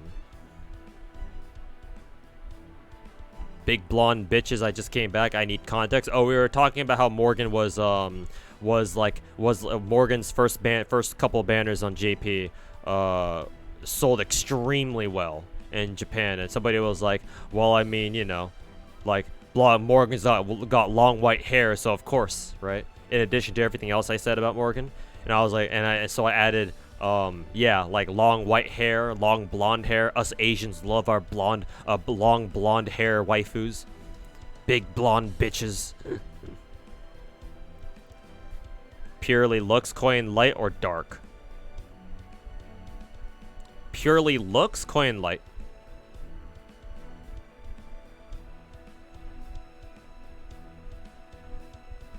How-to media videos making a comeback? Actually, yes, and I may elaborate on that later, when I'm about to get off stream, which is actually pretty soon here because it's already midnight, and yeah, I'll just come back tomorrow and continue Audiobook Simulator or something.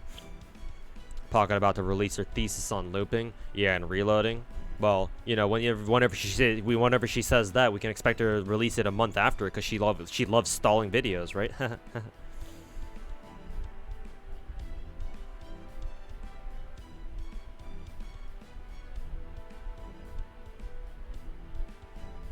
Yeah, but Naya's already made a couple videos about that, so. So yeah, you don't need me to make like reload guides or loop guides. I mean, I could, right? Cause I've only watched Naya's like reload system videos, loop system videos, or whatever. But like all his videos are. I'm not trying to like roast him or anything, but like all his videos are just like gameplay examples of like, oh, here's a team with Tesla. Here's a team with Ishtar. Here's a team with, you know, insert Buster Reloader here or something, right? And he puts his he like puts like some explanations in like the description of the video. Like I know he's like ranked like different kinds of reloaders and different kinds of loopers and like tiers, right? Like high, like top tier, meta tier, and then like mid tier and then low tier, whatever. Which is nice, but then like unless somebody else has already made a more in-depth guide than that, which I'm assuming they have. What I could do is I could make a video about like explaining like, okay, like the general like strategy behind Koenskaya reloading is you know, make sure not to use Koenskaya's battery buff first, because that's her skill cooldown reduction. Because I know when Koenskaya first came out, some NA players were like, "Oh shit, I'm using Koenskaya's buffs first because, you know, muscle memory, because Castoria, right?" So like I could be like, okay, what you want to do is you want to use Koenskaya's Buster buffs first, and then on wave 2 you use your DPS skills first because you need them to be on cooldown, so that way you can use your Koenskaya's battery buffs on them afterwards, so they can get the skill cooldown reduction, right? Blah blah blah, whatever. Maybe make a step-by-step guide on like how to exactly reload, so in case you forget for whatever reason, you can always just go back to the video and be like, oh, okay, like, oh, noted, naruhodo. Something like that. Yeah, basically explaining the logic. Yeah, because I know for sure that Naya's videos don't really like explain. He doesn't do like voice commentary either, so whereas I do. But yeah, like I'm sure you don't need me to fucking explain this fucking Buster reloading and arts looping bullshit for like the millionth time, because that's all most people fucking care about when it comes to playing FGO. So like, goddamn, how many people out there have fucking made videos like that? Like, do I need to really make another video about that? Probably not.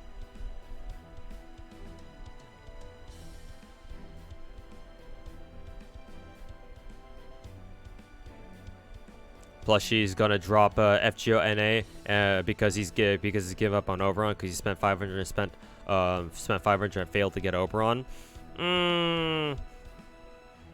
Something tells me that's not because of Oberon being mean to him.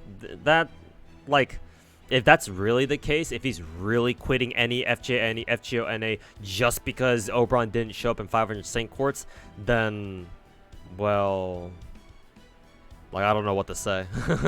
people don't quit FGO. Like, people who have been playing as long as he has don't quit FGO, or like don't quit a server just because I didn't get one server in like 500 Saint Quartz, so I'm gonna quit the entire server. Nah, it's probably because of other things.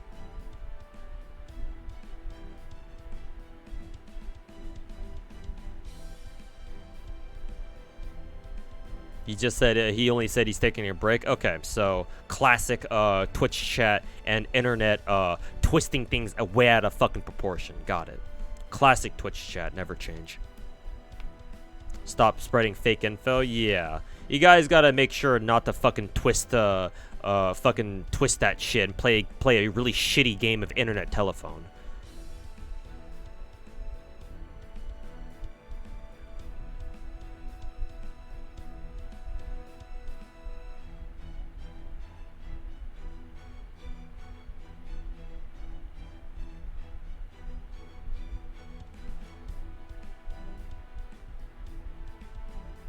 Because, yeah, I would expect Plushie, if he were to, like, fully quit NA, he would come out and fucking say it.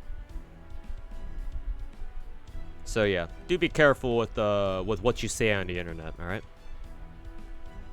Because that's how rumors spread. And I don't know about you, but I fucking detest drama Andes. So yeah, improve yourself.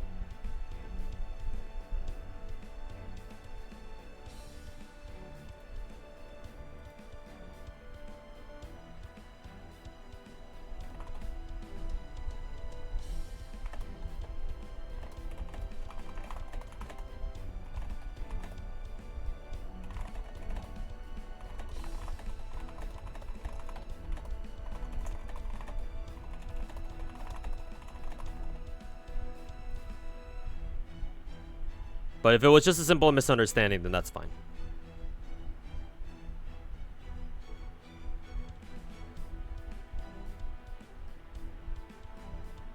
Yeah, drama frogs. Ain't no way. But okay, chat. I've been streaming for 8 hours. I know I spent the last couple hours just kind of sitting here and just chatting with you guys, which is fun. It's fun. It's fun chatting with you guys. So appreciate it, boys. Appreciate everybody who decided to hang out even after my rolls were done. We're just hanging out and chilling. But yeah. But yeah, before I go, for any of you who's still sticking around, would appreciate a follow on the channel, because as you may or may not know, I have gone full-time content creator since the beginning of the year, since the beginning of February, technically? Yeah, February. And so, yeah, would appreciate a follow. Come back if you guys want to watch me roll for some more gotcha stuff, FGO stuff and whatever. I also still need to roll for MP6 Morgan, because I don't have her MP6 yet. So when Morgan's banner drops, I will be rolling for another copy of her. So yeah, in case you want more gotcha salt, or if you need to roll your own copy of Morgan because you couldn't roll her the first time around, come stop by. Maybe you can leech some of my stream luck. But yeah, besides that, I also want to I'll make a formal video about this on my YouTube channel, so keep an eye out for that. So go subscribe to the YouTube channel in case you guys haven't already. But at some point, I think after I'm done reading Lost Belt 6 on stream, so once I'm completely done with the reading through Lost Belt 6 on stream through my audiobook simulator stuff, I will make a formal video announcement. But I'll tell you guys early right now. I do plan on bringing back the how-to series, the how to play or how to use all the not all the servants. That's the yearly thing. But I do plan on revitalizing or restarting the how to play, how to use, X servant at FGO. That being said, I think what I will do is I will also launch a Patreon along with that. And then the main Patreon incentive is those FGO videos. It'll just be I'm just going to use it as another way, like another avenue of support if you guys want to support me through Patreon as well or something like that. It'll just be like an extra thing that you can do. There won't, for now, unless I decide otherwise, there'll only be like one $5 tier or something. Basically some extra support, because my reasoning for that, because I know earlier this year when I first went full-time content creator, I said I wasn't going to open a Patreon because I was like, well, I want to be able to offer you guys something that, something extra. But at the time, I couldn't really think of anything. So I was like, nah, I won't bother with a Patreon or anything like that. But now that I think about it, since it's gonna take me time to obviously write the scripts, edit, capture gameplay, and what's the last thing, and then edit those videos together, I can't stream, right? Because it's usually good. I like to take a couple days off of streaming to focus on making videos like I used to. So because of that logic, that means that if I'm not streaming, I'm not getting subs or anything. So yeah, I feel like opening a Patreon to give me that extra bit of support is at least justified. At least I can justify that to myself, if nobody else.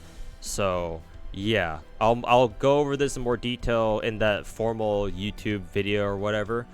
Just know that I do plan on bringing back the how-to series once again, for real this time, even though I always say, oh yeah, I'll think about making how-to videos, but at this point in time, I think I'll have to make it official. So yeah, that, and I'll have open a Patreon alongside with that for anybody who wants to show me a little bit of extra support. Obviously voluntary, not like I don't plan on like holding back the videos or anything. I think the most I'll do is maybe I will like let patrons like see those videos like a few days early or something. I don't know, but that's, I think, the most I'll ever do. But yeah, it's completely voluntary, and yeah.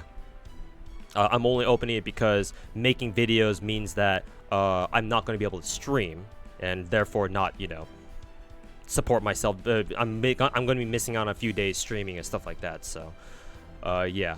And not only that, but I do plan on probably making like 2 how-to videos a week, total. Just again, like basic plans for right now. But yeah, 2 how-to videos every week.